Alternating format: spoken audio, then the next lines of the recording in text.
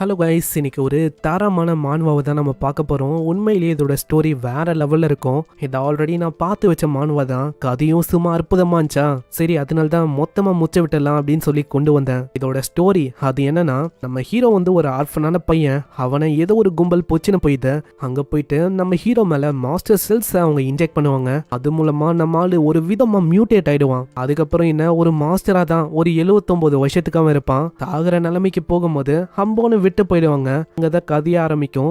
நம்ம ஹீரோ திரும்ப ஒரு மனுஷனா மாறுவான் பாருங்க. அந்த இடத்துல பயங்கரமான பவர்ஸ் எல்லாம் அவன்கிட்ட இருக்கும். அதெல்லாம் வச்சு என்னென்ன பண்ண போறான் அப்படின்னு தான் கதை போகும். முக்கியமா சயின்டிஸ்டுக்கு ரிவெஞ்ச கொடுத்தானா இல்லையா, எல்லாத்துக்கான பதிலும் எபிசோட்ல தெரியும். சோ எபிசோட வெறும் ஒரு 6 இல்ல 7 நிமிஷம் தொடர்ந்து பாருங்க. உங்களுக்கே இந்த மான்வா பிடிக்கும், சில பேருக்கு இது பிடிக்காம போகலாம். நான் தொடர்ந்து ஒரு 6 இல்ல 7 நிமிஷம் பாருங்க. உங்களுக்கு இதோட ஸ்டோரி ரொம்ப பிடிக்கும். ஒரு 3K இருந்து 4K லைக்ஸ் அப்படியே போட்டுருங்க. நான் நீங்க லைக்ஸ் போடும் போது தான் இந்த மாதிரி மான்வாஸை என்னால கொண்டு வர முடியும். அதனால லைக்ஸை போட்டுருங்க. அதே மாதிரி இது பெரிய வீடியோனால ஹைப் பண்றேங்க.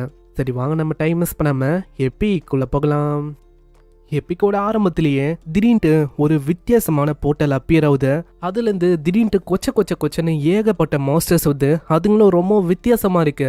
அதுங்க பூமியை அப்படியே தரமட்டமா அழிக்க ஆரம்பிக்குது. அப்புறம் தான் மக்களுக்கு புரியுது, அங்க ஒரு போர்ட்டல் அப்பியர் ஆச்சுல, அது வந்து ஒரு கேட்டு. அது டீமன் ரிலமுக்கான கேட்டு தான். அது அந்த உலகத்துல நல்ல வேலை இதையும் தடுக்கிறதுக்குன்னு சில பல ஆளுங்க இருந்தாங்க. அவங்க தான் சூசன் ஒன். இந்த மாதிரி ஆளுங்களை ஹண்டர்ஸ் அப்படின்னு சொல்லுவாங்க. இவங்க கிட்ட ஸ்பெஷலான பவர்ஸும் இருக்கும். எபிலிட்டி, மானா, இந்த மாதிரி ஏகப்பட்ட ஸ்கில்ஸ் இருக்கும். இப்படிதான் மாஸ்டர்ஸ் எதிர்த்து மனுஷங்க போராட ஆரம்பிச்சாங்க.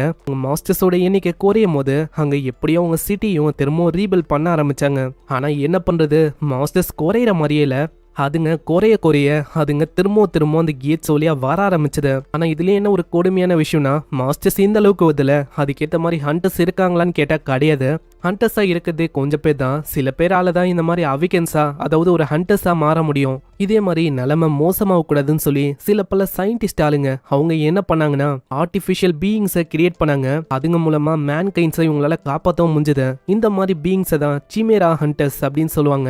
இதுங்களை அவங்க எப்படி கிரியேட் பண்ணாங்கன்னா, ஒரு இறந்து போன மனுஷனை வச்சோம், ஒரு அனிமலை வச்சோம் தான். அது போக கேட்ஸ்ல இருக்கிற அந்த மினரல் அதையும் அதுல கலந்துருப்பாங்க. இப்படிதான் சிமேரா ஹண்டர்ஸ் அப்படின்னு ஒரு விஷயமே உருவாயிருக்கும். அங்க தொடர்ந்து இதே மாதிரி நிறையவே சிமேரா ஹண்டர்ஸ் அவங்க கிரியேட் பண்ணாங்க. அதுக்கு முக்கியமா தேங்க்ஸ் சொல்லணும்னா ஹண்டர்ஸுக்கும் சயின்டிஸ்டுக்கும் தான். ஏன்னா இவங்க மூலமா தான் கொஞ்சமா உலகம் பழைய நிலைமைக்கு போக ஆரம்பிச்சது.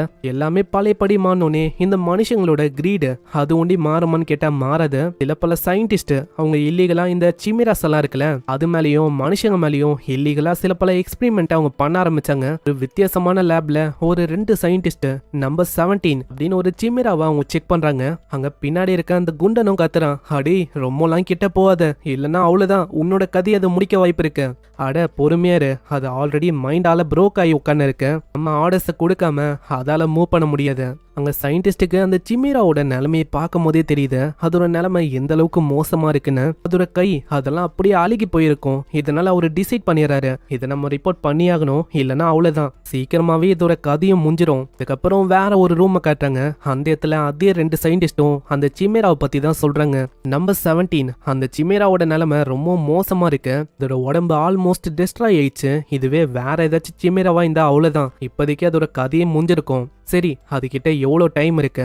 அந்த குண்டா இருக்கிற சயின்டிஸ்ட் தாங்க சொல்றான், ஆல்மோஸ்ட் அதுகிட்ட ஒரே ஒரு மாசமோ ஏதோ தான் இருக்கு. ஆமா அதுதான். இந்த விஷயத்த கேட்டும் முன்னாடி இருக்க அந்த டைரக்டர் அந்த சிமேரா மேல இறக்கம் கூட படாம அப்படியே அந்த டைரக்டரும் சொல்றாரு, ஹேய் நீங்க 2 பேரும் என்ன பண்ணுங்க, அந்த சிமேராவை நெக்ஸ்ட் கேட்டுக்கான மிஷினுக்கு கொண்டு போங்க.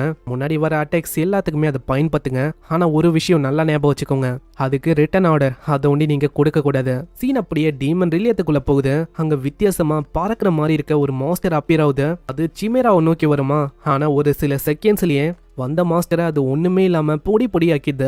வித்தியாசமா வாயிலா இருக்கிற ஒரு பிளான்ட் மாதிரி ஒரு மாஸ்டரும் வரும். ஆனா ஒரு சில ஸ்லாஷஸ் தான், அதுவும் அங்க பொடியா போகுது. திரும்பவும் ஏகப்பட்ட மாஸ்டர்ஸ் வரும். அதோட பீம்ஸை வச்சு மொத்தமா எல்லாத்தையுமே அழிக்கும். அந்த இடத்துல இதை பாக்குறவங்க எல்லாருமே ரொம்ப ஆச்சரியமா வராங்க. அட இந்த சிமேரா என்னப்பா இந்த அளவுக்கு பயங்கர ஸ்ட்ராங்கா இருக்கு. ஏன்னா ஒரே மூளை முன்னாடி இருக்க ஒட்டுமொத்த மாஸ்டரையும் அதை அழிச்சிச்சு. நம்ம எதிர்பார்த்த மாதிரியே எஸ்ரங் சிமேராலாம் ரொம்ப ஸ்ட்ராங்கரா தான் இருக்கு. சைட்லயே அந்த கேட்டை பார்த்து இன்னொருத்தனும் யோசிக்கிறான், கேட்டும் மட்டும் இப்போ இருக்குது. ஆனா நம்ம அவளைக்கும் கவலைப்பட வேணாம். இங்க வந்து சின்ன சின்ன மாஸ்டர்ஸ் இதுங்களை நம்ம கொன்னா போதும். ஏன்னா அந்த எஸ்ரங் சிமேரா ஹண்டர் இருக்கு. அதால தனியாவே பெரிய பெரிய மாஸ்டர்ஸ் அசால்ட்டா கொல்ல முடியும். அங்க திடீர்னு இவங்க வந்து கேட் அப்படியே கொஞ்சம் கொஞ்சமா சுருங்குமா. அதனால அவன் கத்தி சொல்றான், அட சீக்கிரம் வாங்க, கேட் வந்து சுருங்குது. அங்க இது கேட்டவனே எல்லாருமே ஓடி போறாங்க. பின்னாடியே அந்த பொண்ணும் கேக்குறான், ஆமா அந்த சிமேரா அதை நம்ம அப்படியே விட்டு போக போறோமா? நம்மளுக்கு ஆர்டர் கிடைச்சபடி பார்த்தா நம்ம அதை அப்படியே விட்டு தான் போகணும். எப்படி பார்த்தாலும் நம்ம ஆர்டர் கொடுக்காத வரைக்கும் அதால மூவ் பண்ண முடியாது. ஆனா அந்த பொண்ணுக்கு கொஞ்சம் கஷ்டமா இருக்கு. எதுக்காக அந்த சிமேராக்கு இப்படி பண்ணும்? ரொம்பலாம் நீ அதை நினைச்சு பாவம் பார்க்காத. ஏன்னா அது ஒரு நான் லிவிங் ஆர்கனிசமா தான். அதனால நம்ம முன்னேறி போயினே இருக்கலாம். நான் ஜஸ்ட் நம்ம ஆர்டர் கொடுப்போம், அதை வெறுமா அதால ஃபாலோ பண்ண முடியும், அவ்வளவுதான். இன்னொரு பக்கம் அந்த சிமேராவை வேற ஒரு கிராப் மாஸ்டர் பயங்கரமா தாக்குது. இதனால அதோட உடம்பு அப்படியே துண்டு துண்டா போகுது. இருந்தாலும் அந்த சிமேரா ஹண்டர் விடவே இல்ல, பயங்கரமா தாக்கிங்கன்னு இருக்கு. ஏன்னா அதுக்கு திரும்பவும் வரணும், அதுக்கான ஆர்டர் வந்து கொடுக்கவே இல்ல. இந்த ஆபரேஷன்ல ஒண்டி கிட்டத்தட்ட 2000க்கும் மேல நிறையவே மாஸ்டர் அலைஞ்சு போயிடுச்சு. அங்க கடைசியில அதோட தலை ஒண்டி தான் மிச்சம் இருக்கும். அதோட மெமரிஸ் எல்லாமே அங்க வந்துட்டு போகுது. உண்மையை சொன்னா இது ஒரு சிமேராவே இல்ல, இது உண்மையிலேயே ஒரு மனுஷன். அவன் 9 வயசு இருக்கும் போது அவனுக்கு கிட்னாப் பண்ணாங்க. அவனோட சின்ன வயசு அது எப்படி போச்சுன்னா, அவன் பிறக்கும் போதே ஒரு அனாதை. நம்ம ஹீரோ வளர்ந்ததே ஒரு ஆர்ஃபனேஜ்ல தான். அவனுக்கு 9 வயசு இருக்கும் போதே பசங்க எல்லாருமே அவனை கேலி பண்றது, கல்ல தெரியுது, இந்த மாதிரி விஷயத்தெல்லாம் பண்ணாங்களா. நம்ம ஹீரோவால அந்த விஷயத்த சுத்தமா ஏத்துக்க முடியல. இதனால ஆள் அச்சிருப்பான். அங்க பெரிய சண்டையா இருக்கும். அதுக்கு அந்த ஆர்ஃபனேஜோட ஹெட் அவரு நம்ம ஹீரோவை கத்தின்னு இருக்காரு. எதுக்காக அப்படி பண்ணனு அவருக்கு நல்லாவே தெரியும். அந்த பசங்க மேலேயும் தப்பு இருக்கு. இருந்தாலும் கத்திக்கினே இருப்பாரா. நம்ம ஹீரோ எதுவுமே அங்க சொல்ல மாட்டான். கட்டத்துல கடுப்பாய் ஆர்ஃபனேஜை விட்டு அந்த பையனை அனுப்பி விட்டுறாங்க. நீ சொல்ல சொல்ல கேட்க மாட்டேன்னு நினைக்கிறேன், மரியாதையே ஓடிடு, உன்னை இதுக்கு மேலேயே நல்லா பாத்துக்க முடியாது. அந்த இடத்துல இதனால பாவம் போக வேற வழியே இல்லாம அங்க ஸ்னோல விழுந்து கிடப்பான். அந்த டைம்ல தான் அந்த சயின்டிஸ்டோட கேங் அவங்க வரும். அவங்களுக்கு இது ஒரு நல்ல வாய்ப்பா தெரியும். ஏன்னா செத்து போன உடலை வச்சு பண்றதோட உயிரோட பசங்க ஸ்லம்ல கிடைக்கும் போது இந்த மாதிரி வாய்ப்பா நம்ம எதுக்கு விடணும் அப்படின்னு சொல்லி கொண்டு போயிடறாங்க. அந்த பைத்தியக்கார சயின்டிஸ்டும் நம்ம ஹீரோவை அப்படியே கட்டி போட்டு வச்சாரான். அவனால நகர கூட முடியல. நம்ம ஹீரோக்குன்னு ஒரு பேரையும் வைக்கிறாங்க, நம்பர் 17ன்னு. அவ்வளவுதான், இவனால நகர முடியாது, ஓடவும் முடியாது. இதுக்கு மேல சீக்கிரமா அந்த இன்ஜெக்ஷனை போடுங்க. அங்க ஹீரோ மேல எஸ் ரேங்க்ல இருக்க சில்க் வார்ம் அந்த செல்ஸை பயங்கரமா அவங்க இன்சல்ட் பண்றாங்க. அங்க ஹீரோவோட கையெல்லாம் ஒரு விதமாகும். ஆனா அவனால எதுவுமே பண்ண முடியல. அந்த மாதிரி டைம்லயும் படுப்பாவிங்க அப்படியே வெறுமா பார்த்து தான் இருக்காங்க. ஆனா இதுலயும் என்ன ஒரு ஆச்சரியமான விஷயம்னா, நம்ம ஹீரோ மேல எந்த விதமான சைடு எஃபெக்டும் இல்ல. பரவாயில்லையே, இவன் வந்து ரொம்ப ஸ்பெஷலா இருக்கான்பா. ஏன்னா இவனுக்கு ஏகப்பட்ட எபிலிட்டிஸ் கெயின் ஆயிருக்கு. அது போக அவனோட எக்ஸ்டர்னல் அப்பியரன்ஸும் பர்சனாலிட்டியும் அப்படியே மெயின்டைன் ஆயிருக்கு. இப்படி இவனுக்கு எதுவுமே ஆகலையா, அதனாலேயே இவங்களோட ஆர்வம் இன்னமும் அதிகமாகுது. அந்த இடத்துல தொடர்ந்து எக்ஸ்பெரிமெண்ட் மேல எக்ஸ்பெரிமெண்டா போறாங்க. 64 வருஷத்துக்கு முன்னாடி நம்ம ஹீரோ இப்ப நல்லாவே வாழ்ந்துட்டான். அவன் கிட்ட ஏகப்பட்ட எபிலிட்டிஸ் இருக்கு. முன்னாடியே ஒரு மாஸ்டரும் கொல்ல வரும், ஒரே ஒரு பீம் அட்டாக் தான் பண்றான். அதுக்கே அந்த இடமே தாரம் மட்டமா இது. அங்க இருக்கிற ஒரு லேடியும் தேங்க்ஸ் சொல்றாங்க, காப்பாத்தினதுக்கு ரொம்ப நன்றிப்பா. அங்க இப்படி இந்த விஷயம் நடக்கும் போது என்னன்னு தெரியல, சடனா உன்னோட கான்சியஸ்னஸ் அங்க வரும். ஆமா, நான் இங்க என்ன பண்ண இருக்கேன். அட நம்பர் 17 என்ன ஆச்சு, எதுக்காக நீ நின்ட்ட? உன்னோட பழைய மெமரிஸ் அது உனக்கு வந்திருக்கு போலியே. பரவாயில்லப்பா, ஃபைனலி அந்த சைடு எஃபெக்ட் வந்து இப்ப ஷோ ஆகுதா. மாலுக்கு புரியல சைடு எஃபெக்டான்னு மொழிப்பான். ஆனா அப்பயும் விடாம நம்மால புடிச்சு போட்டுறாங்க. அங்க அடுத்ததா அவங்க என்ன பண்ணாங்கன்னு தெரியுமா? என்னை புடிச்சு வச்சு 15 வருஷத்துக்கு 500 டிஃப்ரெண்டான மாஸ்டரோட செல்ஸ் அதை என் மேல போட்டாங்க. அதனால என்னோட உருவமே ஒரு மாதிரி வித்தியாசமா மாற ஆரம்பிச்சது. ஆனா அவங்களுக்கு இதெல்லாம் ரொம்ப ஃபன்னா இருந்துச்சு. அவங்கள பொறுத்த வரைக்கும் நான் தான் ஒரு மாஸ்டர் பீஸ் அப்படின்லாம் சொல்லிருந்தாங்க. ஆனா கிராஜுவலா என்னோட உருவம் சேஞ்ச் ஆகி ஒரு நாய் மாதிரி மாறிச்சு. நானும் அவங்க சொல்ற பேச்சு எல்லாத்தையுமே ஒரு நாய் மாதிரி கேட்டேன். சில பேருக்கு என்னோட உருவம் பிடிக்கல, நிறைய பேர் ஸ்கேரியா இருக்கு, டிஸ்கஸ்டிங்கா இருக்கு அப்படின்னு பயந்தாங்க. ஆனா சில பேர் என்ன நாய் மாதிரியோ ட்ரீட் பண்ணாங்க. 3 நாளைக்கு முன்னாடி என்னாச்சு தெரியுமா? நான் ஒரு ஹண்டர்ஸ் கேங் கூட ஒரு இடத்துக்கு போனேன். அந்த இடத்துல என்ன ஒட்டு மொத்தமா அம்போன்னு விட்டு போயிட்டாங்க. கடைசியில என்னோட உடம்போ ஒண்ணுமே இல்லாம போயிடுச்சு. அங்க கடைசியா மிஞ்சினது ஒரு போன் ஒண்டி தான். என்னோட போனும் திடீர்னு ரீஜெனரேட் ஆக ஆரம்பிச்சது. எனக்குள்ள டோட்டலா 527 மாஸ்டர் செல்ஸ் போட்டாங்க. அங்க என்னோட பாடி அது கொஞ்சம் கொஞ்சமா ரீஜெனரேட் ஆச்சு, எலும்பு வந்துச்சு. அது மேல என்னோட மசில்ஸும் வர ஆரம்பிச்சது. தொடர்ந்து ரீஜெனரேட் ஆகி கடைசியில நான் பழையபடி ஒரு மனுஷனமான. ஆமா, இங்க என்ன போயின்னு இருக்கு? நான் திரும்பவும் மனுஷனா மாறிட்டேன். நான் உண்மையிலேயே மனுஷனா மாறிட்டேனா? ஆனா மாஸ்டர்ஸோட செல்ஸ் எல்லாமே ஆக்டிவா தான் இருக்கு. நான் கம்ப்ளீட்டா ஒன்னும் ஹியூமனா இல்ல. இப்போ நம்ம ஹீரோவை அவங்க அம்மோன்னு விட்டு போயிட்டாங்க. இதுக்கு மேல திரும்ப வருவாங்களான்னு கேட்டா டவுட் தான். ஆனா ஏதோ ஒண்ணு, ஈவன் என் கையில நம்பர் 17 அப்படின்னு போட்டிருக்கோம், அந்த விஷயமும் இப்போ இல்ல. அப்பனா இதுக்கு மேலேயும் அந்த லேப நினைச்செல்லாம் நான் பயந்து ஓட தேவையில்ல. நான் இப்படி உயிரோட இருக்கிறதுக்கு ஒரு காரணம் இருக்கு. ஏன்னா எனக்குள்ள அவங்க ஏகப்பட்ட மாஸ்டர்ஸோட கூரை போட்டாங்க. முக்கியமா ஒரு கூரை அவங்க அழிக்காம விட்டா கண்டிப்பா அந்த மாஸ்டரால 3 வாட்டி கிட்ட சர்வே ஆக முடியும். அதே விஷயம் தான் எனக்கும் ஆயிருக்கு.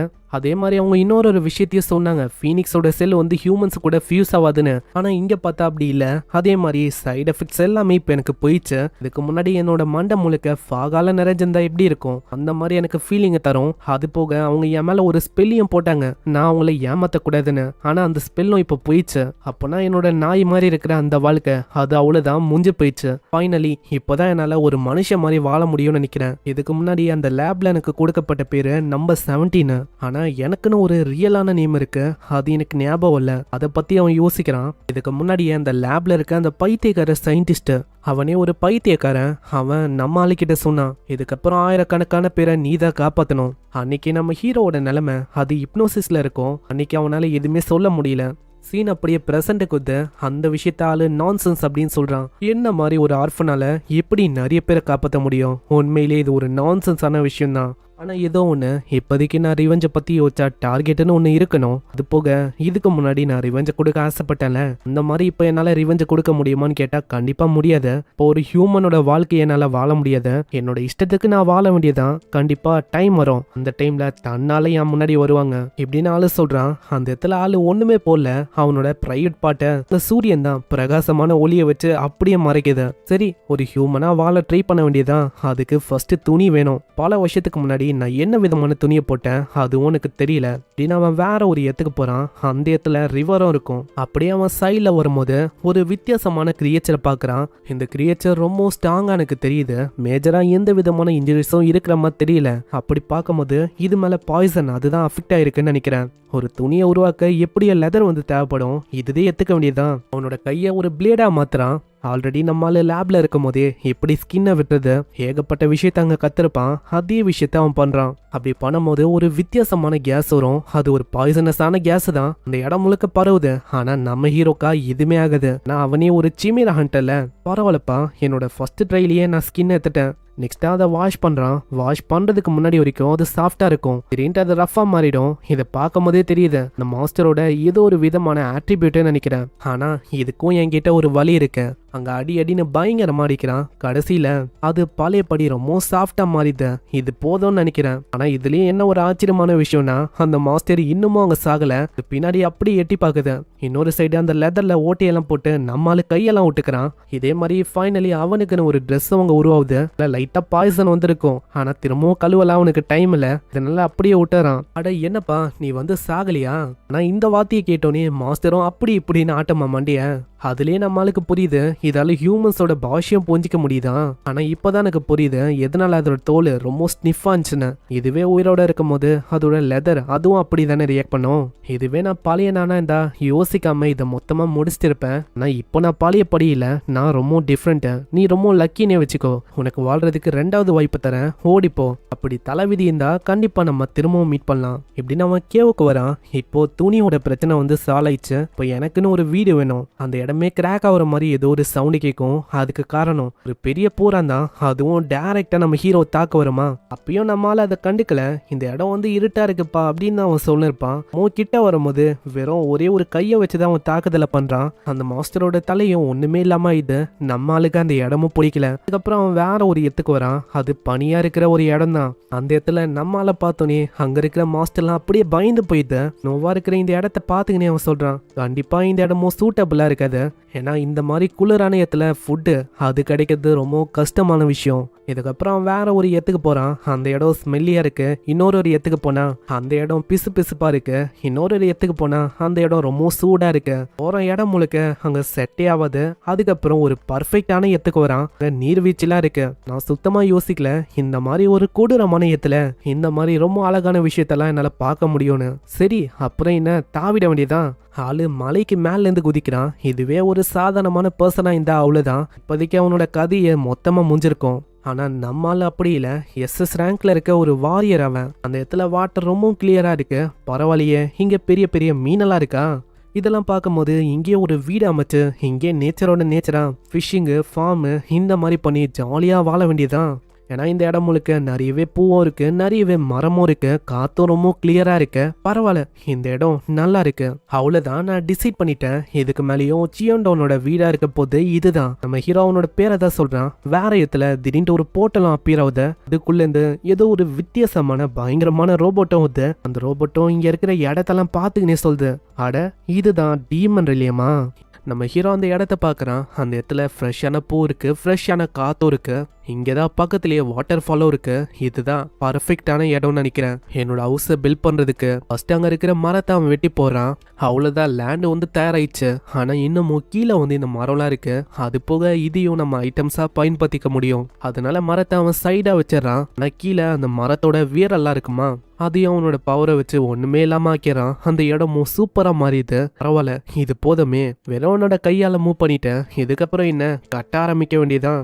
அங்க சைட்ல மரத்தெல்லாம் அவன் வச்சால, அந்த மரத்தோட அந்த கட்டை அதை வச்சு அவன் பேஸை உருவாக்குறான். மேல மேல இன்னமும் கட்டும் போது நம்ம ஹீரோ கிட்ட ஆணிலாம் இருக்காது ஆவியஸா. அதனால ஸ்லைமுக்கான ஏதோ ஒரு ஜெல் இருக்கும், அதை அவன் தடவுறான். இதை நான் தடவிட்டாலே போதும், இது இப்போ ரொம்ப சாஃப்டா இருக்கும். கொஞ்ச நேரத்துல இது இன்னமும் ஹார்டன் ஆயிடும், வாட்டர் ப்ரூஃபாவும் இருக்கும். அதே மாதிரி நான் ஜெல்லை போட்டனால மாஸ்டர்ஸும் வராது. அவ்வளவுதான், வீடு வந்து தயாரு. ஆனா ஏன் தெரியல, ஏதோ ஒரு விஷயம் இங்க மிஸ் ஆகுற மாதிரி எனக்கு ஃபீல் ஆகுது. அங்க நல்லா யோசிக்கும் போது உன்னோட பாஸ்ட்ல, அதாவது அவன் சின்ன பையனா இருக்கும் போது அங்க லேப்ல ஒரு விஷயத்த காட்டியிருப்பாங்க. அது ஒரு ஃபுட்டேஜ் தான். அதாவது கேட்ஸ் எல்லாம் அப்பியர் ஆகுதுக்கு முன்னாடி எல்லாரோட வாழ்க்கையும் இப்படிதான் இருந்துச்சு. வீடு, கார்டனு, நாய்க்குட்டி, இந்த மாதிரி விஷயம்லாம் இருக்கும். அங்க இப்பதான் ஆளுக்கு புரியுது, அங்க நாய்க்குட்டியும் இல்ல, கார்டனும் இல்ல. அதுதான் மிஸ் ஆகுது. ஆப்வியஸா என்னால நாய்க்குட்டியை இந்த மாதிரி இடத்துல வளர்க்க முடியாது, ஏன்னா இது ஒரு டீமன் ரிலேம். ஆனா கார்டனிங்க என்னால பண்ண முடியும். ஆனா யோசிக்கிறேன் எந்த மாதிரி விஷயத்த இங்க வளர்க்கலான்னு. இங்க பக்கத்துல ஸ்னோவா இருக்கிற ஒரு ரீஜன் இருக்குல்ல, அங்க மாந்திரகோராஸ் அப்படின்னு ஒரு செடி இருக்கு. அதை இங்க நட முடியும்னு நினைக்கிறேன். அதனால ஸ்னோவா இருக்கிற அந்த ரீஜனை நோக்கி தான் ஆளு போக ஆரம்பிக்கிறான். ஏன்னா இந்த செடி இருக்குல்ல, யூஸ்வலா ஸ்னோயி மவுண்டன்ல ரொம்ப டிமானிக் எனர்ஜி திக்கா இருக்கிற இடத்துல தான் இதுங்க வளருமே. மூலா விழும் போது இப்பதான் எனக்கு ஞாபகம் வருது, இதே மா டைம் விழும் போது தான் நானும் கிட்னாப் ஆனேன். கிட்னாப்பாயி நான் சிமேராவை மாறினதும் ஒரு நல்ல விஷயமா தான் இருக்கு. எப்போ நான் ஒரு சிமேராவை மாறினோ அப்பயே சாகிறத பத்தியும் குளிர பத்தியும் பசிய பத்தியும் எனக்கு சுத்தமா கவலையே இல்லை. இங்க இருக்கிற டிமானிக் எனர்ஜியை வச்சு பார்த்தா இங்கதான் பக்கத்துல எங்கேயோ அந்த செடி வந்து இருக்கிற மாதிரி இருக்கு. அங்க போற வழியிலேயே ஏகப்பட்ட செடியும் இருக்கும். இதுதான் அவன் தேடி வந்த செடியும். அங்க இதை பாத்துக்கினே அவன் சொல்றான், இதெல்லாம் எப்படிப்பட்ட செடினா, லைட்டா என்விரான்மெண்ட் சேஞ்ச் ஆனாலே போதும் இதுங்க ஈஸியா வந்துடும், அந்த மாதிரி செடி இது. அதே மாதிரி இதை எடுக்கும் போது பார்த்துதான் ஹேண்டில் பண்ணும், ஏன்னா இதுங்க பயங்கரமா கத்தும். அதனால சின்ன செடி எடுக்கிறது ஒரு நல்ல விஷயமா இருக்கும், ஏன்னா அதுதான் சீக்கிரமா அடாப்டும் ஆகும். அந்த இடத்துல அந்த செடி பயங்கரமா கத்தும் அப்படின்னு அவன் யோசிக்கிறான். ஆனா அந்த செடி ஏதோ தூங்கி தான் இருக்கு. இன்னொரு செடி எடுக்கும் போதும் அதே விஷயம் தான் ஏற்படுது, அந்த செடியும் தூங்கின்னு இருக்கு. அதுங்களும் வித்தியாசமா இது வளருமா, அதை பார்க்கும் போதே அவனுக்கு தெரியுது, அட என்னப்பா இது தூங்கும் போது பேசுதா இதுங்க.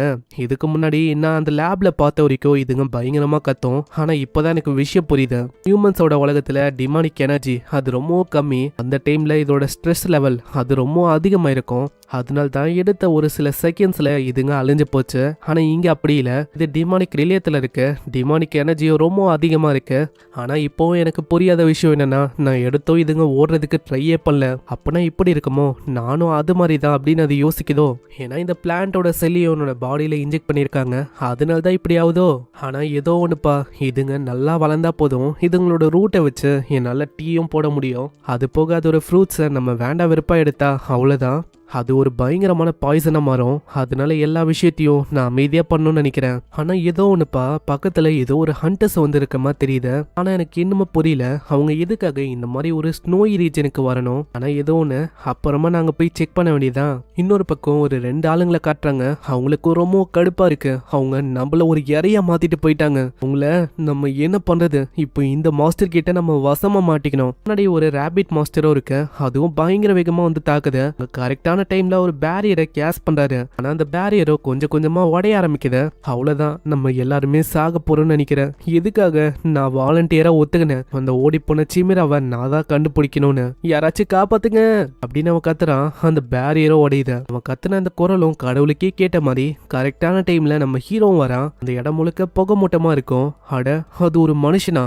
அந்த இடத்துல நம்ம ஹீரோ நந்து வரும்போது அவனோட பயங்கரமான டிமானிக்காரா அப்படியே வரமா. அந்த மாஸ்டர்ஸோ தப்பிச்சா போதுன்னு பயங்கர வேகமா ஓடி போகுது. அங்க இருக்க ஹண்டர்ஸுக்கும் ஒண்ணுமே புரியல. ஆமா, யார் இவனை பார்த்து எதுக்காக பீரங் மாஸ்டர் எல்லாம் இப்படி பயந்து போகுது? அங்க அவரை பத்தியும் பக்கத்துல இருக்க அந்த பையனை பத்தியும் அவன் சொல்றான். என்னோட பேரு கிம், இவன் ஜூ. உன்னோட பேர் என்ன? என்னோட பேரு சியோங். ஆனா இந்த மாதிரி ஒரு பேரை நான் இதுக்கு முன்னாடி கேள்விப்பட்டதில்ல. அவனோட காஸ்டியூம் அதுவும் ரொம்ப வித்தியாசமா இருக்கு. அங்க ஹீரோவும் கேக்குறான், ஆமா இந்த பக்கம் நீங்க என்ன பண்ணிருக்கீங்க? அதுவும் தனியா உங்ககிட்ட கிறிஸ்டல் வந்து இருக்கணும்ல, அது மூலமா போர்ட்டல வர வச்சு கேட் வழியா உங்களால போக முடியும்ல திரும்பவும். ஏன்னா யாருமே இந்த கேட்டுக்குள்ள வெறும் கையோட வரலாம் வாய்ப்பு இல்ல. நாங்க ஒன்னும் வெறும் கையோட வரல. என்ன ஆச்சுன்னா நாங்க டீமா தான் வந்தோம்.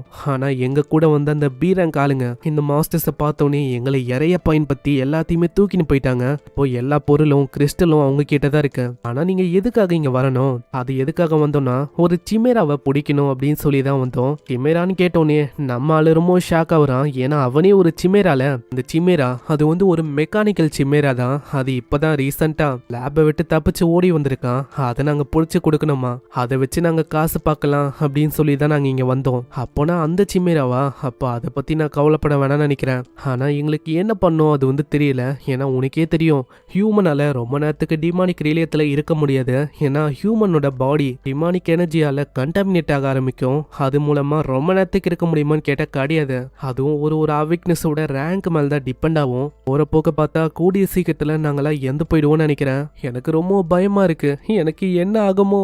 அதனால தயவு செஞ்சு உன்னால என்ன ஹியூமன்ஸோட உலகத்துக்கு சென்ட் பண்ண முடியுமா? ஏன்னா என்னோட ஒய்ஃப் பிரெக்னெண்டா இருக்காங்க. ஆனா நம்ம ஹீரோக்கு ஏதோ ஒரு விஷயம் சென்ஸ் ஆகுமா, அதை நோக்கி ஆளு படு வேகமா அங்க போறான். அங்க அவங்களும் கத்துறாங்க, அட எங்க போறீங்க? இன்னொரு பக்கம் அதே சிமேரா ரோபோட்டை காட்டுறாங்க. அதுவும் ஒரு முனையில வந்து பாக்குது. இந்த இடத்த பார்க்கும் போதே தெரியுது இது ரொம்ப ஆபத்தான இடமா இருக்கு. பின்னாடியே நிறையவே ஆளுங்களும் அப்படியே கத்திக்கினே வராங்க. இதுதான் நல்ல வாய்ப்பு, சீக்கிரமா பிடிங்க. ஆனா இந்த விஷயம் அந்த சிமேராக்கு கேக்குமா? எலிமினேட் பண்ணணும் இப்படி நாங்க ரிப்பீட்டடா சொல்லுது. இதுக்கப்புறம் தான் நம்ம ஹீரோவும் அங்க வரான். ஆனா ஆளுக்கு வரும்போது அங்க தெரியுது, அட என்னப்பா இது, இந்த இடத்துல யாருமே இல்ல. அநேகமா எல்லா ஹண்டர்ஸும் இங்க இருக்கிற பொருள் அப்படியே போட்டு ஓடி போயிட்டாங்கன்னு நினைக்கிறேன். ஆனா ஒரு விஷயம், ஒரு குழந்தைக்கான ஃபுட் பிரிண்டும் ஒரு அனிமலுக்கான ஃபுட் பிரிண்டும் இருக்கு. இதெல்லாம் வச்சு பார்த்தா இதுக்கு முன்னாடியே அவங்க ரெண்டு பேரும் சொன்னாங்க.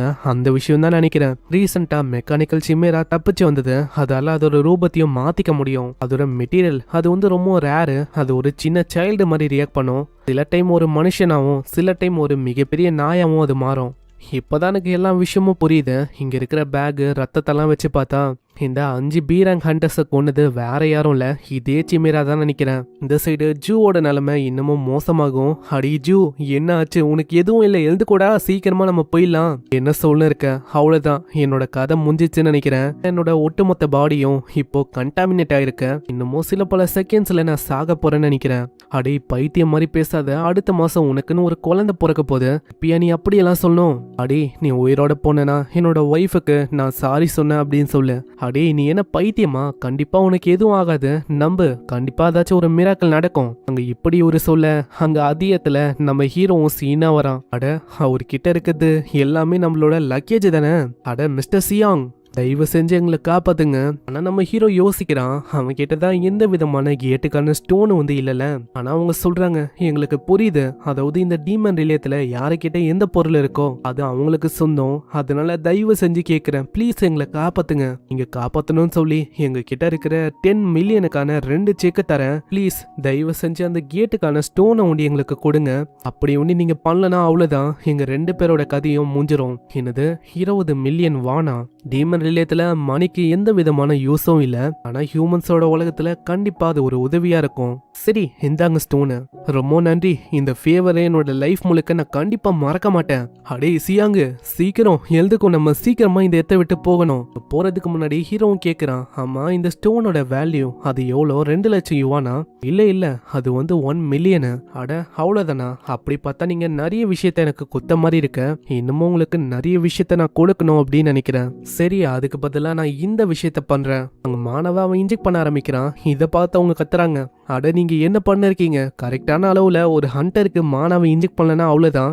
2 பேருமே கண்டிப்பா இறந்து போயிடுவோம் இப்படின்னு பயப்படுறாங்க. ஆனா ஒரு சில செகண்ட்ஸ்ல அந்த டிமானிக் எனர்ஜியும் அப்படியே பியூரிஃபை ஆயிடுது. இது எப்படி நீங்க பண்ணீங்க அது எனக்கு தெரியல, ஆனா ரொம்ப நன்றி. அங்க இருக்கிற அந்த பர்சனால இப்போ நம்ப முடியல. ஏன்னா மானா வச்சு மொத்தமா டிமானிக் எனர்ஜியை கிளியர் பண்ற விஷயம் அது ரொம்ப கஷ்டம். அதை பண்றதுக்கு அதிக அளவுல மானா தேவைப்படும். அப்படி பார்த்தா இவர் உண்மையிலேயே யாரு இப்படின்னு அவங்க ரொம்ப ஆச்சரியமாகறாங்க. இதுக்கப்புறம் அவனோட வீட்டுக்கு வரான். பரவாயில்ல, இந்த இடத்துக்கு எந்த விதமான இன்க்ளூடரும் வரல. அந்த செடியும் அவங்க எழுதுக்குது. அங்க அதோட எக்ஸ்பிரஷனே சரியா இருக்கதா, அதனால அவன் புதைக்கிறான். ஆனா அப்பயும் ஒரு மாதிரி அது சோகமா தான் இருக்கு. எனக்கு தெரிஞ்சு உங்களோட இடத்துல இருந்து உங்களை கொண்டு வந்தனால இப்படி உங்களுக்கு ஃபீல் ஆகுதோ, இல்ல இந்த இடத்துக்கு நீங்க சரியா அட்ஜஸ்ட் ஆகலையா? அந்த இடத்துல அவனோட மானாவை அவன் கொடுக்கறான். அங்க இதனால அதுங்களுக்கு அவ்வளவு சந்தோஷமா இருக்கு. இன்னொரு சைடு அந்த மெக்கானிக்கல் சிம்மராவும் அப்படியே அவனை பார்த்துக்கின்னு இருக்கு. அங்க இதை பார்க்கும் போதே அவனுக்கு தெரியுது, அட அவங்க 2 பேரும் சொன்ன அதே சிம்மரா தானே இது. அது எதுக்காக இங்க வந்திருக்கு, அதுக்கு என்ன வேலை இங்க? அது வரும்போது பாத்துக்கலாம். இதுக்கப்புறம் அவன் கிடைச்ச பொருள் எல்லாம் பாக்குறான். அங்க ஏகப்பட்ட பொருள் அவனுக்கு கிடைச்சிருக்கு. கேஸ் ஸ்டவ், ஏகப்பட்ட பொருள், 8 கேஸ் ஸ்டோனு, அது போக துணியும் இருக்கு. என்ன அழுக்கா இருக்கு, அதை கொஞ்சம் துவைக்கிற மாதிரி இருக்கும். அங்க 2 ஸ்லீப்பிங் பேக்கும் இருக்கு. பரவாயில்ல, இவங்க வெல் ப்ரிப்பேர்டா வந்திருக்காங்க.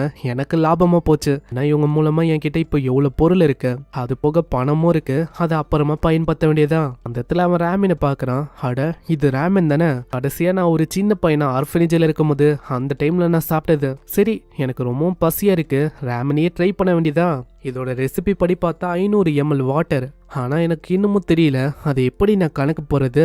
அதை பத்தி யோசிக்கும் போது மாஸ்டரஸா மீனோ அப்படியே அவனை தாக்குவது.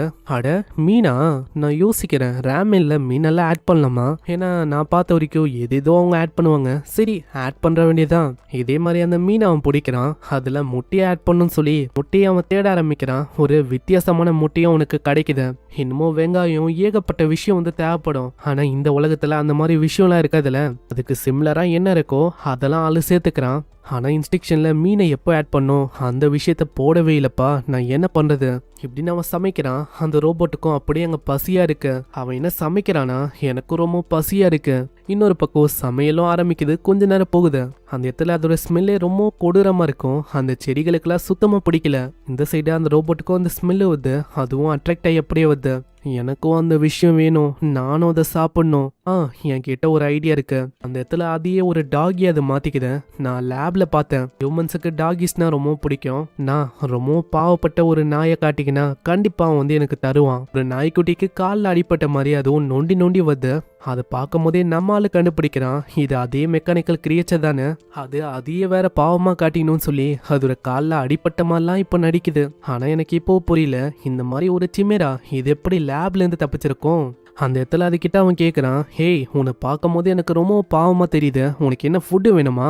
அதுவும் அங்கே கத்தமா, அதுலேயே நம்மளுக்கு தெரியுது அதுக்கும் வேணும்னு. இடத்துல பங்கு போட்டு தரான். அந்த ஃபுட்டும் ரொம்ப கொடூரமா இருக்கும். டேஸ்ட் பண்ணி பார்க்கும்போது நம்மளுக்கு அவனோட பழைய மெமரிஸ் வந்து சின்ன வயசுல நம்மளுக்கு 7 வயசு இருக்கும் போது கடைசியா ரேமினை சாப்பிட்டது இப்போதான் அவன் சாப்பிட்றான். இது அப்போ இந்த மாதிரி தான் ரொம்ப ருசியா இருக்கு. அங்க நம்மளுக்கு எப்படியோ ருசியா தெரியுது. ஆனா பிளான்ஸ் எல்லாம் பாவம், அதால ஸ்மெல்லியே தாக்கு பிடிக்க முடியல. இன்னொரு பக்கம் உங்க நாய்க்குட்டியே போகுமா, ஹீரோ அவங்க கேட்குறான், ஆமா ஹோய் இதுக்கு முன்னாடி உன்னோட காலு லெஃப்ட்ல அடிப்பட்ட மாதிரி இருந்துச்சு, ஆனா நீ இப்போ ரைட்ல நொண்டின்னு போற. இதை கேட்டோடனே அது ஷாக் ஆகுது. அங்க திரும்ப ஆக்டிங் போட்டு அது போக ஆரம்பிக்குது. அவங்க துணி துவைக்கிறான். ஏன்னா அது முழுக்க ஒரே அழுக்கா இருக்கும். அதே மாதிரி இந்த ட்ரெஸ்ஸோடவே என்னால் எப்பயுமே இருக்க முடியாது. ஏன்னா நான் ஒன்றும் ஒரு கேவ் மேனும் இல்லை. இந்த துணியை துவைக்கும் போது நான் ரொம்ப கேர்ஃபுல்லாக தான் அடிக்கணும், இல்லைன்னா அவ்வளோதான் இது அப்படியே ஒட்டு மொத்தமாக கிளியவும் வாய்ப்பு இருக்கு. அங்கே லைட்டாக தான் ஆள் அடிக்கிறான். ஆனால் அடித்த அடியில் அந்த துணி ஒண்டியில் அங்கே இருக்கிற கல்லும் அப்படியே சின்ன பின்னமாவுது. அடச்ச, நான் சுத்தமாக யோசிக்கல, இது அநியாயமாக இப்படி உடையணுமா? சரி ஏதோ ஒன்று, ஒரு துணி போனால் போயிட்டு போட்டோம். என்கிட்ட 2 துணி இருந்துச்சு, இப்போ கடைசியாக ஒன்று இருக்கு. அங்கே இப்படி இவன் யோசிக்கும் போது அங்கே சைடில் பார்க்குறான். அந்த ரோபோட் இப்போ கரண்டா ஒரு கல்லா இருக்கு. கல்லா மாதிரி நம்மளாலேயே பார்த்துன்னு இருக்கு.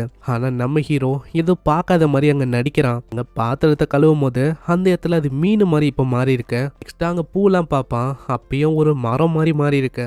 இது எதுக்காக இப்படி எல்லாம் பண்ணிருக்கு எனக்கு புரியல. ஆனா கிட்ட ஒரு தேனி வருமா, தேனியை பார்த்தோன்னே தேனி தேனி தேனி எனக்கு வந்து சுத்தமா இது பிடிக்காது இப்படின்னு அந்த ரோபோட்டும் பயங்கரமா கத்தின்னு ஓட்டு. இதுலயே நம்ம ஆளுக்கு தெரியுது அந்த மெக்கானிக்கல் ரோபோட்டோட வயசும் வெறும் ஒரு 5 வயசுக்குள்ளதான் இருக்கும் அப்படின்னு கெஸ் பண்ணிடலாம். ஆனா அது விளையாட்டுத்தனமாவும் ரொம்ப சுட்டித்தனமாவும் ஏகப்பட்ட விஷயத்த அங்க பண்ணிருக்கு. ஆனா இப்போதைக்கு நம்மால் வந்து அது ஏதோ ஒன்று பண்ணிட்டு போட்டோம் அப்படின்னு விட்டுறான். நம்ம ஹீரோ கிட்ட கடைசியா ஒரே ஒரு துணி ஒண்டி இருக்கும்ல, அதை இப்போ அவன் பக்காவா கழுவிடுறான். அங்க இப்போ அது பயங்கரமா ஜொலிக்குது. நான் எப்படியோ இதை கழுவிட்டேன், என்கிட்ட இப்போ இது ஒண்டி தான் இருக்கு. ஆனா இப்போ எனக்கு என்ன டவுட்னா இது ரொம்ப சின்னதா இருக்கு, எனக்கு வந்து பத்தமா அது வந்து தெரியல. சரி இதை இப்போ இங்க மாட்டிட்டு அங்க போயிட்டு அந்த செடியை பார்க்கலாம். அந்த ரோபோட்டோ அந்த துணியை பாக்குது. கரெக்டா நம்ம ஆளு போனக்கு அப்புறம் அந்த துணியத்தை அது மாட்டிக்குது. அட இந்த அவுட்ஃபிட் இது வந்து எனக்கு பக்காவா இருக்கு. அந்த ரோபோட்டோ அதோட அப்பியரன்ஸை மாத்துது. ஒரு கியூட்டான அழகான சின்ன பொண்ணு அது மாறிது. இப்போ நான் ஒரு ஹியூமன் ஃபார்ம்ல இருக்கேன். இப்போதான் இது உண்மையிலேயே பர்ஃபெக்டா இருக்கு. இன்னொரு சைடு அந்த குட்டி செடிகளோட முகமே சரியா இருக்காது. அதை பார்க்கும்போது ஆளுக்கு என்ன ஆச்சுன்னு தெரியல. ஆனா நல்லா ஊத்து பார்க்கும் போது அங்க தரையில ஏகப்பட்ட புழுலாம் இருக்கும். அதால பறக்க விட அதுங்களுக்கு இப்போதான் அவ்வளோ சந்தோஷமா இருக்கு. நல்ல வேலை எப்படியோ நான் பசங்களை காப்பாத்திட்டேன், இல்லைன்னா அவ்வளவுதான். ஒரு மிஸ்டேக்கால இந்த சின்ன சின்ன பசங்களை நான் கொண்டு இருப்பேன். ஆனா நான் இப்போவும் யோசிக்கிறேன் ஒரு கார்டனையும் இங்க உருவாக்கலாமா அப்படின்னு. ஆனா அதுக்குள்ள ஒரு பொண்ணோட வாய்ஸ் வரும். அதுவும் அந்த மெக்கானிக்கல் ரோபோட் தான். அதை பார்த்தோன்னே நம்மளுக்கு புரியுது, அட இந்த வாட்டி ஒரு பொண்ணோட ரூபத்துல இது வந்திருக்கா. இப்பதான் ஃபைனலி என்கிட்ட பேசணும் அப்படின்னு இதை டிசைட் பண்ணிருக்கேன். சின்ன பொண்ணு என்ன விஷயம்? அதுவா, இது உங்க வீடா? ஆமா இது என்னோட வீடு தான். அப்போனா நீங்க என்னோட நேட்டிவ் மாதிரியா மிஸ்டர்? அப்படின்னு சொல்லலாம். இந்த ரோபோட்டை கொஞ்சம் டீஸ் பண்ணலாமா? டீஸ் பண்ணா ரொம்ப காமெடியா இருக்கும். அந்த ரோபோட்டை கலாய்க்கணும் அப்படின்னு சொல்லி அதோட ட்ரைபை பத்தி அவன் கேட்குறான். அந்த பொண்ணா அப்படி யோசிக்கிறான், என்னது ட்ரைபா? நான் வந்து நீர்வீழ்ச்சிலேருந்து வந்தேன். நீர்வீழ்ச்சி பக்கத்துலேருந்து வந்திருக்கேன்னா கண்டிப்பா நீ கோகனட் ட்ரைப்லேருந்து தானே வந்த அப்படின்னு ஒரு ட்ரைபே இருக்காது. இவன் சும்மா அச்சு வர்றான். அதை கேட்டோன்னே அவ மாங்குன்னு மாண்டியாட்டுறான். ஆமாங்க அதேதான், அந்த ட்ரைப்லேருந்து தான் நான் வந்திருக்கேன். ஆனா உன்னோட ட்ரெஸ்ஸை பார்க்கும்போது அது என்னோட ட்ரெஸ் மாதிரில தெரியுது. அது எங்களோட ட்ரைப்ல இப்படிதான், யாருக்கு என்ன கிடைக்குதோ அது அவங்களுக்கு சொந்தம். நீ அதை தாராளமா வச்சுக்கலாம், அதுல ஒன்றும் எனக்கு பிரச்சனை இல்லை. ஆமா கோகனட் ட்ரைப்ல இருந்துட்டு உனக்கு இங்க என்ன வேலை? உண்மையை சொன்னா என்னோட ட்ரைப்ல இருந்து என்னை தொத்திட்டாங்க, எனக்கு எங்க போகணும்னு தெரியல. அப்படி நான் வரும்போது இங்க வந்தேன். அதனால மிஸ்டர் உங்ககிட்ட ஒரு விஷயத்தை கேட்கணும். மிஸ்டர் ப்ளீஸ், நான் உங்க கூட வாழணும் அப்படின்னு ஆசைப்படுறேன். செஞ்சு கேட்கறேன், என்னை அலோவ் பண்ணுவீங்க அப்படின்னு நினைக்கிறேன். என்னது வாழணுமா இங்க? ஆமா மிஸ்டர், இந்த இடத்துல எந்த விதமான பக்ஸும் இல்லை. இங்க ஒரு வீடும் இருக்கு. இந்த இடத்தெல்லாம் பார்க்கும்போது எனக்கு ரொம்ப சேஃபா ஃபீல் ஆகுது. அப்போனா இது வாழணும் அப்படின்னு ட்ரை பண்ணு. இந்த ரோபோட்டுக்கு போறதுக்கு வேற இடமும் இல்லை. சரி நான் ஒத்துக்கிறேன், நீ வந்து வாழலாம். ஆனா அதுக்குன்னு ஓசியில நீ வாழ முடியாது. எல்லா வேலையிலயும் உனக்கும் ஒரு பங்கு இருக்கு, நீ அதை பண்ற மாதிரி இருக்கும். கண்டிப்பா எந்த விஷயமா இருந்தாலும் சொல்லுங்க, நான் இப்பயே பண்றதுக்கு தயாரா இருக்கேன். ஃபர்ஸ்ட் நான் ஒரு கார்டனை கிரியேட் பண்ணோம், அதுக்கு நீ உதவி பண்றியா? ஏன்னா இந்த குட்டி குட்டி செடி இருக்கு பத்தியா, அதோட புது வீடை நம்ம உருவாக்க போறோம். அவ்வளவுதானா? இந்த விஷயம்லாம் எனக்கு அசால்ட்டு. நான் வந்து இந்த விஷயத்த பாத்துக்கிறேன். அங்க கொம்ப வாங்கிட்டு படுவேகமா வேலையை செய்யறா. இதை பார்க்கும் போதே நம்மளால யோசிக்கிறான், இந்த பொண்ணுக்கு அவளோட ஐடென்டிட்டியை மறைக்கணும்னு எந்த விதமான இன்டென்ஷனும் இல்ல போல. ஏன்னா இது வரைக்கும் இவ லேப்லயே வளர்ந்தா. அந்த இடத்துல நார்மலான பசங்களாம் இல்ல, அதனால அவளுக்கு தெரியல நார்மலான பசங்க என்னென்ன பண்ணுவாங்க, எப்படி இருப்பாங்கன்னு. ஏய் சின்ன பொண்ணு, என்னோட பேரு செங்யாங். உன்னோட பேரு என்ன? உன்னோட பேரை பத்தி எதுவும் நீ சொல்லல. அங்க செடியை பார்க்கும் போது அங்க செடி அவளுக்கு ரொம்ப பிடிச்சிருக்கும். இதனால அந்த செடியை வச்சு ஒரு பேரை அவ ஃபார்ம் பண்ணிடுறா, கிம் நாரின்னு. இதான் என்னோட பேரு கிம் நாரி. ஆனா நம்மளால அப்பயும் கலாய்ப்பான். அந்த இடத்துல அவ கலாய்க்காதீங்க அப்படின்னு கத்தின்னு இருக்கா. இதே மாதிரி ஃபைனலி அந்த செடிகளுக்கும் வீடை ரெடி பண்ணிடுறான். அதுங்களுக்கும் அவ்வளோ சந்தோஷமா இருக்கு. அப்படியே வெளில வந்து ஜாலியா டான்ஸ் எல்லாம் ஆகுது. ஆனா ஏன் தெரியல சடனா அந்த சின்ன பொண்ணு பயங்கரமா அழுவுறா. என்ன விஷயம்னு கேட்கும் போது, நான் ஃப்ரெண்ட்ஸா இந்த மாதிரி ஜாலியான விஷயத்த பண்ணதே இல்லை. இப்பதான் நம்ம ஆளுக்கு புரியுது, லேப்ல ஃப்ரெண்ட்ஸ் அப்படின்னு எந்த விதமான விஷயமும் இல்லை. அதனால்தான் இப்படி இவ ரொம்ப எமோஷனல் ஆகுறான்னு நினைக்கிறேன். இன்னொரு பக்கம் ஒரு பயங்கரமான சவுண்டு கேட்கும். அங்க நாரி ரொம்ப பயந்து போயிடறா. அங்க ஹீரோவும் சொல்றான், இது என்ன சவுண்ட் அப்படின்னு உனக்கு தெரியலையா? நம்ம இருக்கிறது டீமன் ரிலியம். இந்த இடத்துல இப்படிதான் அடிக்கடி வேற ஒரு மாஸ்டர் இன்னொரு மாஸ்டரை ஹண்ட் பண்ணும். அங்க இப்பதான் நாரியே சொல்றா, நான் இங்க வர்றதுக்கு முன்னாடி ஒரு குட்டி கோழியை பார்த்தேன், அதுதான் இப்போ மாட்டிக்கிச்சுன்னு நினைக்கிறேன். அந்த கோழி மேல ஆல்ரெடி யாரோ தாக்குதலை பண்ணி வச்சிருந்தாங்க. பாவம், அதால அங்க எதுவுமே பண்ண முடியல. அதுக்கு ரொம்ப வலிக்குதுன்னு நினைக்கிறேன். சரி அதை பத்தி நீ ரொம்ப கவலைப்படுறனா, நம்ம ஏன் அங்க போய் பார்க்க கூடாது? இன்னொரு சைடு இவன் இந்த அளவுக்கு கவலைப்படுறதுக்கு காரணம் அந்த கமெண்ட்ஸா கூட இருக்கலாம் அப்படின்னு தான் அவன் யோசிக்கிறான். அதனாலேயே அது இன்னும் ரிலாக்ஸ் ஆகணும்னு சொல்றான். வேணும்னா நீயும் நானும் போய் காப்பாத்தலாம். அப்படி நீ காப்பாத்தினா கண்டிப்பா அது சர்வே ஆகுறதுக்கு வாய்ப்பு இருக்கும்ல. அங்க இதை கேட்டோடனே அதுக்கு கரெக்ட்னு தோணுமா, இதனால நான் போயிட்டு வரேன் அப்படின்னு அது ஓடி போயிடுது. இன்னொரு பக்கம் ஏகப்பட்ட மாஸ்டரும் அந்த குட்டியுண்டு இருக்க அந்த மாஸ்டர் தாக்க வரும். அதுக்குள்ள நாரி ஒரே ஒரு அடிதான் அடிக்கிறா. அதுக்கே அது சின்ன பின்னமாவுது. நான் இதை எப்படியாச்சும் காப்பாத்துவேன், எனக்கான விஷயம் அதுக்கு ஆகாது. நம்ம நாரிக்கு இதுக்கு முன்னாடி என்ன இருக்கும்னா, நம்ம நாரி அந்த லேப்ல ரொம்ப எக்ஸலண்டா பர்ஃபார்ம் பண்ணுவா. அதனாலயே மற்ற சிம்மிராசுக்கெல்லாம் அங்க வாய்ப்பே கிடைக்காது. அதனால மற்ற சிம்மிராசுக்கு நம்ம நாரிலாம் சுத்தமா பிடிக்காது. அங்க அடிக்கிறது பொலி பண்றது இந்த மாதிரி விஷயத்த தான் அங்க பண்ணுவாங்களே. எனக்கு அந்த மாதிரி இந்த சின்ன கோழிக்கு நான் நடக்க விட மாட்டேன். ஒரே பஞ்சில் ஒரு மாஸ்டரை ஒட்டு மொத்தமா அழிக்கிறா. அங்க அடிக்கும் போதே அவ சொல்றான், ஒருத்தனை இத்தனை பேர் டார்ச்சர் பண்றதை என்னால ஏத்துக்க முடியாது. அங்க இதே மாதிரி அந்த மாஸ்டரோட கதையும் அங்க முடியுது. இன்னொரு பக்கம் அங்க நாரியும் வரா. நான் வந்துட்டேன் மிஸ்டர், இந்த கோழிக்கு என்ன ஆச்சுன்னு தெரியல பாருங்க, இது அப்பத்துல இருந்து இப்படிதான் ஒரு மாதிரி மயங்கியே இருக்கு. மிஸ்டர், இதுக்கு ஏதாச்சும் ஆயிடுச்சா என்ன? அட, இந்த கோழியை இங்கேயோ பார்த்த மாதிரியே இருக்கே, இது அதுதானோ? அங்க நாரியும் கத்தின்னு இருக்கா. அட இத பாருங்க, இது வந்து சாகுதா என்ன? இரு நான் செக் பண்றேன். அந்த மாஸ்டர் மேல அவனோட மானாவா அவன் செலுத்துறான். ஒரு மாஸ்டர்ஸோட மேஜிக்கும் ஒரு யூனிக்கான ஹிஸ்டரி இருக்கு. ஆனா இப்போவும் எனக்கு புரியல, இது எதுக்காக சுருங்கி ஒரு சின்ன மாஸ்டரா மாறி இருக்குன்னு. ஏன்னா இது அதே தான், நான் ட்ரெஸ் உருவன அதே மாஸ்டர் தான். இது ஒரு இம்மார்டல் டைப்பான மாஸ்டர் தான். எனக்கு தெரிஞ்சு சுருங்கினதுக்கு காரணமோ அதுதான் இருக்கும். எனக்கு தெரிஞ்ச இதோட ரீஜெனரேஷன் அது கம்ப்ளீட்டா டிஃப்ரெண்டா இருக்குன்னு நினைக்கிறேன். மிஸ்டர், நீங்க என்ன யோசிக்கிறீங்க, இது சாகுதா என்ன? அப்படியெல்லாம் ஒன்றும் இல்லை, எனக்கு தெரிஞ்சு அதுக்கு ஏதாச்சும் குறை இருக்கணும் அப்படின்னு யோசிக்கிறேன். குறையா? என்ன சொல்றீங்க? அதாம்மா, குறைனா நியூட்ரிஷனு இந்த மாதிரி ஏதாச்சும் குறை இருக்கலாம் அப்படின்னு சொல்றேன் ஃபுட்டில். ஆனா நீ எதுக்கோ கவலைப்பட வேணாம், என்னோட ஓன் மாணவனை கொடுத்துருக்கேன். அது மூலமா சீக்கிரமா இது ரெக்கவர் ஆயிடும். நம்ம நாரிக்கு என்னன்னா, அவளோட பாஸ்ட்ல ஒரு குட்டி உண்டு ஒரு பொம்மையா வச்சிருப்பா. இதை பார்க்கும் போது அதை பார்க்குற மாதிரியே தான் இருக்கும். அதனாலேயே அவ சொல்றா, மிஸ்டர், இதை வந்து நம்ம சாக விடக்கூடாது. ஏன்னா இது எனக்கு ரொம்பவும் பிடிச்சிருக்கு. நானே இதை பார்த்துக்கலாம் அப்படின்னு யோசிக்கிறேன். நான் பார்த்துக்கலாம் இல்லையா, நான் இது ப்ராப்பராக ட்ரெயின் பண்ணி ரொம்பவும் நல்லா வளர்ப்பேன். ஆனா நல்லா யோசிக்கோ, நீ நினைக்கிற மாதிரி இருக்காது. திடீர்னு இது ரொம்ப பெருசா வந்துச்சுன்னா, இல்ல நான் எல்லா விஷயத்தையும் பாத்துக்கிறேன். சரி அப்படின்னா ஓகே தான். அங்க மாஸ்டரும் எழுதுக்குது. நம்ம ஹீரோ பார்த்தோன்னே அதுக்கு தெரியுது, அட இவன் தான் என்னோட ஸ்கின்னை உருவனா. அங்க இதனால ஒரு சத்தத்தை அது போடும். அங்க இதை பார்க்கும் போது அந்த சின்ன பொண்ணுக்கும் அவ்வளவு சந்தோஷமா இருக்கும். அம்மா, டீமன் ரிலியத்துல ஒரு சின்ன பொண்ணா, இவ என்ன பொண்ணு இருக்கா பாருங்க மாஸ்டர், இது வந்து உயிரோட இருக்கு. ஒரு சைடு அந்த மாஸ்டரும் கத்தின்னு இருக்கு, என்ன போக விடு. ஆனா இதுல என்ன ஒரு ஆச்சரியமான விஷயம்னா, அந்த மாஸ்டர் சொல்ற ஒரு விஷயத்தையும் நம்ம ஹீரோவால புரிஞ்சிக்க முடியுது. அதை பத்தி தான் ஆளு யோசிக்கிறான். என்ன இது, அந்த மாஸ்டர் என்ன சொல்தோ அதை என்னால புரிஞ்சிக்க முடியுது.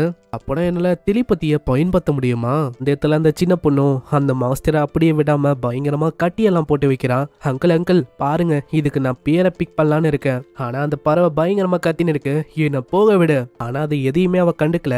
அங்க பேரை வைக்கிறான். இது பாக்குறதுக்கு அப்படியே பீஜன் மாதிரி இருக்கு. அதனால இதோட பேரை கோ அப்படின்னு வைக்கலான்னு இருக்கேன். அட என்னம்மா நீ பண்ண இருக்க, எனக்கு ஆல்ரெடி பேர் இருக்கு, என்னையே கேட்காம நீ பாட்டு பேரை வைக்கிற இப்படின்னு அது கத்தின்னு இருக்க. ஆனா இதை கேட்கிற நாரி அங்க வேற மாதிரி புரிஞ்சுக்கிறான். எனக்கு தெரிஞ்சதுக்கு பசி எடுக்குதுன்னு நினைக்கிறேன். அதனால தான் இப்படி அது கத்தி அழுவுதுன்னு நினைக்கிறேன். இது ஒருக்கு தண்ணி, இந்தா தண்ணியை குடி இப்படின்னு அவ ஊத்தி வர்றா. அந்த இடம் முழுக்க அப்படியே தண்ணி ஆயிடுது. அந்த பறவையும் ஒரு மாதிரி ஆயிடுது. ஆமா அங்கிள், இது எதுக்கு இப்போ ப்ளோஃபிஷ் மாதிரி ரொம்ப பெருசா இருக்கு. இதை பாக்குற நம்ம ஹீரோக்கும் அங்க நல்லாவே புரியுது. அந்த பறவையோட பாஷை இந்த பொண்ணுக்கு புரியலன்னு. ஹேய், நீ ஊத்துன தண்ணி வந்து அதுக்கு போதுமான அளவுல இருக்குன்னு நினைக்கிறேன். அப்படி பார்த்தா அது பசியா இருக்கும். நான் சீக்கிரமா போய் ஏதாச்சும் சாப்பாடு இருக்கான்னு தேடுறேன். இன்னொரு பக்கம் ஃபுட்டுக்காக ஒரு வேர் ஹவுஸ் மாதிரி ஒரு கேபினட்டை ரெடி பண்ணலான்னு பாக்குறான். ஆனா அங்க வெட்டும் போது அது கோளாரா வெட்டிக்குது. அட என்னாச்சு, எதுக்காக இதை ஒழுங்கா என்னால வெட்ட முடியல? போன வாட்டி இந்த மரத்தை வச்சுதான் நான் டேபிளையும் சேரையும் உருவாக்குனேன். ஆனா இப்போ என்ன ஆச்சு? அங்க பின்னாடி இதை பாக்குற அந்த பறவையும் பத்துக்குனே சொல்லுது, அந்த வுட்டோட கலர் வந்து ரொம்ப டிஃப்ரெண்டா இருக்கு. உன் முன்னாடி இருக்கிறது சாஃப்ட் வுட், இதெல்லாம் அதுக்கு சரியா இருக்காது. வுட்ல எவ்வளவு டைப் இருக்கா? அப்போ ஸ்ட்ரென்த்னு வந்துட்டா நான் எந்த மாதிரி டைப் எடுக்குது? அதுலயும் கலர்லாம் ரொம்ப டிஃப்ரெண்டா இருக்கும். அங்க என்ன கலர் எடுக்கணும் அப்படின்னு அவனுக்கு தெரியல. பின்னாடி அந்த பறவையும் ஆப்வியஸா ரெட் அப்படின்னு சொல்லும். இந்த பறவை சொன்னது நம்ம ஹீரோக்கு அங்க கேக்குது. அங்க ஆளு ரெட்டு தான் கரெக்டா இருக்கும் அப்படின்னு சொல்ல, அங்க இதை கேக்குற அந்த பறவை ரொம்ப ஷாக் ஆகுது. என்னது, அப்போனா இவனால என்னோட மைண்டை ரீட் பண்ண முடியுதா என்ன? அதுக்கு வாய்ப்பே இல்ல. சரி நான் ட்ரை பண்ணி பாக்குறேன். அங்க டெலிபதி அது ட்ரை பண்ணி பாக்குது. ஆனா நம்ம ஹீரோ கிட்ட டெலிபதி அங்க வேலை செய்யல. ஹீரோவும் சைலெல்லாம் பாத்துக்கினே சொல்றான், அட என்ன இது, இந்த இடத்துல எந்த விதமான ரெட் வுட்டும் இல்லாத மாதிரி இருக்கு. மேபி இப்படி இருக்கலாம், அது வேற ஏதாச்சும் இடத்துல க்ரோ ஆகவும் வாய்ப்பு இருக்கு. அந்த பறவைக்கு அங்க சுத்தமா புரியல, இப்படி இன்ஸ்டன்டா என்னோட டெலிபதியை பிளாக் பண்ணிட்டான். அது போக நான் யோசிக்கிற எல்லா விஷயத்தையும் உன்னால கேட்க முடியுது. ஹேய், நீ நினைக்கிற மாதிரி நீ சொல்ற விஷயத்த என்னால கேட்க முடியுது அப்படின்லாம் ஒன்றும் இல்ல. நீ சொல்ற விஷயம் அது என்னோட மைண்ட்ல அப்படியே வந்தா எப்படி இருக்கும் அந்த மாதிரி எனக்கு தெரியுது. அதுக்கும் மேல முக்கியமான விஷயம் என்னன்னா, இது வியடா இல்ல, ஒரு மாஸ்டரால எப்படி ஒரு மனுஷனோட லாங்குவேஜை புரிஞ்சிக்க முடியும். அங்க அப்புறம் தான் ஆளுக்கு தெரியுது, இந்த உலகத்துல ரொம்ப இன்டெலிஜென்ட்டான மாஸ்டர்ஸும் இருக்கு. அதுலயே சில மாஸ்டர் தான் இந்த மாதிரி இருக்கும். அதை பத்திலாம் ஆளு கேள்விப்பட்டிருக்கான். ஆனா இப்பதான் கண்ணால அந்த விஷயத்தை பாக்குறான். ஆமா, நம்ம இதுக்கு முன்னாடி எங்கேயாச்சும் சந்திச்சிருக்குமா என்ன? ஆமா, உண்மையை சொன்னா நம்ம இதுக்கு முன்னாடியே சந்திச்சிருக்கோம். அப்பயே நான் யோசிச்சேன் நம்ம திரும்பவும் மீட் பண்ணணும். ஏன்னா அந்த டைம்ல நீ என்னை காப்பாத்தின, ஏன் தெரியல, அதுக்கப்புறம் எனக்கு தோணுச்சு நான் கண்டிப்பா உனக்கு உதவியை பண்ணணும். ஏன்னா அந்த டைம்ல நீ அப்படி பண்ணனால்தான் அந்த விஷயம் வந்து அப்படி போச்சு. அதனால தான் நான் இப்போ உயிரோடவே இருக்கேன். அப்படி பார்த்தா நீ வந்து ஹெல்ப் பண்ணும் அப்படின்னு தான் வந்திருக்கேன். ஆமா, அதேதான். நீ என்ன ஃபாலோ பண்ணலாம், உனக்கு கண்டிப்பா தெரியும் அந்த ட்ரீ எங்க இருக்குன்னு. இதுக்கப்புறம் அந்த சின்ன பொண்ணை காட்டுறாங்க. அவ ஓடும் போது பின்னாடி யாரோ ஒருத்தங்க ஃபயர் அட்டாக்ஸா பண்றாங்க. அட, அந்த லேப்ல இருந்து ஆளுங்க திரும்பவும் வந்துட்டாங்க. என்னை கேப்சர் பண்ணனே வந்திருக்காங்கன்னு நினைக்கிறேன். ஆனா நான் என்ன பண்றது, எனக்கு இப்போ என்ன பண்ணும் தெரியல.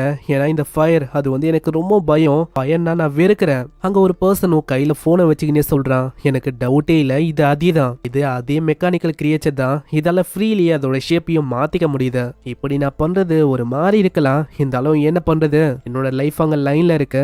அதனால நான் இதை பண்ணிதான் ஆகணும். அங்க திரும்ப ஒரு அட்டாக் பண்றான். அந்த அட்டாக்கும் டைரக்டா பல்லான்னு போவோம். அந்த சின்ன பொண்ணு ரொம்ப பயந்து போயிடுறான். அவ்வளவுதான், என்னோட கதை வந்து முடிஞ்சது. சீனா நம்மால வந்து அங்க தடுக்கிறான். அந்த பறவையும் சொல்லுது, கண்டிப்பா நான் உனக்கு அந்த ட்ரீ எங்க இருக்கு அப்படின்னு நான் காட்டுறேன். ஆனா இப்போ ஃபர்ஸ்ட் இந்த சின்ன பொண்ணை காப்பாத்தலாம், மீதி விஷயத்த நம்ம பாத்துக்கலாம். ஆனா இந்த பொண்ணை பார்க்கும்போது தெரியுது இவளுக்கு ஃபயர்னா பயம்னு. அது போக அவளோட மைண்ட் அது மென்டலி ஸ்டேபிளாகவும் இப்போ இல்ல. அங்க ஹீரோ எத்தோனே அந்த ஹண்டரை பார்த்து கேட்கறான், ஆமா நீ யாரு? அந்த பறவையும் அவங்க கேக்குது, யோ உனக்கு அசிங்கமா இல்ல, ஒரு குழந்தைய இப்படி புலி பண்ணிருக்க? ஆமா, யாரு நீ?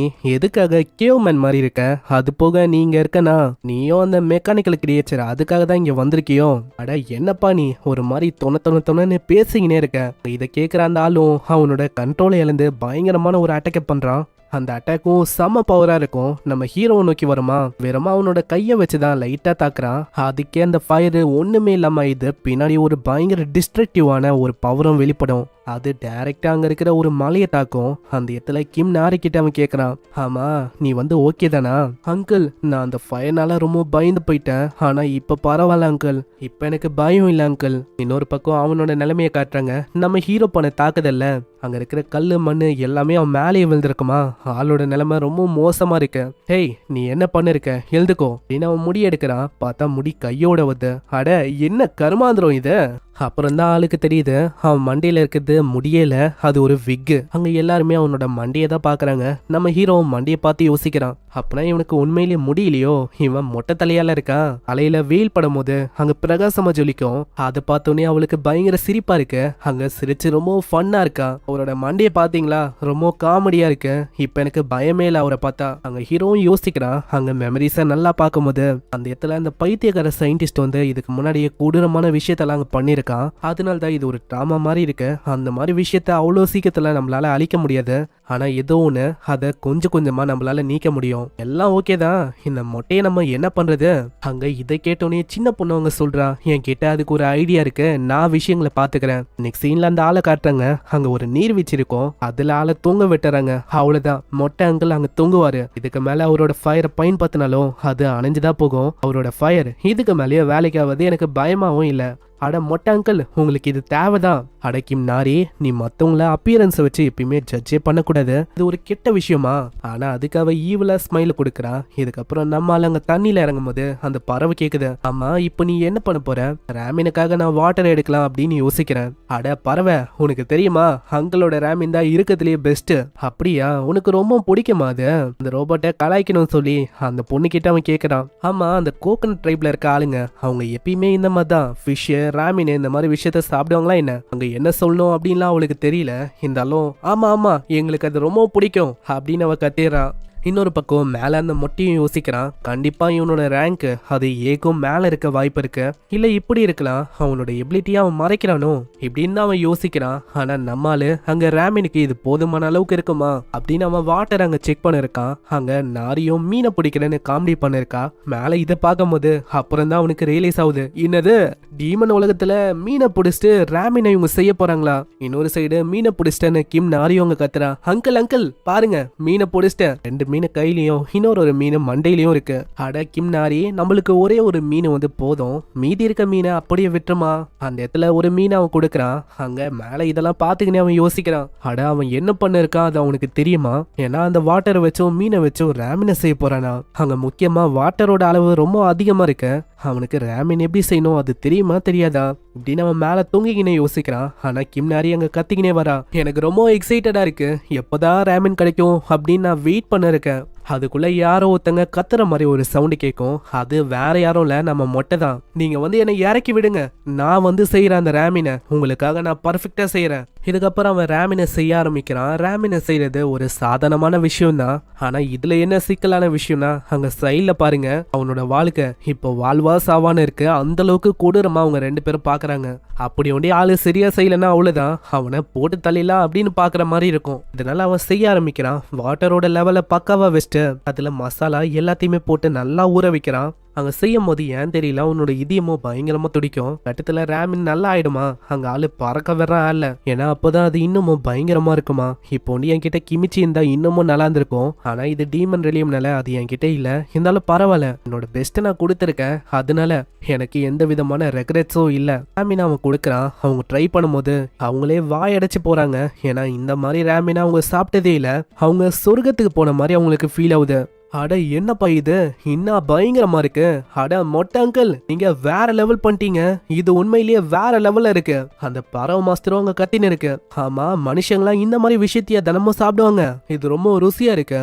ஆமா ஈவன் நானே இம்ப்ரெஸ் ஆயிட்டேன், ஏன்னா இந்த மாதிரி விஷயத்த இப்போதான் நான் முதல் முறையா சாப்பிட்றேன். அங்க எல்லாத்தையுமே அவங்க காலி பண்ணிடுறாங்க.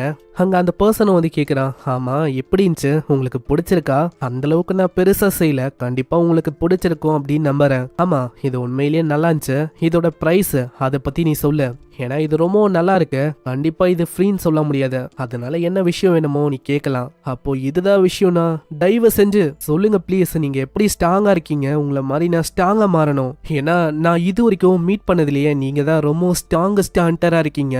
உங்களோட வீடெல்லாம் வச்சு பார்த்தா நீங்க இங்க தான் வாழ்றீங்கன்னு நினைக்கிறேன் ரொம்ப வருஷத்துக்கு. உங்களுக்கு வேணுமா, நான் உங்களுக்கு நிறையவே சமைச்சு தரேன், நான் இந்த மாதிரி விஷயம்லாம் சூப்பராகவே செய்வேன், இதுக்குன்னு என்கிட்ட சர்டிஃபிகேட்லாம் இருக்கு. ஒரு சீன பையனா இருக்கும் போது எங்க அப்பா ஒரு ஃப்ரைடே சிக்கனுக்கான ஷாப் வச்சிருந்தாரு, அது மூலமா எப்படி சமைக்கணும் எல்லாத்தையும் நானும் கத்துக்கினேன். என்னால ஏகப்பட்ட வெரைட்டியான டிஷ் எல்லாம் செய்ய முடியும். நீங்க பல காலமா இங்க தான் இருக்கிறீங்கன்னு நினைக்கிறேன். உங்களுக்கு என்ன தேவையா இருந்தாலும் சொல்லுங்க, நானே போய் உங்களுக்காக கொண்டு வரேன். சிம்பிளா உங்களுக்காக நிறைய விஷயங்களை பண்றதுக்கு நான் தயாரா இருக்கேன், உங்க கீழே நான் ட்ரெயின் ஆகணும் அப்படின்னு ஆசைப்படுறேன். சரி நான் உங்ககிட்ட ஒரே ஒரு கொஸ்டினை ஒண்டி கேட்கிறேன், எதுக்காக கிம் நாரி அந்த சின்ன பொண்ணை நீ ஹண்ட் பண்ண பார்த்த, அது பவுண்டிக்காகயா? அப்படி பார்த்தா அந்த சின்ன பொண்ணை பத்தியா நீ கேட்கிற, அது உண்மையை சொன்னா ஒரு பர்சனலான பெரிய கதை. ஆனா இப்போ ஒன்றும் எனக்கு அது ஒரு மேட்ரே இல்லை, எனக்கு அந்த ரிவார்டும் வேணாம்.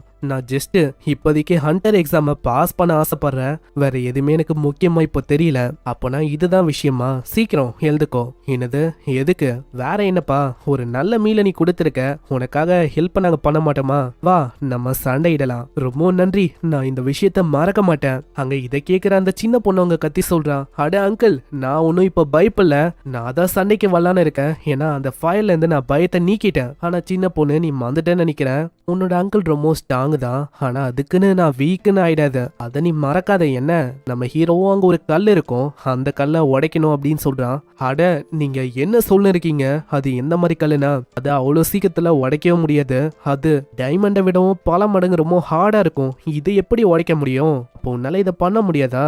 ஆமா என்னால எப்படி அதை பண்ண முடியும், அதை பண்றதுக்கு நம்ம ஏ ரேங்க் ஆச்சிருக்கணும், ஆனா அதுக்குள்ள ஒரு மிகப்பெரிய பிளாஸ்ட் ஏற்படும், அதை பண்ணது வேற யாரும் இல்ல நம்ம கிம் நாரி தான். மொட்டை அங்கிள் வாங்க நம்ம சண்டை போடலாம், நான் ஆர்வமா இருக்கேன். ஒரு ஹண்டரோட பேக் ஸ்டோரியை வச்சுதான் ஆரம்பிக்குது. இந்த ஹண்டர் வேற யாரும் இல்ல நம்ம மொட்டை அங்கிள் தான். இப்போ நீங்க பார்க்க போறது என்னோட கதை தான். என்னோட கதையில சின்ன வயசுலயே அவிக்கன் பண்ண ஒரு ஆளா இந்த என்னோட பேரு நாம்ஜி சியூக். நான் ரொம்ப ஏர்லியா ஒரு 8 வயசுல அவைக்கினானே அந்த டைம்ல என் அளவுக்கு யாருக்குமே திறமை இல்ல, எனக்குள்ள ஏகப்பட்ட திறமை இருந்துச்சு. எல்லா விஷயமும் நல்லா போச்சு. நான் ஒரு திறமையான ஹண்டராகவும் மாறினேன். என்கிட்ட இருக்கிற திறமையை வச்சு நான் படுவேகமா எனக்கான பதவியை நான் அடைஞ்சேன். நான் சீக்கிரமாவே பி ரேங்க் ஹண்டர் ஆகுமான்னேன். எல்லா விஷயமும் ரொம்ப நல்லா போச்சு. எல்லாமே நல்லா போனா கடவுளுக்கு ஒரு விஷயம் பிடிக்காது அப்படின்னு சொல்லுவாங்கல்ல, அந்த மாதிரி தான் என்னோட வாழ்க்கையில எதுவும் மிஸ் ஆகாம இருக்கும் போது திடீர்னு ஒரு விஷயம் நடந்தது. நான் குளிக்கும் போது என்னோட முடியெல்லாம் அப்படியே விழ ஆரம்பிச்சது. ஆமா, இங்க என்னதான் ஆகுது, எதுக்காக என்னோட முடியெல்லாம் விழுது? அங்க கொஞ்சோண்டு முடி விழ ஆரம்பிச்சது. போக போக நிறையவே விழ ஆரம்பிச்சது. 20 வயசுல என்னோட மண்டையில சொட்ட விழ ஆரம்பிச்சது. இதே மாதிரி கொஞ்ச நாள்லயே என்னோட முடி நிறையவே கொட்டி போச்சு. இதுக்காக நான் டாக்டர் கிட்டயும் போனேன். யோ, என் கிட்ட காசு கூட இருக்கியா, தயவு செஞ்சு எனக்கு முடிய வளர வையா, சாரியா என்னை மன்னிச்சிடு, ஆல்ரெடி நம்ம டிரான்ஸ்பிளான்ட் பண்ணோம், இருந்தாலும் அது ஃபெயில் ஆயிடுச்சு, ஸோ எனக்கும் வேற வழி இல்ல, ஸோ மன்னிச்சிடு, என்னால எதுவுமே பண்ண முடியாது. அன்னைக்கு என்னோட கண்ணிலிருந்து அப்படியே கண்ணீரா வந்தது. எனக்கு அன்னைக்கு தான் என் கிட்ட இருக்கிற எல்லா விஷயத்தையும் பறிச்ச மாதிரி எனக்கு ஃபீல் ஆச்சு. எந்த அளவுக்கு படுவேகமா நான் க்ரோ ஆன, என்னோட டேலண்ட், என்னோட லுக்ஸ் எல்லாமே அருமையா இருந்துச்சு. ஆனா எல்லா விஷயமும் ஒரு சில செகண்ட்ஸ்ல அப்படியே தலைகீழ மாறிச்சு. என்னோட லுக்ஸ் இல்லாம என்னால அங்க எதுவுமே பண்ண முடியல. அதுக்கப்புறம் என்ன ஒரு ஊதாரியா வெட்டியான அப்படியே பத்துனேன். அன்னைக்குதான் நான் டிவில ஒரு விஷயத்த பார்த்தேன். அதுலயும் ஏதோ ஒரு ப்ரோக்ராம் ஓடி நின்ச்சு. அதுல ஒரு வயசான ஆளு, அவருக்கு 90 வயசு, அவர் ஒரு இன்வென்ஷனை பத்தி பேசினாரு. முக்கியமா ஒரு மெக்கானிக்கல் கிரியேட்டர் இருக்கான், அது மூலமா ஒரு லிக்விட் டைப்ல இருக்க ஒரு மெட்டலை நாங்க இன்வென்ட் பண்ணோம். அது என்னோட தலையில போட்டோன்னே பாருங்க எப்படி நேச்சுரலா எவ்வளவு முடி என் மண்டையில இருக்குன்னு. ஏன்னா அந்த லிக்விடை வச்சு எல்லாத்துக்கு ஏற்ற மாதிரியும் அடாப்ட் பண்ணிக்க முடியும். ஈவன் இப்போ நான் 90ஸ்ல இருக்கேன், அப்படி இருக்கும் போதும் பாருங்க என் மண்டையில எவ்வளவு முடி இருக்குன்னு. அப்போனா இது உண்மையா? என் மண்டையில இருக்க முடிய திரும்ப வர வைக்க முடியுமா? இப்படி ஒரு வழி இருக்குன்னு தெரிய வந்தோடனே ஆளுக்கு இப்போதான் ரொம்ப நிம்மதியா இருக்கு. ஆனா அப்புறம் தான் நியூஸ்ல ஒரு விஷயம் வந்து கரண்டா அந்த மெக்கானிக்கல் கிரியேச்சர் டீமன் ரிலேயத்துக்குள்ள போயிடுச்சான். அதுக்காக ஆளு டிசைட் பண்ணா அது எங்க போனாலும் விடக்கூடாது, கண்டிப்பா அதை அடையணும். அதுக்கப்புறம் என்ன மண்டையில முடிய வச்சுட்டு பழையபடி மாசா இருக்கலாம் அப்படின்னு யோசிச்சான். ஆனா சீன் அப்படியே பிரசன்ட்டுக்கு வந்து இந்த இடத்துல எதுவுமே பண்ண முடியல. ஆட நான் யோசிச்சதை விட இந்த சின்ன பொண்ணு ரொம்ப ஸ்ட்ராங்கா இருக்கா. என்ன மொட்டை அங்கிள், நீங்க அதுக்குள்ள தோத்து போயிட்டீங்க பாத்தீங்களா, நான் தான் ஜெயிச்சேன். இன்னொரு பக்கம் சியுக்கு அங்க கேபினட்டை உருவாக்கிருப்பான். அதை தான் நம்ம ஆளு பாக்குறான். அங்க அந்த பறவையும் பாத்துக்கினே சொல்லுது, இந்த கேபினட் உண்மையை சொன்னா ரொம்ப பக்காவா இருக்கு, உன்னால இதை பல வருஷத்துக்கு பயன்படுத்திக்க முடியும். உண்மையை சொன்னா நான் எதிர்பார்க்கல, அவன் உண்மையிலேயே திறமசாலியா இருக்கான். ஆனா எனக்கு இன்னமும் ஒரு விஷயம் புரியாம இருக்கு. அந்த பொண்ணுகிட்ட அவன் அதிக வாட்டி தோத்து போறான். ஆனா அப்படி இருக்கும் போதும் அவனோட எனர்ஜி அது காலி ஆகுற மாதிரியே இல்ல. எப்படி அவன் கிட்ட இப்ப எவ்வளவு எனர்ஜி இருக்கு? இதுக்கு காரணம் அவனோட விக்கை எத்தனாலையா? ஆனா அந்த பறவையும் அவனை பார்த்துன்னே சொல்லுது, நல்லா பாரு அவன் கிட்ட இருக்கிற அந்த நெருப்பு அது ஆவரேஜா இருக்கு, அதனால அந்த பொண்ணுக்கு எதுவுமே ஆகாது. அட அதுக்குன்னு அந்த சின்ன பொண்ணை சாதாரணமா இட போடாத, அவளுக்கு நிறையவே திறமை இருக்கு. ஹேய், உன்னை நான் விட போதில்ல, இன்னைக்கு நான் தான் ஜெயிக்க போறேன் அப்படின்னு ஆளு கத்திக்கினே வரான். அட மொட்டை அங்கிள், உங்களால எவ்வளவு முடியும் காட்டுங்க. அடுத்த செகண்டே அவன் தாக்குறான். அந்த அட்டாக் பட்ட உடனே ஒரு லிக்விட் மாதிரி அவன் மாறுறா. அட என்ன இது லிக்விடா? அங்க இப்படி யோசிக்கும் போது ஒரே அடிதான் அவனை பறக்க விட்டுறான். அட மொட்டை அங்கிள், நீங்க நினைக்கிற மாதிரி உங்களோட ஃபயரை பார்த்து நான் ஒன்னும் இப்ப பயப்படல, அதுக்கு தேங்க்ஸ் சொல்லணும்னா உங்களுக்கு தான். உண்மையை சொன்னா என்னால இந்த பொண்ணை கூட தோக்கடிக்க முடியல, இருந்தாலும் நான் ஒரு மிகப்பெரிய அட்வென்ச்சரரா மாறணும், அதனால நான் விட்டு கொடுக்க போதில்ல. ஹேய், ஒரே ஒரு மேட்ச் திரும்ப போடலாமா? ஆனா உன்னோட மூக்குல இருந்து ரத்தமாவுது. ஹேய், நீ எத்தனை நாளா இதுக்குள்ள இருக்க? நான் இங்க ஒரு 9 டேஸ் இருக்கும். அப்பனா இப்போதைக்கு நீ போகணும். நான் இதே மாதிரி போச்சுன்னா இந்த டிமானிக் எனர்ஜி உனக்குள்ள போய் அதுவே உன்னை கொல்றதுக்கும் வாய்ப்பு இருக்கு. ஆமா ஆமா, நீங்க சொல்றது கரெக்ட் தான். ஆனா ஒரு விஷயம்ப்பா, உனக்கு ஏ ரேங்க் அளவுக்கு இப்ப பொட்டன்ஷியல் இருக்கு. என்னது எனக்கா?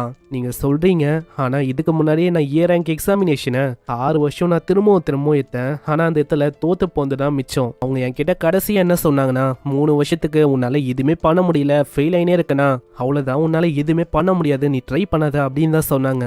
அட நீ அதெல்லாம் நினச்சி கவலைப்படாத. எனக்கு தெரிஞ்ச உன்னோட மான ஹோல் அது இன்னமும் ஃபுல்லாக டெவலப் ஆகலை, அதனால நம்பிக்கை இழக்காத சியோக். அதனால இப்போதைக்கு இப்போ டிமானிக் எனர்ஜியை கிளீனிஃபை பண்ண, அப்புறம் வா உனக்கு நான் மீதி விஷயத்த சொல்லித்தரேன். கண்டிப்பா உன்னால ஏ ரேங்குக்கோ போக முடியும். அங்க இதை கேட்கும் போது நம்ம ஆளுக்கு ரொம்ப சந்தோஷமா இருக்கு. அங்க போகும்போதே அவன் சொல்றான், நீங்க கவலைப்பட வேணாம், உங்களுக்கு என்ன வேணுமோ அதை நான் கொண்டு வரேன். ரேமின் இப்போ ரொம்ப கம்மியா இருக்கு, நான் உங்களுக்காக கொண்டு வரேன். ஐயா ஜாலி, ரேமினா? அப்படியா? உண்மையிலே நீ ரேமினை கொண்டு வந்தா ரொம்ப நல்லா இருக்கும். அங்க சின்ன பொண்ணுங்க சொல்றான், அங்கிள் பார்த்து போயிட்டவங்க. ஏய் சின்ன பொண்ணு, அத்த வாட்டி நான் ஜெயிக்காம விட மாட்டேன். ஆனா அதை அவளுக்கோ பெருசா எடுத்துக்கல. இதே மாதிரி ஆள் அங்க போயிடுறான். இன்னொரு சைடு அந்த பறவையும் கேக்குது, ஆமா ஹேய் எப்படி அவனை நம்புற? அதாவது அவன் நம்மள ஏமாத்திர மாட்டான் என்ன உறுதி? இப்ப அவன் வெளி உலகத்துக்கு போயிட்டு ஏகப்பட்ட ஹண்டர்ஸை கொண்டு வந்தானா அதுக்கப்புறம் என்ன ஆகும்? இல்ல அப்படி அவன் பண்ண வாய்ப்பில்ல. அவன் கண்ல ஒரு வெறிய நான் பார்த்தேன், ரேங்குக்கு போகணும் அப்படின்னு. அதனால அவன் அப்படி பண்ண வாய்ப்பில்ல. அது போக அவனால நம்மளுக்கு ஏகப்பட்ட விஷயமும் கிடைக்கலாம். இதுக்கப்புறம் அவங்க ஃபைனலி கேபினெட்டை ரெடி பண்ணிட்டாங்க. அந்த இடமும் ரொம்பவும் பெருசா இருக்கு. ஆனா அங்கிள் நல்லா பாருங்க, இந்த இடம் வந்து இருட்டா இருக்கிற மாதிரி இருக்கு. அப்படின்னா ஜன்னலை வச்சிட முடியாதா? அங்க அவனுக்கும் அந்த சின்ன பொண்ணுக்கும் ஒரு சின்ன விண்டோஸ் தான் உருவாக்குறான். அந்த பொண்ணு அவங்க கத்துறா, ஐயா ஜாலி, இது ரொம்ப பிரைட்டா இருக்கு. ஹேய், உனக்கு பிரைட்டா இருக்க விஷயம் வந்து அவ்வளோ பிடிக்குமா? இது எப்பயுமே பிரைட்டா இருக்குமான்னு கேட்டா கிடையாது. அதனால நைட் டைம்லயும் இங்க லைட் எறிகிற மாதிரி ஏதாச்சும் ஒரு விஷயத்த நம்ம பண்ணணும். அங்க க்ளோ ஸ்டோன் அப்படின்னு ஒரு விஷயம் உனக்கு ஞாபகம் வருது. அதை சீலிங்ல மாட்டிட்டா ரொம்ப வெளிச்சமா இருக்கும், நைட் டைம்லயும் பிரகாசமா இருக்கும். ஆனா அது எங்க கிடைக்கும் அப்படின்னு தெரியல. ஆனா கோக்கு தெரிஞ்சிருக்கு, வேல்கனிக் ஏரியால தான் அந்த விஷயம் வந்து இருக்குமா. வேல்கனிக் ஏரியா அது ஹண்டர்ஸுக்கு ரொம்ப ஆபத்தான இடம். அதுதான் என்னோட ஹோம் டவுனாவும் இருந்துச்சு. ஆனா அது ரொம்ப சோகமா இருக்கும். அந்த இடத்துல ஆளு கேட்கறான், ஆமா என்ன ஆச்சு? நீ ஹோம் டவுனுக்கு போக போற, அப்படி இருக்கும் போது என்ன ஆச்சு? எதுக்காக முகத்தை நீ தொங்க போற? ஆனா அதுக்குள்ள அந்த சின்ன பொண்ணு அப்படியே மூஞ்ச பூச்சி அமுக்குறா. அங்கிள் அங்கிள், என்ன இந்த கோ பேசுற விஷயம் வந்து உங்களுக்கு புரியுதா? புரியுது. ஆமா அது என்ன சொல்லுது? அதோட முகத்தை வச்சு பார்த்தா அது ரொம்ப அப்செட்டா இருக்கிற மாதிரி இருக்கு. கோ கிட்ட நம்ம வேல்கனிக் ரீஜனுக்கு போலாம் அப்படின்னு சொன்னா அதுக்காக தான் அது சோகமா இருக்கு. அந்த இடம் ரொம்ப ஸ்கேரியான இடம். அதனால நீங்க 2 பேருமே இங்கே இருங்க, நான் வந்து போயிட்டு வரேன். இல்ல நீங்க ஒண்டி போறதா? கண்டிப்பா நானும் வருவேன். எனக்கு ஃபயரை பார்த்துலாம் இப்ப பயமே இல்ல. அதனால நானும் வந்தே தீருவேன். நான் சுத்தமா யோசிக்கல. இவளோட பயம் கம்மி ஆயிட்டா நல்ல விஷயம் தான். கோ கிட்ட கேட்கும் போதும் அந்த பறவையும் நான் வரேன் அப்படின்னு சொல்லிட்டு, சரி அப்புறம் என்ன, நம்ம எல்லாருமே போகலாம் இப்படின்னு எல்லாருமே அங்க போறதுக்கு தயாராகுறாங்க. அங்க அதுக்குன்னு கியர்ஸ் அவன் ரெடி பண்றான். இந்த பக்கம் அந்த மொட்டையோட விக்க அங்க இருக்கிற அந்த குட்டி குட்டி செடியெல்லாம் பயங்கரமா உதன்னு உதைக்குது. ஆளும் அங்க தேடி இருப்பான். அந்த விக்கி இங்கதான் கிடக்குது. இதுக்கப்புறம் அந்த வேல்கனிக் ரீஜனை காட்டுறாங்க. இதுதான் ஒன் ஆஃப் த மோஸ்ட் டேஞ்சரஸான இடம். முக்கியமா ஹண்டர்ஸ் வந்து இந்த இடத்த அவாய்ட் பண்ணுவாங்க. இந்த இடம் முழுக்க எங்க பார்த்தாலும் வேல்கனிக் ஆஷஸாவும் நிறையவே புகையாவும் இருக்கும். அதனாலேயே அவங்களோட ஸ்கின்னை பயங்கரமா அஃபெக்ட் பண்ணும். இந்த இடத்துல டாக்ஸிக்கான கேஸஸும் இருக்கு. அதனாலேயே அவங்களுக்கு மூச்சு விடுறது ரொம்ப கஷ்டமாயிடும். ஆனா அந்த மாதிரி இடத்துலயும் அந்த பொண்ணு ஜாலியா விளையாடுறா. இது ஜாலியா இருக்கு. ஆமா அந்த பொண்ணு என்ன பண்ணிருக்கா? எனக்கு தெரிஞ்சு ஃபயர் கூட விளையாடுறான்னு நினைக்கிறேன். சரி அந்த பொண்ணு ஒரு மெக்கானிக்கல் கிரியேச்சரா, அதனால அவன் நார்மலா இருக்கா. ஆனா நீ எப்படி ஓகேவா இருக்க? இந்த விஷயம் எனக்கு இன்னமும் புரியல. நான் ஒரு சிமேரா ஹண்டரா இருக்கிறேன்.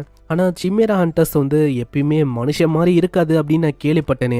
ஆமா இதுக்கு முன்னாடி நான் மனுஷன் மாதிரி இல்ல, நான் ஒரு மிருகம் மாதிரி இருந்தேன். ஆனா எப்போ நான் அலைஞ்சு போனனோ அப்போ நான் திரும்பவும் ரீஜெனரேட் ஆனேன். அந்த டைம்ல தான் நான் திரும்பவும் ஒரு மனுஷனா மாறினேன். ஆனா உனக்கு ஓகே தானா எங்களை மாதிரி ஆளுங்க கூட சுத்துறது? ஏன்னா நீ ஒரு மாஸ்டரு, ஹண்டர்ஸ் கூட அன்கம்ஃபர்டபுளா இல்லையா என்ன? இல்ல இது ஒன்றும் அந்த அளவுக்கு மோசமா இல்ல. உண்மையை சொன்னா இந்த விஷயம் எனக்கு ரொம்ப பிடிச்சிருக்கு. அப்படின்னா சரிதான். இன்னொரு பக்கம் அந்த சின்ன பொண்ணும் வரும்போது கேட்குறான், ஆமா திரும்பவும் அந்த பறவை கூடயா நீங்க பேசுறீங்க? கூ கிட்ட நானும் பேசணும். இதுக்கு முன்னாடி வரைக்கும் இந்த பறவையோட பேரை கோ அப்படின்னு மென்ஷன் பண்ணாங்க. ஆனா இப்போ எதுக்குன்னு தெரியல சடனா அவங்க கூன் சேஞ்ச் பண்ணிட்டாங்க. இப்போ அவங்க கூன் சொல்றதுனால நானும் கூனே சொல்றேன். ஆமா நீங்க கூ கிட்ட பேசுறீங்களா? எனக்கும் பேசணும்னு ரொம்ப ஆர்வமா இருக்கு. ஆனா இதுக்கு முன்னாடி என்னை பத்தி தெரிஞ்சுக்கணும் அப்படின்னு ஆர்வமா இந்த மாதிரிலாம் இருந்துச்சு. உங்களை பத்தி எனக்கு தெரியும், நீங்க டீமன் உலகத்தோட நேட்டிவ். நானும் அதேதான். ஆனா கூ அவங்க சைட்லயே யோசிக்குது. சின்ன பொண்ணு உண்மையிலேயே இந்த இடத்துல நேட்டிவ் யாருன்னா அது நான் தான். இதுக்கப்புறம் அந்த லூமினஸ் ஸ்டோனை தேடி அவங்க போறாங்க.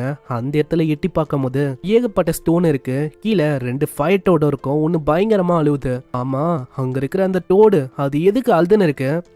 அங்க பாருங்க இன்னொரு டோடும் இருக்கு. எனக்கு தெரிஞ்ச அந்த ஃபீமேல் டோடு எந்த போயிடுச்சுன்னு நினைக்கிறேன். அது மேல ஒரு எக்கும் இருக்கு. அங்க இதையும் மேல கூ பாத்துக்கினே சொல்லுது. உண்மையை சொன்னா இந்த எக்ஸ பாத்துக்கிற பொறுப்பு ஃபீமேலோட பொறுப்பு தான். அது மேலேயே வச்சுக்கும். ஆனா இப்போ அது எந்த போனனால மேல இருக்கிற எக்கு கண்டிப்பா எந்த போயிருக்கும்னு நினைக்கிறேன். ஏன்னா இந்த கிரியேட்டர் இது ரொம்ப வெப்பம் வாய்ந்தது. இந்த மாதிரி இடத்துல கண்டிப்பா எக்கால சர்வே ஆக முடியாது. இது கேட்கும் போது சின்ன பொண்ணுக்கு ரொம்ப கஷ்டமா இருக்குமா. ஆளு அப்படியே குதிக்கிறான். பின்னாடி அங்க கூவும் கத்துது, கிட்ட போகாத, உன் மேல அந்த மாஸ்டர் அட்டாக் பண்ணவும் வாய்ப்பு இருக்கு. அங்க ஆனமா தான் அந்த டோடும் திடீர்னு பயங்கரமா நம்ம ஹீரோ மேல அட்டாக் பண்ணோம். ஆனா நம்ம ஆளு வெறுமா ஒரே ஒரு விரலை வச்சு அப்படியே பிளாக் பண்ணிடுறான். அங்க சில பல செகண்ட்லயே கிட்ட போய் ஏதோ ஒரு பாய்சனையும் அவன் இன்ஜெக்ட் பண்ணிடுறான். இப்போதைக்கு அதால எழுந்துக்க முடியாது. போது ஆக்சுவலா நம்ம ஆளுக்கிட்டயே இந்த ஃபயட்டோட செல்ஸ் வந்து இருக்குமா, அதனால ஆளு யோசிக்கிறான் கண்டிப்பா அந்த இறந்து போன டோட எப்படியோ காப்பாற்ற முடியாது, ஆனா அந்த சின்ன சின்ன எக்கு அதை வந்து கண்டிப்பா இவனால காப்பாற்ற முடியும். அதனால அந்த எக்கை அப்படியே மேலுக்கு அவன் டிரான்ஸ்ஃபர் பண்ணி விட்டுறான். அந்த மேலும் எழுந்துக்கும் போது அந்த விஷயத்த பார்த்து ரொம்ப ஆச்சரியமாகுது. அங்க இறந்து போன பார்ட்னருக்கு கடைசியா குட் பை சொல்லிட்டு அப்படியே அது போயிடுது. அந்த இடத்துல குதிச்சு போகும்போது அங்க அப்படியே அது பின்னாடி பார்க்கும். அது பார்க்கும் போது சின்ன பொண்ணுக்கும் தேங்க்ஸ் சொன்ன மாதிரி இருக்கும். அதை பத்தி நம்ம ஹீரோ கிட்ட அவ சொல்றா. சரி அப்புறம் என்ன, நம்மளோட வேலையை நம்ம பார்க்கலாம். அந்த இடத்துல வந்த வேலையை அவங்க பாக்குறாங்க. அந்த இடத்துல அவங்க லைனா ஸ்டோன்ஸ் எடுக்கிறாங்க. அங்க எடுக்கும் போதே நம்ம ஆளு சொல்றான், பாத்தி எடு, கீழே உன்னோட காலில் போட்டுக்க போறேன். அட இது வெறும் ஒரு ஸ்டோன் தான், என்னோட ஸ்ட்ரென்த் முன்னாடி இதெல்லாம் ஒண்ணுமே இல்ல. அங்க கோரமோ டயர்டா இருக்கு, இதெல்லாம் இதுக்கு முன்னாடி எனக்கு எதுவுமே இல்ல. இப்போ நான் சுருங்கி போயிட்டேனா அதனால எனக்கு ரொம்ப டயர்டா ஃபீல் ஆகுது. அட கு, நீ வந்து உதவலாம் வேணாம், உன்னோட வேலையை நீ பார்க்கலாம்ல. ஏன்னா நீ உன்னோட ஃப்ரெண்ட்ஸுக்காக நிறையவே கிஃப்டையும் நீ கொண்டு வந்திருக்க. அட நீ என்ன சொல்ல இருக்க, மாஸ்டர்ஸுக்கு ஃப்ரெண்ட்ஸ் எல்லாம் ஒன்றும் இருக்காது, அதுக்கும் மேலே அவங்கள மீட் பண்ணும் அப்படின்லாம் நான் பிளானை போடல, வெறுமா கிஃப்டை நான் விட்டு போகலாம் அப்படின்னு தான் யோசிக்கிறேன். அப்படியா, ஆனால் உன்னை பார்க்கும்போது ஷையாக இருக்கிற மாதிரிலாம் இருக்கு. ஆனால் நான் யோசிக்கிறேன் உன்னோட இனத்திலேயே நீ ரொம்ப டிஃப்ரெண்ட்டாக இருக்கப்பா. உனக்கு தெரியாது, இதுக்கும் நல்ல விஷயமும் இருக்கு கெட்ட விஷயமும் இருக்கு. உனக்கு தெரியுமா எதுக்காக நான் என்னோட குரூப்பை விட்டேன்னு? அந்த இடத்துல இன்டெலிஜென்ஸை கெயின் பண்ணக்கப்புறம் நான் தான் அந்த குரூப்ல தனியா இருக்கிற மாதிரி எனக்கு ஃபீல் ஆச்சு. நிறைய விஷயத்த என்னால ரிலேட் பண்ணிக்க முடியல, அதனாலேயே தனியா இருக்கணும் அப்படின்னு சொல்லி குரூப்பையே நான் விட்டேன். ஆனா நான் அப்படி பண்றதை எங்களோட ஆளுங்க ஏத்துக்க மாட்டாங்க, இருந்தாலும் நானா விட்டுட்டேன். அங்க இப்படி சொல்லும் போது அங்க இருக்கிற ஒரு ஸ்டோனை தெரியாதனமா அது கீழே போட்டோம். அங்க உடையிற மாதிரி ஏதோ ஒரு சவுண்டு கேக்குது. எல்லாம் பார்த்தா அட இது ஒரு முட்டை, இது மாஸ்டரோட முட்டைன்னு நினைக்கிறேன். ஆனா நம்ம கூ பண்ண வேலையால இது உடஞ்சிச்சுன்னு நினைக்கிறேன், கொஞ்சோண்டு கிராக் விழுந்திருக்கு. ஆனா நான் கேள்விப்பட்ட வரைக்கும் பார்த்தா ஒரு பேபி அதோட முட்டையை விட்டு அதுவா உடைச்சு வந்தா வேண்டியதான், அது ஹெல்த்தியாகவும் ஸ்ட்ராங்கராகவும் இருக்கும். ஆனா இப்போ நம்ம என்ன பண்றது? அங்க சின்ன பொண்ணும் இதை எத்தனை போலாம் அப்படின்னு சொல்றா. ஹீரோவும் இதுக்கு முன்னாடி ஒரு கேபினட்டை உருவாக்குனால அதுதான் பர்ஃபெக்டான இடமா இருக்கும் அப்படின்னு அவன் யோசிக்கிறான். இதனால எத்தனை போலாம் தான் அவங்க டிசைட் பண்றாங்க. ஆனா கூ கத்தது வேணான்னு, ஏன்னா அதுக்குள்ள இருந்து ஏதாச்சும் பயங்கரமான மிருகம் வந்துச்சுன்னா. ஆனா நல்லா யோசிப்பாரு, உன்னாலதான் அந்த எக்கு கிராக்கே ஆச்சு, அதுக்கும் மேல நம்மளுக்கு பிரச்சனை வராம நான் விஷயங்களை பாத்துக்கிறேன். சரி நீ சொல்றனா ஓகே தான். இன்னொரு பக்கம் நம்ம ஆளுங்க ஃபைனலி அந்த இடத்துக்கு வராங்க. அங்க பார்த்தா நம்ம சியூக்கு அவன் வந்திருக்கான். ஏய் என்னப்பா வழக்கத்தை விட இன்னைக்கு ரொம்ப சீக்கிரமா வந்துட்ட.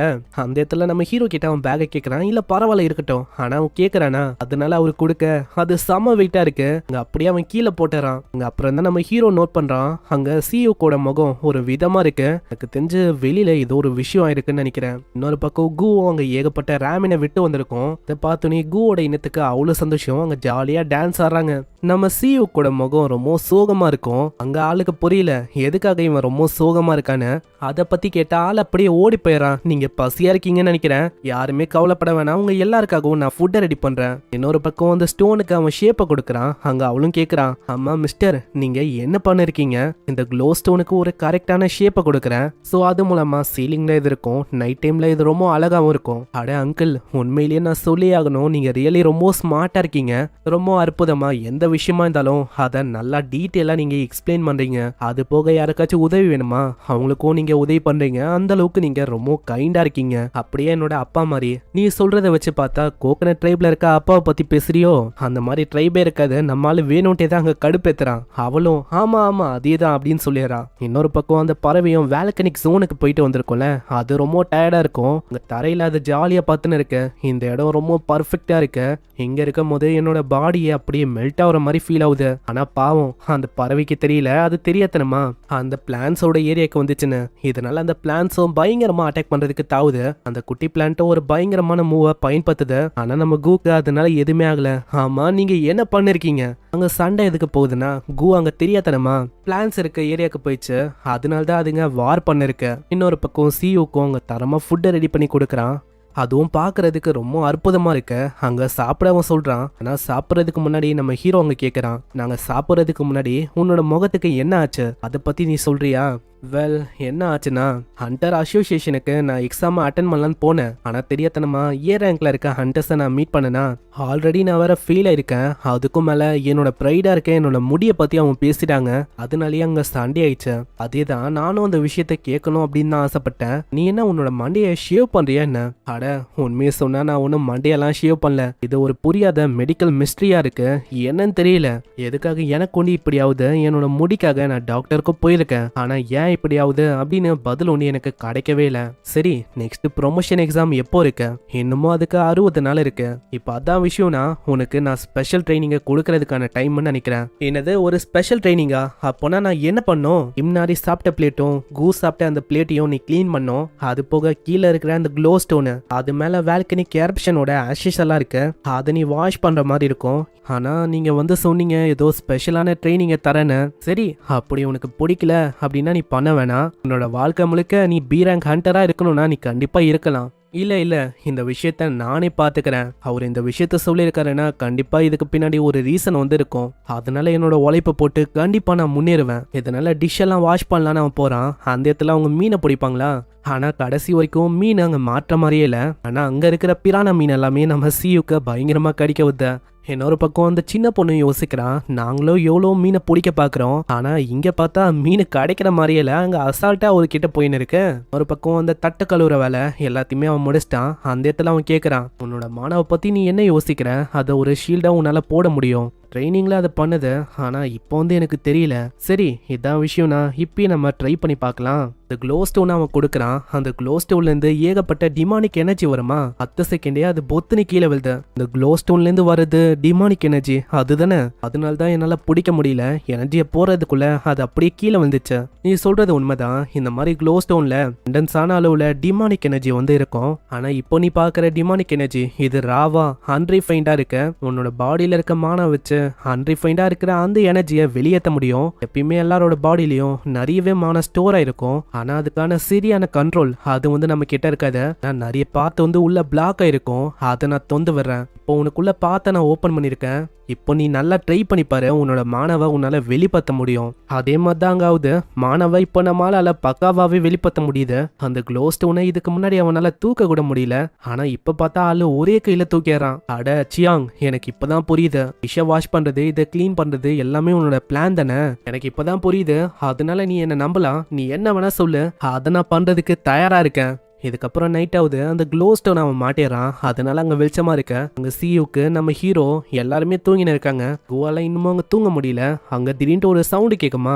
என்ன சவுண்டுன்னு பார்த்தா கிம் நாரி தான். அவ தானா எழுதுக்கிறா, வேற ஏதோ ஒரு எத்த நோக்கி போறான். ஆமா, நைட் டைம்ல இந்த பொண்ணுக்கு என்ன வேலை? எங்க போறா இவ? சீன் அப்படியே வெளியில வருது. அந்த இடத்துல அவ சட்டையை கழுவுறா. சட்டை வந்து ரொம்ப அழுக்கா இருக்கும். அதுக்கும் மேல நம்ம ஹீரோ கொடுத்த சட்டை இது, அதனாலே இதை கிளீனா வச்சுக்கணும் அப்படின்னு அவ ஆசைப்படுறா. ஆமா, அவ என்ன பண்ணிருக்கா? இந்த மாதிரி டைம்ல யாராச்சும் லாண்ட்ரிய பண்ணுவாங்க? அட நல்லா பாரு, அவ ஒரு பொண்ணு. அது போக அவளுக்கு துணியும் இல்ல வேற மாத்திக்க. இன்னொரு பக்கம் அந்த ஆளுக்கு கிளீன் பண்ணோடனே அவளுக்கு அவ்வளோ சந்தோஷம். அப்படியே அவ ஜாலி ஆகுறா. அவ்வளவுதான், லாண்ட்ரிய முடிச்சிட்டேன், இப்பதான் இது ரொம்ப பர்ஃபெக்டா இருக்கு. இப்படி இவ யோசிக்கும் போது நம்ம ஹீரோ பார்த்து அவ ரொம்ப ஷாக் ஆகுறா. ஹே கு, வானத்தை பாத்தியா? ரொம்ப கிளீனா இருக்கு, ஃப்ரெஷ்ஷா இருக்கு காத்து வர. அட அங்கிள், நீங்க எங்க என்ன பண்றீங்க? அது ஒன்றும் இல்லை, நானும் குவும் சும்மா வாக்கிங் பண்ணலான்னு வந்தோம். அது இருக்கட்டும், நைட் டைம்ல நீ என்ன பண்ற? அது நானும் வாக்கிங்க தான் வந்தேன் அங்கிள். சரி கிம்னாரி, கொஞ்ச நேரத்துக்கு அப்படியே அசையாம இருக்க முடியுமா? இதோ இப்படி பண்ணிட்டா இது இன்னமும் அழகா இருக்கும். அந்த இடத்துல 2 ஃப்ளவர் அவன் வைக்கிறான். அங்க இன்னமும் அவளுக்கு கியூட்டா இருக்கு. அட, இது உங்களது மாதிரியே ரொம்ப அழகா இருக்கு, எனக்கு நல்லாவே தெரியும், அதான் இப்படி பண்ணேன். ஆனா திடீர்னு சைட்லேருந்து ஒரு சவுண்ட் வருமா? அதை கேட்டோன்னே அந்த சின்ன பொண்ணு பயந்து போயிடா. ஆமா, நைட் டைம்ல என்ன சவுண்ட் அது? ஒன்னும் இல்ல, பயப்பட வேணாம், நைட் டைம்ல கத்துற கிராஸ் ஓப்பர் அதான் அது. அதுக்கப்புறம் அவங்க 2 பேருமே வானத்தை பார்க்கும் போது அங்க கிம் நாரி கிட்ட அவன் கேக்குறான், ஹேய், உனக்கு ட்ரெஸ் ஷூ இந்த மாதிரி விஷயம் வந்து வேணுமா? அட என்ன அங்கிள், நீங்க ஆல்ரெடி எனக்கு அந்த விஷயத்த குத்துருக்கீங்க, அப்புறம் என்ன? நீங்க கொடுத்துருக்க இந்த ட்ரெஸ் உண்மையிலேயே எனக்கு நல்லா இருக்கு. என்னதான் இப்படி சொன்னாலும் நம்ம ஹீரோ அங்க வாங்கணும் அப்படின்னு தான் யோசிக்கிறான். இதுக்கப்புறம் சீன் அப்படியே வெளி உலகத்துக்கு வந்து அந்த இடத்துல போர்ட்டல் வழியா நம்ம ஹீரோ வெளில வரான். ஏன்னா கிம் நாரி கிட்ட ஒரே ஒரு ட்ரெஸ் தான் இருக்கு, அதையே அவ எத்தனை நாளைக்கு போடுவா? அதனால கண்டிப்பா வேற ஒரு ட்ரெஸ் வேணும்னு சொல்லி அவன் இந்த இடத்துக்கு வந்துட்டான். ஆனா இந்த இடத்துக்கு அவ வந்தா ரொம்ப நல்லா இருந்திருக்கும். அவளே அவளுக்கு பிடிச்ச ட்ரெஸ் சூஸ் பண்ணிக்கலாம். ஆனா ஹியூமன்ஸால அவளுக்கு ஒரு ட்ராமாவா இருக்கு. அது போக அவளோட உடம்புலயும் ஒரு ட்ராக்கர் இருக்கு. இதே மாதிரி போகும்போது அந்த இடத்துல எங்க ட்ரெஸ் வாங்கணும் அப்படின்னு அவனுக்கு தெரியல. அதுக்குள்ள யாரோ ஒருத்தங்க அங்க கூப்பிடுறாங்க, எக்ஸ்கியூஸ் மீ, நீங்க ட்ரெஸ்ஸுக்கான கடையை தேடுறீங்க அப்படின்னா 10,000 வான் சர்வீஸ்க்கான ஃபீயா இருக்கும். நீங்க என் கூட வாங்க, நான் வந்து அந்த கிளாத்துக்கான கடையை கைட் பண்றேன். எனக்கு ஒரு நல்ல இடமோ தெரியும், அந்த இடத்துல ரொம்ப சீப்பாவும் கிடைக்கும். தம்பி, எல்லாமே ஓகே தான், ஆனா என்கிட்ட சேஞ்ச் ஒன்றும் இல்லையே.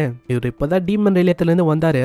அதுக்கும் மேல இவர்கிட்ட டிஃபென்ஸுக்கான எந்த விதமான கியர்ஸும் இல்ல. அப்பனா கண்டிப்பா மத்த ஆளுங்க பறிச்சிட்டாங்கன்னு நினைக்கிறேன். சரி, நீங்க வந்து எவ்வளவு கொடுக்கணுமோ கொடுக்கலாம், ஜஸ்ட் ஃபாலோ பண்ணுங்க, நான் உங்களை கடைக்கு கொண்டு போறேன். போற வழியில அவனோட பேரை பத்தி சொல்றான். என்னோட பேரை நான் உங்களுக்கு சொல்லல, என்னோட பேரு பாங்ஸோ, என்னோட பேரு சியாங், ஆனா என்ன ஹிவாங் அப்படின்னு கூப்பிடு. அங்க போற வழியில ஒரு காரம் போகும், அது போலீஸோட பேட்ரோல் கார் தான். அதை பார்க்கும்போது நம்ம ஹீரோ யோசிக்கிறான், பரவாயில்லையே இங்க பேட்ரோலிங்கான காரெல்லாம் போகுதுன்னா கண்டிப்பா இது சேஃபரான ஏரியாவா மாறிச்சுன்னு நினைக்கிறேன். அந்த இடத்துல அந்த பையனுக்கும் நிறைய விஷயம் தெரிஞ்சிருக்குமா. அதை பார்த்து அவன் சொல்றான், உன்னோட ஏஜுக்கு பரவாயில்லப்பா தம்பி, உனக்கு நிறைய விஷயம் தெரிஞ்சிருக்கு. அட நான் ஒன்னும் சின்ன பையன்ல, எனக்கு 17 வயசாகுது. இதே மாதிரி வேற ஒரு ஏரியாவுக்கு வராங்க. அந்த இடத்துல இன்னமும் புலி பண்றது இந்த மாதிரி விஷயம்லாம் அங்க நடக்குது. அந்த கேங் இருக்குல்ல, அந்த கேங் ரொம்ப ஆபத்தான கேங்கு. அவங்க கிட்ட தகராற நீங்க உருவாக்காம இருந்தா நல்ல விஷயமா இருக்கும். ஏன்னா போலீஸே இந்த இடத்துல அந்த கேங் கிட்ட பகச்சிக்க கூடாது அப்படின்னு தான் பார்க்கும். ஆனா நம்ம ஹீரோ என்ன யோசிக்கிறானா, இதுக்கு முன்னாடி அவன் வாழ்ந்த அந்த ஆர்ஃபனேஜ் அது டிஸ்ட்ரிக்ட் 13ல இருக்கு, அது இன்னமும் இருக்குமா அப்படின்னு தான் யோசிக்கிறான். இன்னொரு பக்கம் ஒரு கடையை காட்டுறாங்க. அந்த இடத்துல ஒரு லேடியும் உட்காந்து இருக்கா. அவளுக்கு என்னன்னா அவளுக்கும் கஸ்டமரே வரல, ஏன்னா ஸ்லம்ல கடையை ஓபன் பண்ணிருக்கா. ஆல்ரெடி ஸ்லம்ல இருக்கனால இங்க இருக்கிற ஆளுங்க ரொம்ப புவரா இருப்பாங்க. கண்டிப்பா அவங்களால இந்த மாதிரி துணியெல்லாம் அஃபோர்ட் பண்ண முடியாது. அதனாலே என்னவோ தெரியல இந்த இடத்துல ஈ காக்கா கூட இல்ல. அங்க இப்படி இவ கவலையா இருக்கும் போது அந்த இடத்துல திடீர்னு நம்ம ஆளுங்க வராங்க. அங்க அவனும் பாஸ் நான் வந்துட்டேன் அப்படின்னு அவன் சொல்றான். அந்த இடத்துல அவ கத்தின்னு இருக்கா, ஏன்னா அவளுக்கு அந்த அளவுக்கு வயசாகல. ஆனா அவன் என்னன்னா எல்லாரும் முன்னாடியும் இப்படி கூப்பிட்டு இருக்கான். நம்ம ஹீரோவும் அந்த இடத்த ஆச்சரியமா பாக்குறான், ஏன்னா இதுதான் அவனோட ஃபர்ஸ்ட் டைம் இந்த மாதிரி ஒரு துணி கடைக்கு வர்றதுக்கு.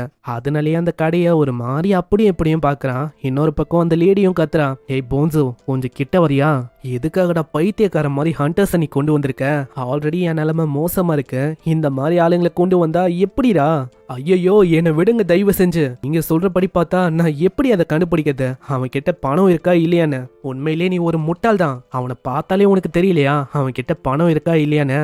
இன்னொரு பக்கம் நம்ம ஹீரோவும் அங்க குழந்தைங்க செக்ஷனுக்கு போய் இதுதான் சின்ன பசங்க ட்ரெஸ் அப்படின்னு பாக்குறான். சைட்ல போங்ஸும் அங்க கத்திக்கினே இருக்கான். ஆமா நீ தானே சொன்ன யாராச்சும் ரொம்ப கஷ்டப்படுற மாதிரி இருந்தா அவங்கள நீ தாராளமா கடைக்கு கொண்டு வரலான்னு. அடே பைத்தியக்காரா, நான் ஒரு வாட்டியோ இல்ல 2 வாட்டியோ தான் பண்ண சொன்னேன். இதே மாதிரி போச்சுன்னா கடைசியில நான் தான் ஒரு பிச்சைக்காரியா மாறுவேன். அப்படி இவங்க சண்டை போடும் போது நம்ம ஹீரோ அங்க கேக்குறான், எஸ்கியூஸ் மீ இங்க இருக்கிற துணியை நான் வாங்கணும்னு ஆசைப்படுறேன், கிட்ட சேஞ்ச் அவ்வளோக்கும் இல்ல, ஆனா 10 மில்லியனுக்கான செக் இருக்கு.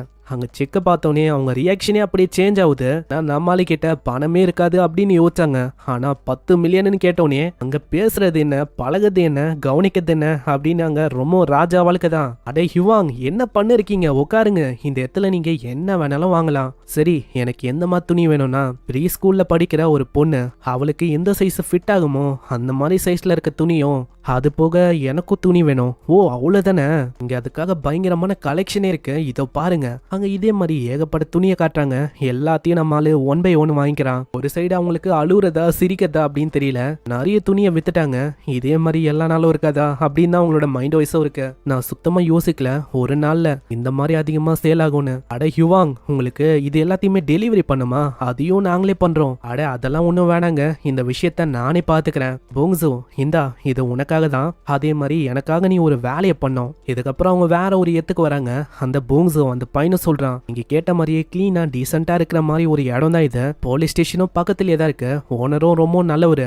அப்படியா சரி போங்ஸு கொஞ்ச நேரத்துக்கு இங்கே வெயிட் பண்ண, நான் சீக்கிரமா ஒரு மிஞ்சத்துல வரேன். ஆனா எனக்கு ஏதோ ஒரு விஷயம் சரியா பல்ல, ஏன்னா அவர்கிட்ட என்னதான் அவ்வளவு பணம் இருந்தாலும் என்கிட்ட இதுக்கு 1 lakh வான தரணும். அது போக துணியா ஒரு தந்திருக்காரு. நான் கேள்விப்பட்டிருக்கேன் ரீசெண்ட் டேஸா நிறைய ஆளுங்க பணம் நிறைய விஷயம் தந்து பசங்களை கிட்னாப் பண்ணிருக்காங்க. நான் என்ன பண்றது, அப்படியே ஓடி போயிடுவா. ஆனா ஒரு சைடு அந்த அக்கா சொன்னபடி பார்த்தா இவரு ரொம்ப நல்ல ஒரு மாதிரி தெரியுறாரு. சரி இங்கே வெயிட் பண்ணி பார்க்கலாம். போங்ஸோ ரொம்ப நன்றி, உள்ள இருக்கிற அந்த ஆளு அவர் உண்மையிலேயே நல்லவரா இருக்காரு. நீ சொன்ன மாதிரியே இந்த இடமும் பர்ஃபெக்டா கிளீனா இருக்கு, இந்த கீயை வச்சுக்கோ. ஏன்னா உன்னை பார்க்கும் போது தெரியுது நீ வாழ்ற இடமும் இந்த தெரு தானே. ஆனா நீ கவலைப்பட வேணாம், ஒரு வருஷத்துக்கான ரெண்டை நான் கட்டிட்டேன், உன்னால இதுக்கு மேல நிம்மதியா வாழ முடியும். அதே மாதிரி மீல்ஸுக்கும் நீ கவலைப்பட வேணாம், அதுக்கும் நான் பே பண்ணிட்டேன். அதனால டைமுக்கு நீ சாப்பிடணும், உனக்கு புரியுதா? சரி நான் போறேன். என்ன இப்படி அவரு சொல்ல நம்ம ஆளுக்கு ரொம்ப கஷ்டமா இருக்கு. நான் என்ன யோசிச்சேன்னா இவர் என்ன கிட்னாப் பண்ண போறாரு அப்படின்னு நான் யோசிச்சேன். ஆனா இவரு உண்மையிலேயே ரொம்ப நல்லவரா இருக்காரு. என்னால சுத்தமா நம்ப முடியல, ஏன்னா உங்களை இப்பதான் ரீசெண்டா மீட் பண்ண, அதுக்குள்ள எனக்காக நீங்க எவ்வளவு விஷயத்த பண்றீங்க, எதுக்காக நீங்க எவ்வளவு விஷயத்த பண்ணோம், ஈவன் கிளாத் ரூம் சாப்பாடு கூட நீங்க அரேஞ்ச் பண்ணிருக்கீங்க. அது ஏன்னா உன்னை பார்க்கும் போது அப்படியே என்ன பாக்குற மாதிரி இருந்துச்சு. உன்னமா தான் ஒரு காலத்துல நானும் வாழ்றதுக்கு இடம் இல்லாம சாப்பாடு கூட இல்லாம ரொம்ப கஷ்டப்பட்டேன். ஆனா அதெல்லாம் பல வருஷத்துக்கு முன்னாடி ஏற்பட்டுச்சு. ஆனா ஏதோ ஒண்ணு நீ கவலைப்படாத, உனக்கு அப்படி ஒன்னும் ஆகாது. சரி குட் பை, நம்ம திரும்ப அப்புறமா சந்திக்கலாம். இப்படி நான் போயிடறான். சீன் அப்படியே டீமன் ரிலேத்துக்கு வந்து அந்த இடத்துக்கு வர அங்க கிம்னாரி பயங்கரமா கத்துறா. அட அங்கிள், நீங்க எங்க போனீங்க? உங்களை நான் எங்கெல்லாம் தேடுறது? நீங்க ஒரு வார்த்தையும் சொல்லாம அப்படியே ஓடி போயிட்டீங்க. அட என்ன சொல்ல இருக்க? எனக்காக சர்ப்ரைஸ் பண்ணுன்னு சொல்லி தான் நான் போனேனே. உனக்காக பிரசன்ட் எல்லாம் இருக்கு, இத பாரு. என்னது பிரசன்டா? சின்ன பொண்ணுக்கும் அந்த ட்ரெஸ் எல்லாம் பார்த்தோன்னே அவ்வளோ சந்தோஷம். ஹை, இந்த கிளாத் வந்து ரொம்ப அழகா இருக்கு இப்படின்னு அவ ஜாலியா இருக்கா. இப்படின்னு அங்க ஒரு கிளாத் அவ எடுத்து பாக்குறா. இன்னொரு பக்கம் லாஸ்டா அந்த எக காட்டுறாங்க. நம்மால அங்க துணியை மடிக்கும் போது அங்க அந்த சின்ன பொண்ணு குரல் கொடுக்குறா. மிஸ்டர், கொஞ்சம் என்ன பாருங்க. அந்த சின்ன பொண்ணு ரொம்ப அழகான ட்ரெஸ்ஸை போட்டு வரா. எனக்கு தெரிஞ்சு இது வந்து பிரிட்டியா இருக்குன்னு நினைக்கிறேன். ஆமா, அது ரொம்ப பிரிட்டியா இருக்கு. அதுதான் உனக்கு ரொம்ப பிடிக்குமா என்ன? உண்மையை சொன்னா இன்னமும் நிறைய நான் ட்ரை பண்ண ஆசைப்படுறேன். அங்க இதுக்கப்புறம் அவ விதவிதமா ட்ரெஸ்ஸை போடுறா, பேண்ட்டு ஷர்ட்டுன்னு. அடுத்ததா பேய் மாதிரி வரா. ஹே, நான் இப்போ பேயா இருக்கேன் பூ. இது எப்படி இருக்கு? அட என்னம்மா நீ பண்ண இருக்க? அது எனக்குன்னு வாங்கின என்னோட டிஷர்ட்டு. இதே மாதிரி அங்க ரொம்ப எக்ஸைட்டடா அவ ஏகப்பட்ட துணியை போட்டு காட்டுறா. அந்த இடத்துல நம்ம ஆளுக்கு புரியுது அவ வந்து ரொம்ப ஜாலியா இதெல்லாம் என்ஜாய் பண்ண இருக்கான்னு. அங்க கடைசியா ஒரு ட்ரெஸ் அவ போட்டு வரா. மிஸ்டர், நான் டிசைட் பண்ணிட்டேன், இதுக்கு மேல இதுதான் போடலான்னு இருக்கேன். ஏன்னா இந்த ட்ரெஸ் எனக்கு ரொம்ப பிடிச்சிருக்கு. ஏன்னா நடுவில் பாருங்க, அந்த கோழியை பார்க்கும் போது அப்படியே கூவை பார்க்குற மாதிரி இருக்கு. ஆனா கூ அங்க கத்தின்னு இருக்கு. ஆமா, எந்த ஆங்கிள் பார்த்தா அந்த கோழி மாதிரி நான் இருக்கேன்?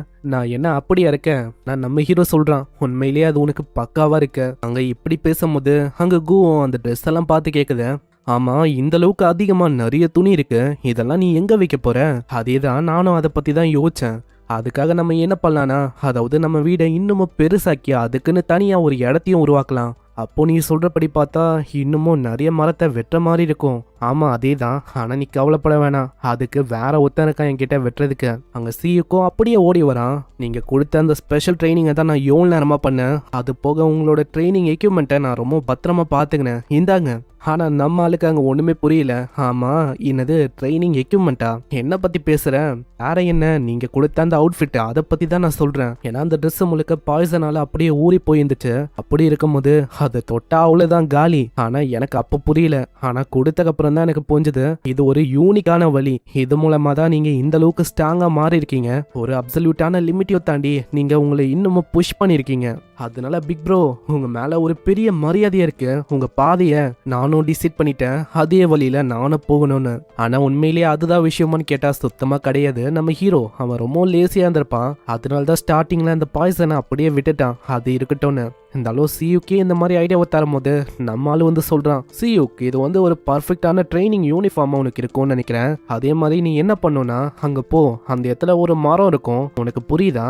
அங்க கூவும் சொல்லுது, அங்க வெட்ட போறேன், மரத்தெல்லாம் நான் தான் பிக் பண்ண போறேன். அட இருங்க, நான் இதை போடணுமா? அப்படி நான் போட்டா அவ்வளவுதான், என்னோட கதையை முடிய வாய்ப்பு இருக்கு. ஆனா அதுக்குள்ள கிம் நாரி அங்க குரல் கொடுக்குறா. மிஸ்டர் மொட்டை அங்கிள், ரெண்டு பேருமே இங்க வாங்க. அங்க ஹீரோக்கு புரியல என்ன விஷயம்னு. அப்புறம் தான் அவ சொல்றா, இந்த முட்டையை பாருங்க, அது ஹேட்ச் ஆக போகுதுன்னு நினைக்கிறேன். அந்த இடத்துல அது ஏதாவது அவங்க ஊத்து பாக்குறாங்க. அந்த முட்டையும் பயங்கரமா அப்படி இப்படியோ ஷேக் ஆயின்னு இருக்கு. அங்க சியுக்கு கொஞ்சம் பயமா இருக்கு. யாருக்கு தெரியும், இதுல இருந்து ரொம்ப பயங்கரமான மாஸ்டர் வந்துட்டா. ஆனா கிம் நாரிக்கு என்ன வந்தாலும் பரவாயில்ல, அதை நான் பாத்துக்கிறேன் அப்படின்னு அவ ஜாலியா இருக்கா. அந்த முட்டையும் உடைய அதுக்குள்ள ஒரு பயங்கரமான கண்ணு தெரியும். அதை பாக்குற சியுக்கு ரொம்ப பயந்துறான். அந்த முட்டையில இருந்து ஒரு பயங்கரமான கால் வருது, அதுல நகமும் இருக்கு. ஒரு மஞ்சள் கலர்ல ஒரு மிகப்பெரிய வாலும் வருது, வாயில ஒரு நீளமான நாக்கும் இருக்கு. அங்க அந்த மாஸ்டரும் வெளியில வர, ஸ்டார்டிங்ல ஏதோ கொடூரமா இருக்கும் அப்படின்னு எல்லாருமே யோசிச்சாங்க. ஆனா அந்த மாஸ்டர் ரொம்ப கியூட்டா இருக்கு. அங்க சியுக்கும் ஒண்ணுமே புரியல. ஆமா, இந்த மாஸ்டர் என்ன ஒரு கோழியா இல்ல பாம்பா?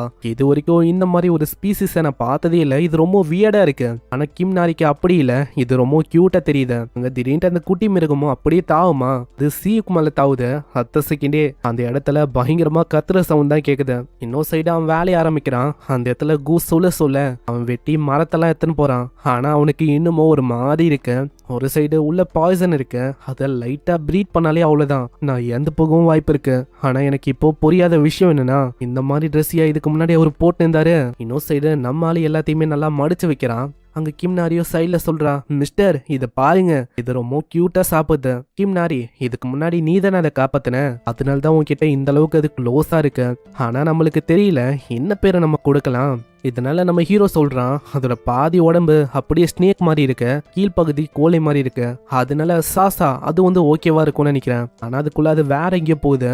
அந்த இடத்துல சின்ன பொண்ணும் அப்படியே கத்திக்கினே போறா. ஐயோ எங்க போற, வெயிட் பண்ணு நானும் வரேன். அங்க ஹீரோவும் நினைக்கிறான் பரவாயில்ல கிம் நாரி கூட அது நல்லா அட்டாச் ஆயிடுச்சு, இப்போ அதுவும் நம்மளோட ஃபேமிலியா மாறிச்சு. ஆனா ஏதோ ஒண்ணு, இந்த ஸ்பீசிஸை நான் இது வரைக்கும் பார்த்ததே இல்லை, இது ரொம்ப ரேரா இருக்கு. அங்க கூவும் அதே தான் யோசிக்குது, நானும் இதுக்கு முன்னாடி இந்த மாதிரி ஒரு மிருகத்தை பார்த்ததே இல்லை. ஆனா இந்த மாதிரி மிருகம் வேல்கனிக் ரீஜியன்ல இருந்திருக்குன்னா அப்போ கண்டிப்பா நம்ம கொஞ்சம் ஜாக்கிரதையா இருக்கணும். இதுங்களுக்கு பிளான்ஸ்னா ரொம்ப பிடிக்கும், முக்கியமா மேண்ட்ரகோராஸ். அதுங்க கிட்ட நிறையவே டிமானிக் எனர்ஜி இருக்கும்ல, அதனால அது மேல ஒரு கண்ணை வைக்கணும், அதை அட்டாக் பண்ணலாம், அதை சாப்பிடலாம் சொல்லி அதை நோக்கி போக வாய்ப்பு இருக்கு.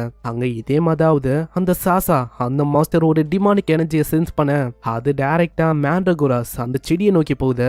அந்த இடத்துல போனோடனே அவங்க ரெண்டு பேருக்குள்ள நேச்சுரலாவே சண்டை ஏற்படுது. ஏன்னா இந்த பாம்பு மாதிரி இருக்க மாஸ்டர் வந்து வேல்கனிக் ரீஜன்ல இருந்திருக்கு, இதோட உணவே இந்த மாதிரி செடி தான். அப்படி இருக்கும் போது ரெண்டுமே நேச்சுரலா ஒரு எனிமிஸ் மாதிரி தான். அந்த இடத்துல இந்த ஃபைட்டை எல்லாருமே பாக்குறாங்க. அங்க சியுக்கு பின்னாடியே கேக்குறான், ஆமா இங்க என்ன போயின்னு இருக்கு, ஹூ ப்ரெடிக்ட் பண்ண மாதிரி எல்லாமே கரெக்டா இருக்கு, அதுங்க இப்போ சண்டையிட போகுதுன்னு நினைக்கிறேன். அட மிஸ்டர், அப்பனா நான் இப்பயே ஸ்டாப் பண்ணவா? இல்ல நீ வந்து ஸ்டாப் பண்ண வேணாம், ஏன்னா இது நேச்சுரல் தான். டீமன் ரிலேயத்துல இந்த மாதிரி விஷயம் அடிக்கடி நடக்கும், அதனால என்ன ஆகணுமோ அது ஆகட்டும். அந்த இடத்துல மேண்ட்ரகோராஸும் சரி அந்த சாசா அந்த மாஸ்டரும் சரி ரெண்டு பேருமே அப்படியே அங்கேயும் இங்கேயும் போயின்னு இருக்கு. உங்க சாசாவும் ஒரு பயங்கரமான பார்வையோட ஒரு குட்டி உண்டு மேண்ட்ரகோராஸ் இருக்கும், அதை தாக்கலான்னு வந்து, ஆனா அதுக்கு சப்போர்ட்டா பெரிய மேண்ட்ரகோராஸா இருக்கிற அந்த மேண்ட்ரகோரா அது வந்து நிக்குது. அங்க இதை ஒரு வாய்ப்பா வச்சு அந்த சின்ன மேண்ட்ரகோராஸும் அப்படியே அங்க பயங்கரமா தாக்குது. ஆனா அதையும் ஒரு பயங்கரமான ஸ்மைலோட நீலாம் ஒண்ணுமே இல்ல அப்படின்னு சொல்லி அதோட வாழை வச்சு தடுக்குது. அங்க அதுக்கு தெரியல இன்னமும் குட்டி உண்டு ஒரு மேண்ட்ரகோரா இருக்குன்னு. அதுவும் பயங்கர வேகமா அதோட பவர் எல்லாத்தையுமே கையில செலுத்தி மூஞ்சிலேயே ஒரு பஞ்ச் அடிக்குது. அந்த பஞ்ச் வந்து லைட்டா தான் இருக்கும், ஆனா ரெண்டுமே குட்டிங்க தானே, அடிச்ச அடி ரொம்ப பலமா விழுந்தனால அந்த குட்டி மிருகமும் பயங்கரமா அழுவுது. இப்படியே தாழ்ந்துன்னு ஓட அங்க பின்னாடியே கிம் நாரியும் கியூட்டா தோத்தின்னு இருக்கா. இரு இரு நான் இருக்க, உனக்கு பயப்படாத. ஹீரோ மனசுலயே யோசிக்கிறான், இன்னைக்கு எப்பிக்கான ஃபைட்ல மேண்ட்ரகோராஸ் அதுங்க தான் ஜெயிச்சிருக்குன்னு நினைக்கிறேன். ஆனா சியுக்கு மனசுலயே யோசிக்கிறான், அட என்ன ஒரு ஸ்டேஜான ஃபைட்டா இருக்கு. இப்படி இவன் யோசிக்கும் போது வேற ஒரு பக்கத்துல யாரோ ஒருத்தங்க அப்படியே பறந்து போறாங்க. அவங்களுடைய பாதி உருவம் அது மனுஷன் மாதிரி இருக்கு, அவங்களோட தலைப்பகுதி அது ஒரு ஈகிள் மாதிரி இருக்கு. இதுலயே நம்மளுக்கு தெரியுது இவங்களும் ஒரு சிமேரா ஹண்டர் தானே. அந்த இடத்துல சியுக்கு மூலமா துணிலாம் வைக்கிறதுக்கான அந்த இடத்த அவங்க ரெடி பண்ணிட்டாங்க. நாரியும் முடிஞ்ச அளவுக்கு உதவி பண்றா. நம்ம ஹீரோ துணியெல்லாம் மடிச்சு வைக்கிறான். அங்க நம்ம சியுக்கா ஃபைனலி நான் இந்த துணியை கட்டிட்டேன் அப்படின்னு ரொம்ப சந்தோஷமா இருக்கான். 2 நாள் சரியா தூங்காம இந்த மாதிரி ஒரு நரக வாழ்க்கையில நான் இந்த மாதிரி ஒரு விஷயத்த பண்ணேன். சியுக், நான் யோசிச்சதை விட நீ உண்மையிலேயே பங்கமா இங்க பண்ணி வச்சிருக்க. அங்க ஏன் தெரியல அந்த வுட்ல இருந்து ஃபிளவரோட ஸ்மெல் வருது. அதை பத்தி நாரி கேட்கும் போது நம்ம ஹீரோ தாங்க சொல்றான், கூதா நம்மளுக்காக இந்த மாதிரி ஒரு வுட்டை தேர்ந்தெடுத்துச்சு, இந்த வுட்ல இப்படிதான் ரொம்ப சூப்பரான ஸ்மெல் வரும், இதனால நம்மளோட துணியும் இதே மாதிரி ரொம்ப நல்லா ஸ்மெல் அடிக்கும். இந்த ஸ்மெல்லு நம்ம மேண்ட்ரகோராஸ் அந்த சாசா அந்த கிரியேட்டருக்கும் அது ரொம்ப பிடிச்சிருக்கும். ஆனா இன்னமும் சாசாக்கு அவங்க பேரை வந்து வைக்கல, அதனால அந்த சாசா அந்த பேரை அவங்க மாத்தலாம் அப்படின்னு டிசைட் பண்றாங்க. நம்ம சியு கிட்ட கேட்டா ஸ்னீக் சிக் அப்படின்னு சொல்றான். ஆனா அந்த பேரு வந்து நல்லாவே இருக்காது. அங்க நாரி கிட்ட கேட்கும் போது பெப்பி அப்படின்னு ஒரு பேரை சொல்றான். அதுவும் வழக்க போலதான் நல்லா இல்ல. அங்க இவங்க சொல்ற பேர் எதுவுமே நல்லா இருக்காது. அப்புறம் தான் அவனுக்கு ஞாபகம் வருது, கூ ஆல்ரெடி சொல்லியிருக்கோம் கூக்கு ஒரிஜினலா ஒரு பேர் இருக்குன்னு. அதை பத்தி ஆளு கேட்கறான். என்னோட பேரு ராக்கி மவுண்டன் ஹாசு அப்படின்னு அதோட பேரை பத்தி அங்க சொல்லுது. இவங்க 3 பேருக்குமே பேர் வந்து அந்த அளவுக்கு வைக்க தெரியாது, அதனால அவன் சாசா அதையே வச்சுக்கலாம் அப்படின்னு சொல்றாங்க. அதுக்கு அவங்க 2 பேரும் ஒத்துக்கிறாங்க, ஏன்னா அதுவே நல்லா இருக்கு. அங்க சியுக்கும் கேட்கறான், ஆமா இதுக்கப்புறம் உங்களோட நெக்ஸ்ட் பிளான் அது என்னன்னு. நம்மால இந்த வீடுக்கு ப்ரொடெக்ஷனா இருக்கணும்னு சொல்லி ஃபென்ஸை உருவாக்கலாம் அப்படின்னு சொல்றான். நீங்க சொல்றது உங்களுக்கே அநியாயமா இல்லையா? இந்த மாதிரி வீட்டை பார்த்தா யாரு தான் இங்க வருவா? உன்னால எப்பயுமே அப்படி சொல்ல முடியாது, ஏன்னா எஸ் ரேங்க் மாஸ்டர் இவங்க வந்து வரதுக்கு நிறைய சான்ஸ் இருக்கு. நீ ஃபென்ஸை உருவாக்க போறேன்னா அதுக்கு ஸ்டடியான ஒரு மெட்டீரியல் வந்து உனக்கு தேவைப்படும். அதுக்கு டென்ஸான மேஜிக்கல் எனர்ஜியோட ஒரு ஸ்டடியான ஸ்டோன் இருக்கு, அதோட பேரு எல்லோ க்ளோயிங் ஸ்டோனு. அது கண்டிப்பா உதவியா இருக்கும். அதை கேட்டவுடனே அந்த ஸ்டோனை போட்டா எப்படி இருக்கும் அதெல்லாம் நம்மளால இமேஜின் பண்ணி யோசிக்கிறான். அப்புறம் என்ன, வாங்க நம்ம அந்த கோஸ்டல் ஏரியாவுக்கு போறோம், அந்த இடத்துல அந்த ஸ்டோனை நம்ம எடுக்கிறோம். இது கேட்கும் போது சின்ன பொண்ணுக்கு சந்தோஷமா இருக்கு, பீச்சுக்கு போறோம்னு. ஆனா நம்ம ஆளு ரொம்ப பயந்து போயிடறான். என்னது, நம்ம எல்லாருமே கோஸ்டல் ஏரியாவுக்கு போறோமா? இல்ல உங்களுக்கு தெரியுமா அது எப்படிப்பட்ட இடம்னு? ஆனா இப்படி சொல்லும் போது மூக்குல இருந்து பயங்கரமா அங்க ரத்தமா ஊத்துது. அங்க இதே ஆக்டிங் அவன் போறான். என்னால வர முடியாது, என்ன தயவு செஞ்சு மன்னிச்சிருங்க, என்னோட உடம்புல டிமானிக் எனர்ஜி வந்து நிறையவே போயிடுச்சுன்னு நினைக்கிறேன், அதை நான் கிளீனிஃபை பண்ணும். ஒரு சைடு அவன் ரொம்ப ஜாலியா இருக்கான். ஃபைனலி நான் தப்பிச்சிட்டேன்னு, நீங்க போயிட்டு வாங்க, இங்க இருக்கிற இந்த மேண்ட்ரகோராஸ் இந்த செடியெல்லாம் நான் பாத்துக்கிறேன், நான் சீக்கிரமா இங்க வந்துருவேன். அதே மாதிரி நான் உங்ககிட்ட சொல்லி ஆகணும், அந்த கோஸ்டல் ஏரியா ரொம்ப ஆபத்தான இடம். அந்த இடத்துல ஏரங் ஹண்டர்ஸே போறதுக்கு ரொம்ப பயப்படுவாங்க. அந்த அளவுக்கு ஒரு பயங்கரமான கிரியேச்சர் அங்க இருக்கு. அதுவும் ஒண்ணு இல்ல, 2 டிசாஸ்டர் லெவல்ல இருக்க மாஸ்டர்ஸ் வந்து அந்த ஏரியாவை ரூல் பண்ணா அதுங்க கிட்ட தப்பி தவறி கூட நீங்க மாட்டிக்காதீங்க. ஆனா என்னால இன்னமும் நம்ப முடியல, இந்த மாதிரி விஷயம் உங்களுக்கு தெரியாதா என்ன? ஹண்டர்ஸ் எல்லாம் சொன்னதை வச்சு பார்த்தா அதுங்களும் இதுக்கு முன்னாடி சிமேரா ஹண்டர்ஸ் தான் இருந்திருக்கு. லேப்ல இருந்து பல வருஷத்துக்கு முன்னாடி தப்பிச்சு வந்திருக்கு. அந்த கோஸ்டல் ஏரியா அதை தான் அவங்களோட ஹைட் அவுட்டாவும் மாத்தி வச்சிருக்குன்னு நினைக்கிறேன். அதுங்களோட முகம் அது மிருகம் மாதிரி இருக்கும், அதுங்களோட உடம்பு அது ஹியூமன் மாதிரி இருக்கும். இதை தான் நம்ம போன எபிசோட்லயும் பார்த்திருப்போம். அதே உருவம், அதாவது அதே சிமேரா அது அப்படியே வானத்துல பறக்குமா, அதை இன்னொருத்தன் பயங்கரமா தாக்குறான். ஆனா அது பட்ட உடனே பயங்கரமா அப்படியே தப்பிச்சு ஓட ஆரம்பிக்குது. பாத்தீங்களா அது பயந்து ஓடுற மாதிரிலாம் இருக்கு. ஆனா கேட்டபடி பார்த்தா இது ரொம்ப டிசாஸ்டர் லெவல்ல இருக்க மாஸ்டர் அப்படின்னு நான் கேள்விப்பட்டேன். ஆனா அப்படியெல்லாம் ஒன்றும் எனக்கு தெரியல. ஏன்னா அதுவே பயந்து ஓடும் போது நம்ம அதை விடக்கூடாது, சேஸ் பண்ணலாம். ஆனா அங்க இருக்கிற ஒரு நல்லா பாப்பாரா, அப்புறம் தான் உங்களுக்கு தெரியுது அது ஒன்றும் பயந்து ஓடல, அது பயங்கர வேகமா இவங்கள தான் தாக்க வருதுன்னு. அட என்ன பண்ணிருக்கீங்க, சீக்கிரம் டிஃபென்சிவ் பேரியரை ஆக்டிவேட் பண்ணுங்க. அங்க ஒரு பேரியரும் ஆக்டிவேட் ஆகுது. ஒரு சில செகண்ட்லயே அந்த பேரியரும் ஒட்டு மொத்தமா உடையுது. அங்க பயங்கர கொடூரமா அந்த சிமேராவும் தாக்குறதுக்கு வருமா, அங்க அவ்வளவுதான் கதையை முடிஞ்சிச்சு அப்படின்னு யோசிப்பாரு. ஆனா அதுக்குள்ள திடீர்னு நாரி அந்த பொண்ணு காப்பாத்துறா. அந்த சின்ன பொண்ணை பார்த்தோன்னே அந்த பறவை சிமேராக்கோ தெரியுது இதுவும் ஒரு சிமேரா தானே. கிம்மும் சொல்றான், அட ஸ்பேரோ அங்கிள், நீங்க என்ன கிடைக்கிற எல்லாருமே புலி பண்ணிருக்கீங்க, இதெல்லாம் சரியில்ல. ஆனா கிம் நாரி நீ யோசிக்கிற மாதிரி இல்ல, இங்க விஷயம் அப்படியே தலைகீழ இருக்கிற மாதிரி இருக்கு. சைட்ல அந்த ஆளும் வேற ஒருத்தனுக்கு ரிப்போர்ட் பண்றான். அட பக்கத்துல அந்த மெக்கானிக்கல் கிரியேச்சர் அந்த சிமேரா அதுவும் இருக்குதுன்னு நினைக்கிறேன். இதை கேட்கும் போதே நம்ம ஆளுக்கு தெரியுது இவன் மேலேயும் ஒரு ட்ராக்கிங் டிவைஸ் இருக்குல்ல, அதனால தான் இவங்களால கண்டுபிடிக்க முடியுது. ஆனா ஏதோ ஒண்ணு, நீ என் கூட இருக்க, அப்படி இருக்கும் போது நீ கவலைப்பட வேணாம். அதே மாதிரி நான் யோசிக்கல, நான் உன்னை திரும்பவும் சந்திப்பேன். ஏய் என்ன உனக்கு தெரியலையா, நம்பர் 33 நீ என்னோட ரூம்மேட்டா இந்த, உனக்கு ஞாபகம் இல்லையா என்ன? இப்படி இவங்க 2 பேரும் அவங்களுக்குள்ள பேசும்போது பின்னாடியே அந்த ஆளுங்களும் யோசிக்கிறாங்க, அட இந்த ஆளு மேல எனக்கு டவுட்டா இருக்கு. ஆனா ஏதோ ஒண்ணு, இப்போதைக்கு தப்பிச்ச போதும் சீக்கிரமா போர்ட்டலை ஓபன் பண்ண. அந்த பேர்ட் சிமேராக்கும் நம்ம ஆளோட ஸ்மெல்ல வச்சு அங்க கண்டுபிடிச்சது நம்ம ஹீரோ இதுக்கு முன்னாடி சிமேரா வாழ்ந்திருக்கான், அவன் தான் நம்பர் 17. சீன் அப்படியே பாஸ்ட்டுக்கு போது 66 வருஷத்துக்கு முன்னாடி ஃபாரஸ்ட்ல டிபிஏ அப்படின்னு ஒரு லேப் இருந்துச்சு. அந்த இடமே ஒரு மாதிரி பரபரப்பா இருக்கு. ஏன்னா அந்த இடத்துல 2 சிமேரா அது தப்பிச்சா அந்த இடத்துல புடிங்கன்னு அப்படின்னு அவங்க கத்தின்னு இருக்காங்க. அங்க தப்பிச்சது வேற யாரும் இல்ல, நம்பர் 33 அதாங்க அந்த பறவை சிமேரா. அதான் அண்ணா எனக்கு ரொம்ப கோல்டா இருக்கு, கவலைப்படாதமா நம்ம சீக்கிரமா தப்பிக்கிறோம். ஆனா நான் இப்ப என்ன பண்றது அப்படின்னு எனக்கு தெரியல. நான் அங்கேயே இருந்தா கண்டிப்பா என்ன கொன்றுவாங்க. அப்படி இருக்கும் போது என்னோட சிஸ்டர் ஜியா அவளை என்னால அப்படியே விட முடியாது. நான் இன்னமும் ஒரு முழுமையான பறவையாவும் மாறல. என்னோட ரக்க அதுவும் இப்போ சின்னதா இருக்கு. அது ஒண்டி நல்லா பெருசா இருந்தா இப்போதைக்கு என்னால தப்பிக்க வச்ச முடியும். ஆனா ஒன்ஸ் நாங்க இந்த காட்டை விட்டு வெளில போயிட்டாலே போதும், எங்களுக்கு யாராச்சும் ஒருத்தங்க உதவி பண்ணுவாங்க அப்படின்னு ஒரு நம்பிக்கை தான். அந்த இடத்துல நான் இப்படி ஓடும் போது நம்பர் 17 அவனை பார்த்தேன். ஆமா என்ன ஆச்சு, நீங்க எதுக்கு இந்த பக்கம்? ஏன்னா இந்த மாட்டையும்ல நீங்க லேப்ல தானே இருக்கணும். நான் கேள்விப்பட்டேன் என்னோட சைடு எஃபெக்ட்ஸ் அது வந்து இப்போ ரொம்ப பேடா இருக்குன்னு.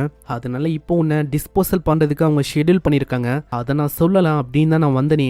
மதியதையே தள்ளிப்போ, நாங்க எப்படியாச்சும் தப்பிக்கணும். நீங்க இந்த இடத்துல இருந்து தப்பிக்கணும் அப்படின்னு பாக்குறீங்கன்னா உங்க மேல அந்த ஸ்பெல்லையும் அவங்க போட்டு வச்சிருக்காங்க. அப்படி ஒண்டி 3 நாளுக்குள்ள இங்க வரலன்னா அவ்வளவுதான், உங்களோட கதையும் இங்கேயே முடிஞ்சிரும். அதனால நல்லா யோசி. நான் உன்னோட பேர் ஒண்டிதான் டிஸ்போசல் லிஸ்ட்ல இருக்கு. உன்னோட சிஸ்டர் அவளோட பேர் அங்க இல்ல. அப்படி நீ லேப்ல இருந்தா கொஞ்ச நாளாச்சும் உயிரோட இருக்க முடியும். இல்ல இந்த சைடு எஃபெக்ட்ஸை பத்தி உனக்கு ஒண்ணுமே தெரியாது, உன்னால புரிஞ்சுக்கவும் முடியாது. நீ ஒன்னும் எங்களை மாதிரி இல்ல.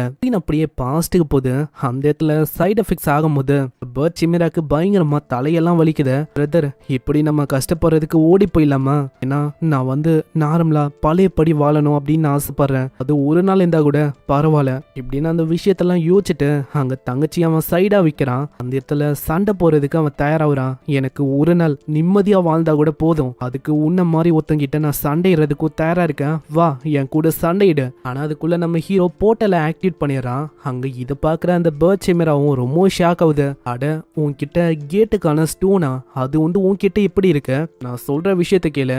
அப்படி நீ வந்து டீமன் ரிலேட்டுக்கு கிராஸ் ஆனா உனக்கு ரெண்டு விஷயம் நடக்கும். ஒன்னு, டிமானிக் எனர்ஜியால ஹியூமன் செல் கன்சியூம் செய்யப்பட்டு நீ இறக்குறதுக்கு வாய்ப்பு இருக்கு. இல்லையா நம்ம உடம்புல இருக்க மாஸ்டருடைய செல்ஸ் அது மூலமா அப்சர்வ் செய்யப்பட்டு உனக்கு எதுவுமே ஆகலைன்னா நீ பழையபடி இருக்கலாம். ஸோ எல்லாமே உன்கிட்ட தான் இருக்கு, உள்ள போயா உன்கிட்ட தான் எல்லா விஷயமும் இருக்கு, உன்னால விஷயங்களை மாற்ற முடியும் அப்படின்னு சொன்னா நீ வந்து உள்ள போகலாம். அதே டைம்ல உன் மேல இருக்கிற அந்த ஸ்பெல்லு அது டீமன் ரிலியம்ல ஒர்க் ஆகாது அங்க இப்படின்னு எல்லா விஷயத்தையும் அவங்க சொல்லியிருப்பான். அங்க போகும்போதும் அந்த பேர்ட் சிமிராவும் கேக்குது, எனக்கு ஒரு விஷயம் தெரியுமா, நம்ம இது வரைக்கும் ரூம்மேட்ஸா இருக்கோம். அப்படி இருக்கும் போதும் நம்ம ரெண்டு பேருக்கு நம்மளோட உண்மையான பேரு அது கூட தெரியாது. ஆனா என்னோட பேரை நான் இது வரைக்கும் உன்கிட்ட சொல்லல. என்னோட பேரு என்ன தெரியுமா, டூபியம். உன்னோட பேரு என்னோட பேரா சியாங் இப்படின்னு அவங்களுக்கு தெரிய வந்திருக்கும். அந்த இடத்துல அந்த ஹண்டர்ஸோ தப்பிக்கலாம் ட்ரை பண்றாங்க. ஆனா அதுக்குள்ள நம்ம ஹீரோ ஏதோ ஒரு விஷயத்த அங்க பரப்புறான். அதனால அவங்க என்ன பண்ண வந்தாங்க, என்னென்ன பண்ணாங்க எதுவுமே அவங்களுக்கு தெரியல. இப்படின்னு எல்லா விஷயத்தையும் அவங்க மறந்து போயிடறாங்க. அங்க போர்ட்டல் வழியா நம்மால அனுப்பிடுறான். அவங்க கிட்ட ஒரு ஹப்ஸுக்கான செல்ஸ் வந்து அவனோட உடம்புல இருக்கு. அது மூலமா இப்போ ரீசெண்டான அந்த மெமரிஸை ஒட்டு மொத்தமா அழிக்க முடியும். அந்த விஷயத்த தான் அங்க பண்ணிருக்கான். அப்பனா எல்லா விதமான செல்ஸை போட்டு உன் மேல டெஸ்ட் பண்ணிருக்காங்களா? ஆமா நண்பா, ஏகப்பட்ட விஷயம் நடந்துச்சு, அதெல்லாம் உனக்கு சொல்றேன். நம்பர் 17 என்ன உண்மையிலேயே நீ ரொம்ப சர்ப்ரைஸ் ஆக்கிட்ட. அங்க இப்படி ஒரு சொல்லும் போது அங்க சின்ன பொண்ணு கேக்குறா, மிஸ்டர் அங்கிள் ஸ்பேரோ வந்து உங்களோட ஃப்ரெண்டா என்ன? ஆமா, அவரை பத்தி உனக்கு தெரியாதா? அவரு ஸ்பேரோ ட்ரைப்ல இருந்து வந்திருக்காரு. என்னது ஸ்பேரோ ட்ரைபா? கிம் நாரி உனக்கு தெரியாதா என்ன? உன்னோட கோகனட் ட்ரைபும் ஸ்பேரோ ட்ரைபும் இதுக்கு முன்னாடி ஃப்ரெண்ட்ஸா இருந்தாங்க. அங்க இது வந்து ஆவியஸா போய் தான், ஆனா அதை வந்து மறைக்கணும் சொல்லி ஆமா ஆமா சொல்றது உண்மைதான், நான் தான் வந்துட்டேன் அப்படின்னு அவ புலம்பின்னு இருக்கா. இங்க கிம்னாரியும் ஸ்பேரோ அங்கிள் கிட்ட சொல்றான், என்னை மன்னிச்சிருங்க ஸ்பேரோ அங்கிள், நான் இதுக்கு முன்னாடி உங்களை அடிச்சதுக்கு காரணம் நீங்க கெட்டவரு அப்படின்னு நான் யோசிச்சேன். ஆனா இப்போதான் தெரியுது நம்ம ஒரு நல்ல ஃப்ரெண்ட்ஸ்னு. ஆனா இப்படி இவ சொல்லும் போது அவ வயிற்றுல இருந்து பயங்கரமா பசி எடுக்குது. அங்க நம்ம ஹீரோ கிட்ட அவ கேக்குறான், மிஸ்டர் எனக்கு ரொம்ப பசியா இருக்கு. பியோங் நான் உன்கிட்ட கேட்க வந்துட்டேன், உன்னோட வீடு எங்க இருக்கு, அங்க ஏதாச்சும் சாப்பாடு எங்களுக்கு கிடைக்குமா? இதுக்கப்புறம் அந்த இடத்துக்கு வராங்க. அந்த ஸ்பேரோ சிமிராவும் ஒரு பெரிய நெஸ்ட் மாதிரி கட்டியிருக்கு. அந்த இடத்துல ஃபுட்டையும் கொண்டு வர, அது பார்த்தா ரொம்ப லக்ஸூரியஸா இருக்கு. அதோட டேஸ்ட்டும் பங்கமா இருக்கு. அங்க கூக்கெல்லாம் சொர்க்கத்துக்கே போன மாதிரி ஃபீல் ஆகுது. அந்த அளவுக்கு ரொம்ப ருசியா இருக்கு. நம்ம ஹீரோக்கும் அந்த விஷயம் ரொம்ப பிடிச்சிருக்கு. அங்க சின்ன பொண்ணும் இன்னமும் அங்க நிறைய கேக்குறா, என் கிட்ட அந்த அளவுக்கு இன்கிரீடியன்ட் இல்ல, அதனால இன்னைக்கு என்னால முடியாதுமா. அட நீங்க ஏன் பிடிக்கணும், நானே இன்கிரீடியன்ட்டை கொண்டு வரேன், நீங்க வெயிட் பண்ணுங்க. ஆனா சின்ன பசங்களுக்கு அது ரொம்ப டேஞ்சரான விஷயம் போகாதமா. ஆனா அது அவ கேட்கவே இல்ல.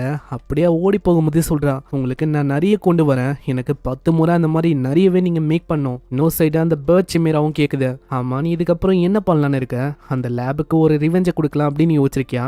நான் அதை பற்றி யோசித்தேன். ஆனால் இப்போ என்னோட லைஃப் ஒன்றும் அந்த அளவுக்கு பேடாக இல்லை. இப்படி இருக்கும் போது ரிவெஞ்சா அப்படின்னு தான் நான் யோசிக்கிறேன். நீ என்கிட்ட சொன்னல, அதாவது நீ இறந்து போய் ரிவே ஆனோனே உன் மேலே அந்த டெத்துக்கான ஸ்பெல்லு வந்து இல்லைன்னு. ஆனால் நாங்கள் ஒன்றும் அப்படி இல்லை, எங்களுக்கு ஹியூமன் உலகத்துக்கெல்லாம் போகவே முடியாது. இப்படி நாங்கள் போனால் அவ்வளோதான், எங்களோட கதையை முடிஞ்சிடும். ஆனால் நான் சொன்ன மாதிரியே உன்னோட விங்ஸை இப்போ உன்னால் நல்லா கட்டுப்படுத்த முடியுது போல. இப்படி இருக்கும் போது உன்னோட தலையை எதுக்காக நீ பழையபடி மாத்தாம இருக்க? மாத்தலாம், ஆனா ஜியாக்காக தான் நான் இப்படி இருக்கேன். ரீசெண்டா அவளோட கண்டிஷன் ரொம்ப ஒஸ்டா இருக்கு. அதனால தான் நானும் உன்கிட்ட ஒரு விஷயத்த கேட்கணும். என்னன்னா, உனக்கு இந்த விஷயம் வந்து தெரியுமா? உன்கிட்ட வாழ்றதுக்கு ஆல்மோஸ்ட் ஒரே ஒரு மாசம் ஒண்டிதான் இருக்கு. எனக்கு தெரியும் நீ அப்பயே இந்த விஷயத்த கண்டுபிடிச்சிட்டேன்னு. எனக்கும் இந்த விஷயம் நல்லாவே தெரியும். நான் இந்த உலகத்துக்கு வந்தக்கப்புறம் நாங்க மானாவை பில்ட் பண்ணோம் சொல்லி எங்களோட பாடியும் மைண்டையும் நாங்க பேலன்ஸ்டா விற்கிறதுக்கு ட்ரை பண்ணோம். எல்லாமே நல்லா தான் போச்சு. ஆனா திடீர்னு என்னோட சிஸ்டருக்கு ஒரு மாறியாச்சு. அவளுக்குள்ள டிமானிக் எனர்ஜி போய் அவ ஒரு மாதிரி வைல்டா போக ஆரம்பிச்சா. ஏன்னா அந்த டைம்ல அவளோட மானா கோர் அது வந்து டேமேஜ் ஆயிடுச்சு. அதனால டிமானிக் எனர்ஜி அது அவளோட உடம்பு முழுக்க பரவ ஆரம்பிச்சது. இந்த மாதிரி ரேம்பேஜா போகும்போது என்னால அங்க தடுக்கவும் முடியல. அதனால ஜியா வந்து ஒரு விஷயத்த டிசைட் பண்ணா. அதுக்காகவே பாய்சனால நிறைஞ்ச ஃப்ரூட்ஸ் அவ சாப்பிட ஆரம்பிச்சா. இது மூலமா நாள் முழுக்க அவ தூங்கினே இருப்பா. அதெல்லாம் கேட்கும் போதே நம்ம ஹீரோக்கு தெரியுது அவ எதுக்காக இப்படி பண்றான்னு. இது மூலமா கோர்ல பரவுற அந்த டிமானிக் எனர்ஜி அது வந்து ஸ்லோ டவுன் பண்ண முடியும். ஆனா அப்புறம் தான் அவனுக்கு ரியலைஸே ஆகுது இதுக்கு ஒரு வழி இருக்கு. அதுதான் மேண்ட்ரகோராஸ், அதுதான் ஒரு வழி. இப்போ கரண்டா நம்ம ஜியாவோட மானா ஹோல் அது வந்து டேமேஜ் ஆயிருக்கு. மேண்ட்ரகோராஸோட வீரை வச்சு அதை ஹீல் பண்ண முடியும். இந்த விஷயத்த சொல்ல அவன் ரொம்ப ஆச்சரியமாகறான். அப்பனா என்னோட ஜியாவை ஹீல் பண்ண முடியுமா? அவன் ரொம்ப ஷாக் ஆகுறான். என்னது நீ சொல்றபடி பார்த்தா ஜியாவால திரும்பவும் நார்மலா மாற முடியுமா? எப்படி? கண்டிப்பா இந்த விஷயம் வந்து உனக்கு தெரிய வாய்ப்பில்ல. ஏன்னா லேப்ல 15 வயசு ஆகுற வரைக்கும் உனக்கு அல்கமி அதை வந்து டீச் பண்ண மாட்டாங்க. உன்னோட சிஸ்டர் ஜியா அவளை காப்பாற்ற முடியும். ரொம்ப மானஹோல சரி பண்ணும், அவ்வளவுதான். அதுக்கு மேண்ட்ரகோராஸோட வேறு அது முக்கியமா தேவைப்படும். அது பார்க்கறதுக்கு ஒண்ணுமே இல்லாத மாதிரி இருக்கலாம், ஆனா அது ரொம்ப முக்கியம். அது மூலமா தான் இதுங்களால டிமானிக் எனர்ஜியை அண்டர் கிரவுண்ட்ல இருந்து அப்படியே ஃபீட் பண்ணிக்க முடியும். அது மூலமா நியூ பாடிஸ் அதால ரீப்ரொடியூஸ் பண்ண முடியும். அதனால தான் இது வந்து ஒரு மெயினான இன்கிரீடியண்டா இருக்கு இந்த மானஹோலை ரிப்பேர் பண்றதுல. ஆனா நீ கவலைப்பட வேணாம், மேண்ட்ரகோராஸ் அதை வந்து லக்கிலி நான் ரைஸ் பண்ணிருக்கேன் இப்போ. உனக்காக அந்த விஷயத்த நானே கொண்டு வரேன். இது அப்படியா, ரொம்ப நல்ல விஷயமா இருக்கு இது. ஆனா அந்த பியூரிஃபைடு வாட்டரை ரெடி பண்றதுக்கு எனக்கு ஒரு அல்கமிஸ்ட் வந்து தேவைப்படுவாங்க. ஆப்வியஸா நம்ம வெளி உலகத்துக்கு போற மாதிரி இருக்கும். உன்னால இப்படி ஹியூமன்ஸோட உலகத்துக்கு போக முடியாது. இன்னமும் மேல அந்த கர்ஸ் இருக்கு, அதனால நான் போறேன். நான் போகும்போது எனக்காக இவங்க 3 பேருமே உன்னால பாத்துக்க முடியுமா?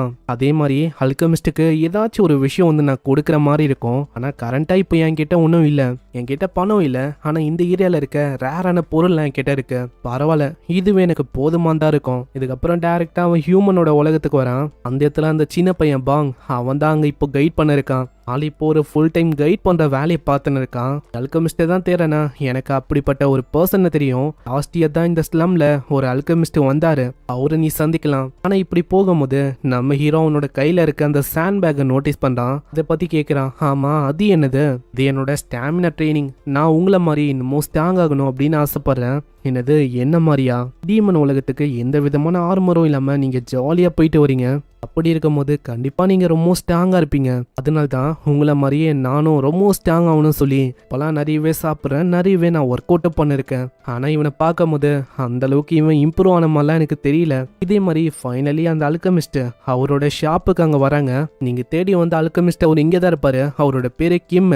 அவருக்கு நிறைய திறமை இருக்கு. அதே டைம்ல அவரு ரொம்ப நல்லவர். எப்படி இவங்க பேசும்போது சைல தான் அந்த பர்சனும் கால் பேசின்னு இருக்கான். அவருக்கு ஏகப்பட்ட லோன்ஸ் எல்லாம் இருக்கும். அதுக்காகவே கால் பண்ணி பயங்கரமா தொல்லை பண்றாங்க. என்னையா நீ லோனே கட்டாம இருக்க? அவரு அங்க கட்டிறேன் அப்பதான் சொல்றாரு. அவர்கிட்ட அங்க போதுமான அளவுக்கு பணம் இல்ல, அதனாலேயே அவரு இன்ட்ரெஸ்ட் ஒண்டி தான் மாசம் மாசம் கட்டின்னு இருக்காரு. எனக்கு தெரிஞ்சு லோன் தந்தவருன்னு நினைக்கிறேன். என்னது லோனா? இதுக்கு முன்னாடி அவர் கோல்டன் சிட்டில ஒரு பெரிய மெம்பரா இருந்தாரு. அந்த இடத்துல ப்ரொமோட் ஆகி இந்த இடத்துக்கு அவர் வந்துட்டாரு. இப்போ ஒரு பாவம் ரொம்ப கஷ்டப்படுறாரு. ஆனா உண்மையிலேயே அவரு ரொம்ப ஸ்கில்டு. நீ சொல்றபடி ப்ரொமோட் ஆயிருக்காருன்னா அப்போ ஏதாச்சும் தப்பான விஷயத்த அவர் பண்ணாரா என்ன? இங்க அந்த மாதிரிலாம் ஒரு சொல்லக்கூடாது. ஏன்னா அவரு ரொம்ப நல்லவரு. என்ன ஹைரப்ஸ் வந்து நிறையவே கெட்ட விஷயங்களை பண்ணாங்களா? இந்த மாதிரி விஷயங்களை ரிப்போர்ட் பண்ணும்போது அந்த ஆளு என்ன கம்முனா இருப்பான்? டைரக்டா இவனோட வேலையும் போச்சு. இப்போ ஆளு ப்ரொமோட் ஆகி இந்த மாதிரி ஒரு இடத்துல இருக்கான். அங்க சோகமா வரும்போது ஒரு குரல் கேட்கும். அட மேனேஜர் கிம், அட போங்கு, இது வந்து நீயா? ஆமா, என்ன விஷயம் இங்க? பரவாயில்ல போங்கு, இப்போ வந்து ரொம்ப ஹைட் ஆயிட்டேன். அதுவா, நான் வந்து ஒரு விஷயமா தான் இங்க வந்தேன். இவர் இருக்காருல்ல, இவருக்கு உங்களை மீட் பண்ணுமா, அதனால தான் நான் இங்க கொண்டு வந்தேன். இப்படி அவனை பத்தி சொல்லும் போது அந்த இடத்துல நம்ம ஹீரோ அவனோட ஸ்கில்ஸை பயன்படுத்துறான். அதுலயே ஆளுக்கு புரியுது இந்த கிம் இருக்காருல்ல, இவர் ஒரு ஹை ரேங்கிங்கான அல்கமிஸ்ட்னு. பரவாயில்ல, போங்குக்கு இந்த மாதிரி ஆளுங்க தெரியும் அப்படின்னு நான் சுத்தமா யோசிக்கல. அதுக்கப்புறம் போங்கோ ட்ரைனிங் இருக்கு அப்படின்னு சொல்லிட்டு போயிடறான். இந்த இடத்துல ஷாப்போட மேனேஜர் அவன் அங்க இருப்பான் போல. அவனுக்கு இருக்கவே பிடிக்கல. நான் எதுக்காக இந்த மாதிரி இடத்துல மாட்டிக்கணும்? இங்க இருக்குது நரகம் மாதிரி இருக்கு. அது போக இந்த அழுகி போன இந்த பாஸுக்கெல்லாம் நான் வேலை செய்யற மாதிரி இருக்கு. ஏன்னா இந்த இடத்துல பெருசா என்ன இருக்கு, எல்லாமே லோ லெவலான போர்ஷன் தான். அதை மிஞ்சி போனா இந்த டி ரேங்க் ஆளுங்க வாங்க வாய்ப்பு இருக்கு. அதனால என்ன கச்சிரும்? போற போக்க பார்த்தா என்னால ப்ரொமோஷன் அதெல்லாம் பார்க்கவே முடியாதுன்னு நினைக்கிறேன். அங்க இப்படி இருந்தாலும் யோசிக்கும் போது மேனேஜர் வர, அட மேனேஜர் நீங்க வந்துட்டீங்களா? யோ அசிஸ்டன்ட், நம்மளுக்கு ஒரு கெஸ்ட் வந்திருக்காங்க, சீக்கிரம் ட்ரிங்க்ஸை கொண்டு வா. அட எனக்கு ஒன்றும் அதெல்லாம் வேணாம், என்கிட்ட அந்த அளவுக்கு டைமும் இல்லை. நான் டைரக்டா பாயிண்ட்டுக்கே வரேன். என்ன விஷயம்னா, நீங்க ஒரு A+ ரேங்க்ல இருக்க அல்கமிஸ்டா இருக்கீங்க. அப்படி இருக்கும்போது மேண்ட்ரகோராஸோட ரூட் அதை வச்சு உங்களால பியூரிஃபைடா இருக்கிற அந்த வாட்டரை உருவாக்க முடியும்ல, அது இப்போ எனக்கு வேணும். ஆமா, நீங்க என்ன யோசிச்சு இதெல்லாம் சொல்லிருக்கீங்க? மேண்ட்ரகோராஸோட வியரெல்லாம் இந்த இடத்துல நம்மளால பார்க்கவே முடியாது. ஏன்னா நம்ம இருக்கிறது ஒரு ஸ்லம். ஆனா ஒரு மனசுலயே யோசிக்கிறாரு, எப்படி இவனுக்கு என்னோட ரேங்கை பத்தி தெரிஞ்சிருக்கு? டைரக்டா ஒரு ஹீரோ கிட்ட சொல்றாரு, ஹேய் நீ கேட்டதை உடனே என்னால பண்ண முடியாது, ஏன்னா அதோட இன்கிரீடியன்ட்லாம் இருக்குல்ல, அந்த இன்க்ரீடியன்ட்லாம் இருக்குல்ல அது ரொம்ப ரேரு. அப்படி இருக்கும்போது எப்படி அந்த விஷயத்த பண்ண முடியும்? அப்போனா இது வந்து கண்டிப்பாக உங்களுக்கு போதுமானதாக இருக்கும்னு நினைக்கிறேன். இதை பார்க்குற ஒரு வியந்து போயிடுறாரு. ஏன்னா நம்ம ஹீரோவோட கையில் அந்த மேண்ட்ரகோராஸ் அந்த செடியோட வேர் இருக்கு. இது அதே வேராச்சு. அது போக அதில் பாருங்க எந்த அளவுக்கு ரொம்ப டென்ஸான டிமானிக் எனர்ஜி இருக்குன்னு. அதே மாதிரி இதை பார்த்தோன்னே என்னால் சொல்ல முடியுது இது ரொம்ப ஃப்ரெஷ்ஷாக இருக்கு. இதை இப்போதான் தோண்டி எத்தனை வந்த மாதிரி இருக்கு. இந்த மாதிரி ஒரு விஷயத்த என்னோட கண்ணால் நான் பார்த்ததே இல்லை. நீங்கள் அந்த விஷயத்த சீக்கிரமாக ரெடி பண்ணுங்க. என்கிட்ட கரண்ட்டாக இப்போ பணம் இல்லை. ஆனால் அதுக்கு பதிலாக கோஸ்டல் ரீஜன்லேருந்து கொண்டு வந்த பல பொருள் இருக்கு. அதை நீங்கள் அப்ரைசல் பண்ணி வேல்யூவாக நீங்கள் எடுத்துக்கலாம். அங்கே ரொம்ப ரேரான விஷயத்தெல்லாம் எடுத்து வைக்க அவரு ரொம்ப ஷாக் ஆகுறாரு. அட இதுக்கு வாய்ப்பே இல்லை. இங்கே இருக்கிறது எஸ் ரேங்க் போல் தானே. இது எந்த அளவுக்கு ரேருனா ஹெட் குவார்ட்டரில் கூட இது யாருக்கிட்டையும் இல்லை. இவன் எனக்காக இப்போ 3 கொண்டு வந்திருக்கானா இப்படின்னு தான் அவரோட ரியாக்ஷன் இருக்கு. அந்த இடத்துல அசிஸ்டன்ட்டும் இன்னொரு பொருளை பார்த்து இன்னமும் ஆச்சரியமாகறான். நான் இந்த மாதிரி விஷயத்த அவங்க பார்த்ததே இல்லை. அதுவும் ரொம்ப ஃப்ரெஷ்ஷாக இருக்கு. ஏதோ இப்போதான் இதை கொண்டு வந்த மாதிரி உயிரோட இது இருக்கு. ஆமா இது ரெட் மாஸா? இது போஷனை உருவாக்குறதுக்கு ரொம்ப டாப்பான கிரேட்ல இருக்க இன்கிரீடியன்ட். இது அந்த அளவுக்கு கிடைக்காது. அப்படி இருக்கும் போது இதை எப்படி இவரு கொண்டு வந்தாரு? இந்த விஷயம் உங்களோட ஃபீக்கு போதுமா இருக்கும்னு நினைக்கிறேன். அட போதுமாந்தா. இதை வச்சு உங்களால ஒரு பில்டிங்கே வாங்க முடியும். அப்படி இருக்கும் போது என்ன சொல்ல இருக்கீங்க நீங்க? அதை அப்ரைசல் பண்றதை பத்தி அவங்க 2 பேரும் பேசுறாங்க. இப்படி இவங்க பேசும்போது சைட்ல நம்ம ஆளு பாக்குறான். அங்க ஒரு மேண்ட்ரகோரா அந்த செடி வந்து ஒரு பாட்டில கிடக்குது. ஆமா நீங்க வந்து சொன்னீங்க உங்ககிட்ட மேண்ட்ரகோராஸ் அந்த செடி வந்து இல்லைன்னு. ஆனா என் கண்ணு முன்னாடி ஒன்று இருக்கிற மாதிரில இருக்கு. அதை பத்தியா நீ கேட்குற? அது 10 வருஷம் ரொம்ப பழசு. அது போக அது இறந்து போயிடுச்சு. அதே மாதிரி அந்த செடி கிட்ட இப்போ கரண்டா எந்த விதமான மெடிக்கல் பவர்ஸும் இல்லை. நான் சின்ன பையனா இருக்கும் போது இந்த மேண்ட்ரகோராஸ் செடி மேல எனக்கு பயங்கர ஆர்வம். அதனால தான் இதை பாட்டில போட்டு இப்போ வச்சிருக்கேன். ஆனா இந்த செடி இன்னமும் சாகல. அட நீ என்ன சொல்ல இருக்க? இன்னமும் சாகலையா? நல்லா இந்த செடியை பாருங்க. இப்போ என்னோட மானாவை இதுக்கு ஃபீட் பண்றேன். இப்போ இது ரெஸ்பாண்ட் பண்ண இருக்கு. இது பாக்குற ஒரு ரொம்ப ஷாக் ஆகுறாரு. என்னது எப்படி அது உயிரோட இருக்கு? நானும் அதிக முறை அதை ஃபீட் பண்றதுக்கு ட்ரை பண்ணேன். நான் என்னதான் அதுக்கு போதுமான அளவுக்கு மானாவை ஃபீட் பண்ணாலும் அந்த இடத்துல அதுக்கு போதுமான அளவுக்கு பத்தலையா என்ன? அங்க இப்படி இவங்க பேசும்போது அங்க இன்னொருத்தனும் வரான். ஓய் மேனேஜர் கிம், உன்னை பார்த்தே ரொம்ப நாள் ஆச்சு. ஆமா என்னாச்சு? நீங்க எதுக்காக இங்க வந்திருக்கீங்க? அது என்னன்னா இந்த மாதிரி இடத்துல ரொம்ப அரிய வகையான பொருள்லாம் வந்திருக்கு அப்படின்னு நான் கேள்விப்பட்டேன். அதுக்காக தான் சரி நானே வந்துடலான்னு டைரக்டா வந்துட்டேன். எனக்கு இப்பதான் புரியுது இதுக்கு பின்னாடி இருக்கிறது அந்த பார்க்கு அவன் தான். வைத்திய மட்டும் எதுக்கு இந்த ஆளுகிட்ட சொன்னானோ? அது போக எப்படியும் அவன் ஸ்பீடா எவ்வளவு தூரம் வந்துட்டான். அம்மா தம்பி நீ தான் அந்த அரிய வகையான பொருள்லாம் கொண்டு வந்திருக்கியோ? நான் யாருன்னு தெரியுமா? நான் தான் ஜிஜியோங். நான் கோல்டு சிட்டி பிரான்ச்சோட எக்ஸிக்யூட்டிவா இருக்கேன். என் கூட வந்தனா உன்னை நாங்க அற்புதமா ட்ரீட் பண்ணுவோம். உனக்கான மரியாதையும் உனக்கு கிடைக்கும். ஆனா மேனேஜர் கிம் கூட ஆல்ரெடி டீல் வந்து ஆயிடுச்சு. அட என்னப்பா நீ இரிட்டேட் ஆக்கின்னு இருக்கேன்னு யோசி. இந்த மாதிரி ஒரு கேவலமான இடத்துல உனக்கு என்ன கிடைக்கும் அப்படின்னு யோசிக்கிறேன். வெறுமா என் கூட வா, கான்ட்ராக்டை போடு. உன் கண்ணு முன்னாடி ஏகப்பட்ட விஷயம் வரும். இப்படி ஒரு சொல்லும் போது அந்த மூக்கில் இருக்க அந்த மோலை அவன் பார்க்குறான். ஆமா உங்க மூக்கில் இந்த மோலை இருக்குன்னா அப்போ டியோக்கு நீ வந்து நல்லாவே கெஸ் பண்ணுறப்பா தம்பி. அவரு தான் என்னோட கிராண்ட் ஃபாதரே. அப்படியா? உங்களோட ஜீன் அப்படியே மேட்ச் ஆகுது. ஒரே மாதிரி தான் இருக்காங்க. ஏன்னா அந்த கிராண்ட் ஃபாதர் இருக்கால அவன் தான் நம்மளால சிம்மிராவை மாத்திருப்பான். ஸ்டார்டிங்ல நம்ம ஹீரோவை ஏகப்பட்ட கொடுமையும் பார்த்திருப்பான். அதெல்லாம் ஞாபகம் வந்தோடனே பயங்கரமா அவனுக்கு கடுப்பாகுது. ரசை எமிட் பண்ணும் போதே அவன் சொல்றான், எப்படி உன்னோட கிராண்ட் ஃபாதர் இருந்தானோ அதே மாதிரி தான் நீயும் இருக்க, மாறவே இல்லை. ஏன்னா உன்னோட கிராண்ட் ஃபாதர் அவனும் இதே மாதிரி தான். அவன் கிட்ட பகச்சிக்கினா அவ்வளவுதான், பவர்ஸை வச்சு ஒண்ணுமே இல்லாம ஆக்கிடுவான். அதே மாதிரி தான் நீயும் இருக்க. ஆமா என்ன ஆச்சு? ஒரு நான்சென்ஸ் மாதிரி எதோ சொல்ல இருக்க. நான் கேட்குற கொஷினுக்கு ஆன்சரை கூட. அந்த டிபிஏ அது இருக்குதா இல்லையா? டிடிஏ இந்த மாதிரி ஒரு நேம் நான் கேள்விப்பட்டதில்ல. உண்மையிலேயே உனக்கு தெரியாதா என்ன? உன்னோட தாத்தா அங்கதான் ஒர்க் பண்ணிருந்தாரு. இல்ல நீ சொல்றது என்னால நம்ப முடியாது. ஏன்னா அவரு ரொம்ப நல்லவரு. அது போக அவரு ரிட்டையர் ஆகும் போது அவர்கிட்ட இருக்கிற ஒரு காயினை கேட் விக்டமா இருக்கிற ஃபேமிலிஸுக்கு டொனேட் பண்ணாரு. அதுக்கப்புறம் தான் அவருக்கு கோல்டு பீஸ் அவார்டு அப்படின்னு ஒரு அவார்டும் கிடைச்சது. ஓ அப்படியா விஷயம்? நிறைய பசங்களை கொன்னக்கப்புறம் அது எல்லாத்தையுமே மறைக்கணும் அப்படின்னு சொல்லி இந்த மாதிரி விஷயங்களை பண்ணியிருக்கான். நான் ஏதோ ஒண்ணு நான் என்ன யோசிச்சேன்னா அவன் கண்டிப்பா உயிரோட இருப்பான் அப்படின்னு யோசிச்சேன். ஏன்னா அவன் அவைக்கன்னு. ஆனா நான் சுத்தமா யோசிக்கல அவன் எப்பயோ இறந்து போயிட்டானே. அப்படி பார்த்தா அவன் விண்டோ வழியா கீழே விழும்போது தான் இறந்து போயிருக்கான். அதானே? ஆமா இந்த விஷயம் எப்படி இவனுக்கு தெரியும்? பப்ளிக் யாருக்குமே இந்த விஷயம் தெரியவே தெரியாது. ஏன்னா அந்த பர்சனை தள்ளி விட்டது வேற யாரும் இல்ல, அது நான் தான். ஏன்னா அவன் பண்ணதுக்காக தான் நான் அப்படி பண்ணேன். ஏகப்பட்ட பசங்களை கிட்னாப் பண்ணி அவங்க எல்லாரையுமே அவன் சிமிராசா மாத்துவானா. அது எல்லாத்தையுமே சால்வ் பண்றதுக்கு இதுதான் ஒரு வழியா எனக்கு இருந்துச்சு. அதுக்கப்புறம் அந்த டிமானிக் கேட் வழியா நான் அந்த பக்கத்துக்கு போயிட்டேன். நான் உனக்கு கடைசியா ஒரு வாய்ப்பு தரேன், மரியாதையா போ. அந்த லேப் இன்னமும் எக்ஸிஸ்ட் ஆகுதான்னு தேடி கண்டுபிடி. நான் டைம் வரும்போது கண்டிப்பா உன்னை தேடி வருவேன். நம்ம ஹீரோ எதுக்காக இந்த அளவுக்கு ரொம்ப கோவமா இருக்கானா, அவன் 9 வயசுல இருக்கும்போது இப்போ அவனை கொண்டு போய் ஏகப்பட்ட ரிசர்ச் பண்ணாங்க. அவன் மேல பண்ணாத எக்ஸ்பெரிமெண்ட்டே இல்ல. அதனால அவன் 20ஸ்க்கு வரும்போது அவனோட உடம்பே வித்தியாசமா மாறி இருக்கும். என்னோட மெமரிஸும் அப்படியே கொஞ்சம் கொஞ்சமா ஃபேட் ஆக ஆரம்பிச்சது. யாரு என்ன எதுவுமே எனக்கு தெரியல. அவன் சொல்றதை நான் பண்ற மாதிரி இருந்துச்சு. இன்ஸ்டிங்ஸை ஃபாலோ பண்ணி நான் வாழ ஆரம்பிச்சேன். நான் சுத்தமா யோசிக்கல. டைம் ரொம்ப வேகமா போயிடுச்சு.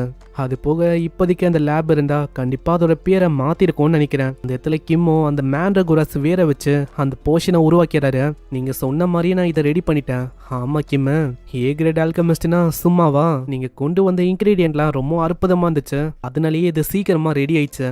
அங்க இன்கிரீடியன்ட்டை அவன் கேல்குலேட் பண்ணும்போது நம்ம ஹீரோ எல்லா பொருளையும் அவனே வச்சுக்கலாம்னு சொல்ல அவன் இன்னமும் ஷாக் ஆகுறான். ஆமா, நீங்க என்ன சொல்றீங்க? அதாவது நானே எல்லாத்தையும் வச்சுக்கலாமா? அது என்னன்னா, நீ இது எல்லாத்தையுமே வச்சுக்கலாம், நம்ம எதுக்கு ஒரு எக்ஸ்க்ளூசிவான கான்ட்ராக்டை போடக்கூடாது?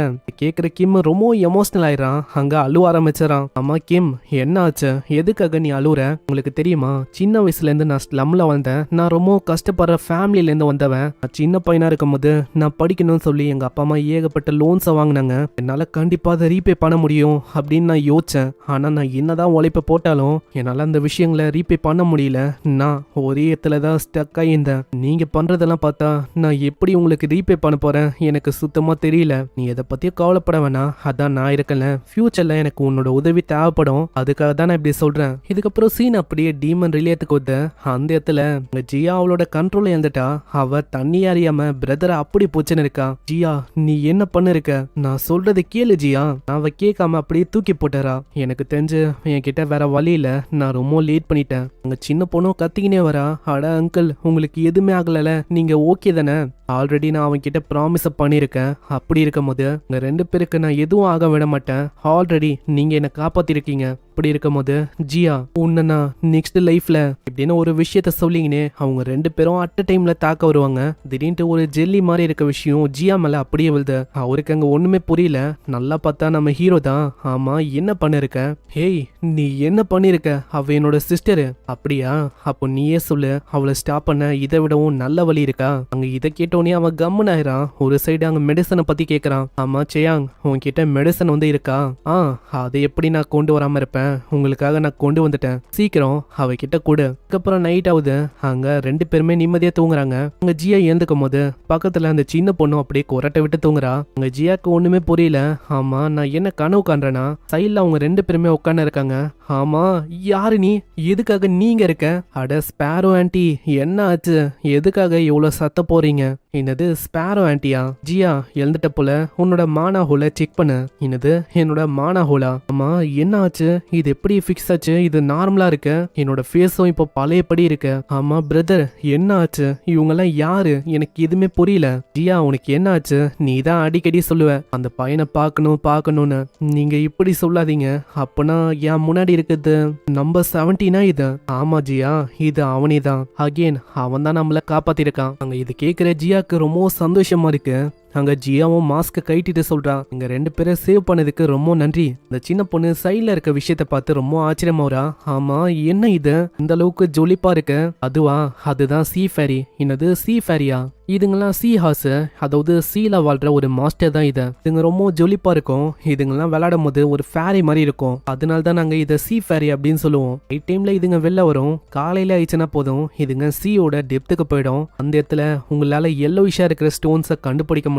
அவங்க இதை கேட்கும் போது தான் நம்ம ஆளுக்கு புரியுது. அவனே அந்த ஸ்டோனை தேடி தான் வந்தான். அதனால கேட்கிறான், ஆமா சூரியன் எப்போ உதிக்கும்? இன்னமும் கொஞ்ச நேரத்துல உதிக்க போகுது. இதுக்கப்புறம் சீன் அப்படியே அந்த லேபுக்கு வந்து அங்க ஏதோ ஒரு ப்ரொஃபசர் இருக்கான். ஆளு அந்த மெக்கானிக்கல் சிமேராவை பத்தி தான் யோசிக்கிறான். அதாங்க கிம் நாரி, அந்த பொண்ணை பத்தி. எதனால அந்த மெக்கானிக்கல் சிமேராவை யாராலையுமே பிடிக்க முடியல? இது வரைக்கும் 10 பீரங் ஹண்டர் உள்ள போய் பார்த்துருக்காங்க. ஆனா யாராலையுமே அதை பிடிக்க முடியல. எல்லா அட்டெம்ப்டும் ஃபெயில் ஆனதுதான் மிச்சம். அதனால நம்ம என்ன பண்றது? அட ப்ரொஃபசர், நான் கேள்விப்பட்டேன். அது இந்த கோஸ்டல் ரீஜன்ல தான் மறைஞ்சிருக்கான். ஏன்னா இப்பதான் ஒரு கேங் அங்க போச்சு. அவங்க கிட்ட இந்த விஷயங்களை பத்தி கேட்டா அவங்களுக்கு ஒண்ணுமே தெரியல. அவங்க எல்லா விஷயத்தையும் வந்துட்டாங்க. ஆனா லக்கிலி அவங்களோட ட்ராக்கர் அது கடைசியா எங்க ட்ராக் ஆயிருக்குன்னா ஹியூமன் ரிலேட்டோட அந்த கோஸ்டல் ரீஜன் அங்கதான் ட்ராக் ஆயிருக்கு. கண்டிப்பா அந்த இடத்துல தான் அந்த மெக்கானிக்கல் சிமேராவும் இருக்கும். அங்க திடீர்னு ஒரு கால் வருது. அது வேற யாரும் இல்ல, அதே ஆளுதான். ஆமா டைரக்டர், நான் உங்ககிட்ட ஒரு விஷயத்த கேட்கணும். உனக்கு இந்த டிபிஏ அதோட ரிசர்ச் லேபை பத்தி ஏதாச்சும் தெரியுமா? என்ன சொல்லிருக்கேன், நானே ஃபர்ஸ்ட் டைம் இப்பதான் இந்த மாதிரி ஒரு ரிசர்ச் லேபை பத்தி கேள்விப்பட்டிருக்கேன். உண்மையிலேயே உங்களுக்கு தெரியாதா என்ன?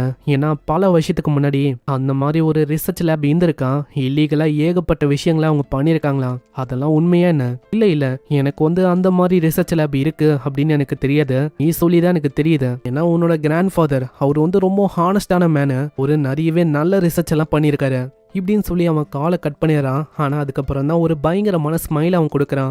அந்த விஷயங்களை எப்படி எங்களால மறக்க முடியும்? ஏன்னா நானும் அவரும் தான் ஏகப்பட்ட விஷயங்களை அந்த டைம்ல பண்ணோம். ஆனா எனக்கு புரியாத விஷயம் என்னன்னா, அந்த இல்லீகலான லேபை பத்தி யாருக்குமே தெரியாது. இப்படி இருக்கும் போது அவனோட கிராண்ட் சன்னா இருக்கிற இவனுக்கு எப்படி எல்லா விஷயமும் தெரிஞ்சிருக்கு? இப்படி ஒரு யோசிக்கும் போதே அங்க இன்னொருத்தரும் தட்டுறாரு. உள்ளவா டைரக்டர், நம்ம அந்த விஷயத்த பண்ணிட்டோம். என்னது பண்ணிட்டோமா?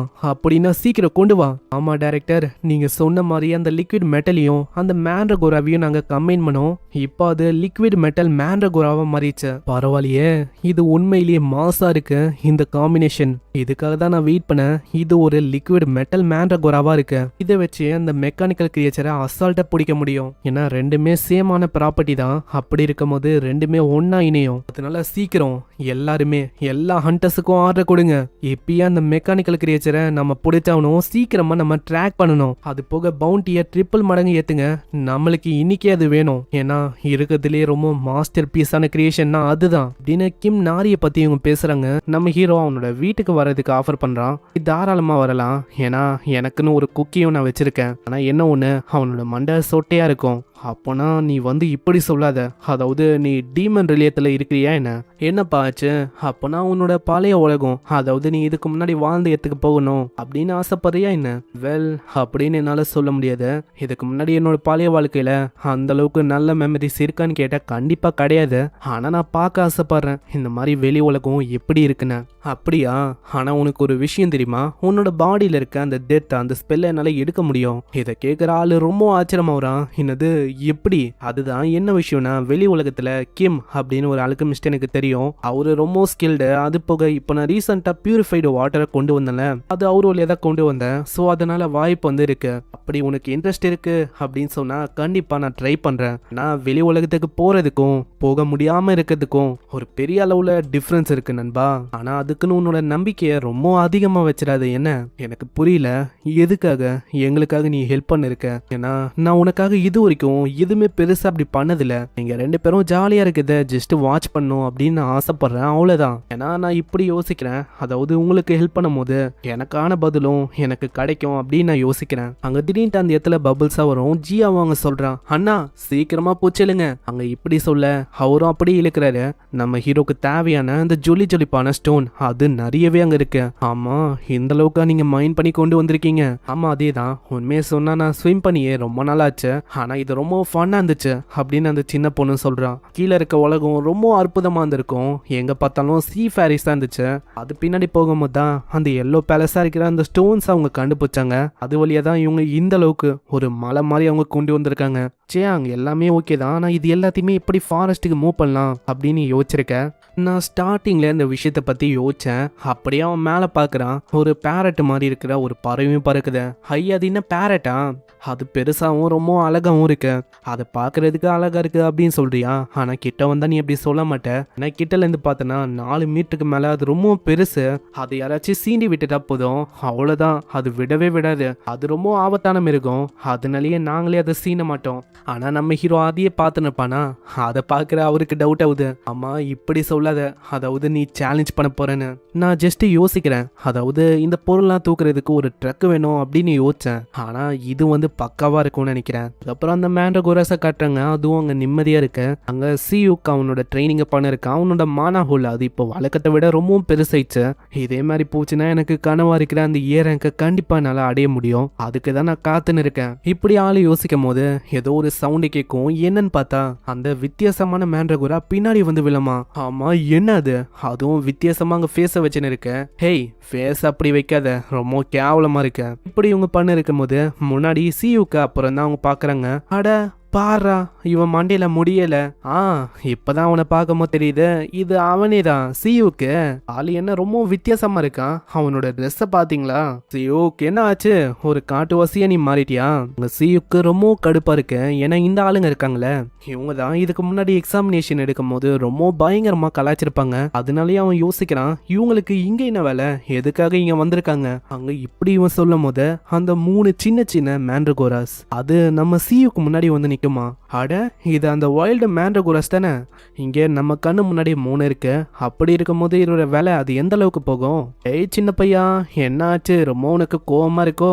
நாங்க சும்மா இந்த பக்கம் வந்தோம், தெரியாதனமா உன்னோட டெரிட்டரிக்கு வந்தனால உனக்கு ரொம்ப கடுப்பா இருக்கோ? நாங்க எதுவுமே பண்ண மாட்டோம். சின்ன பையா, இங்க வா, இங்க வா.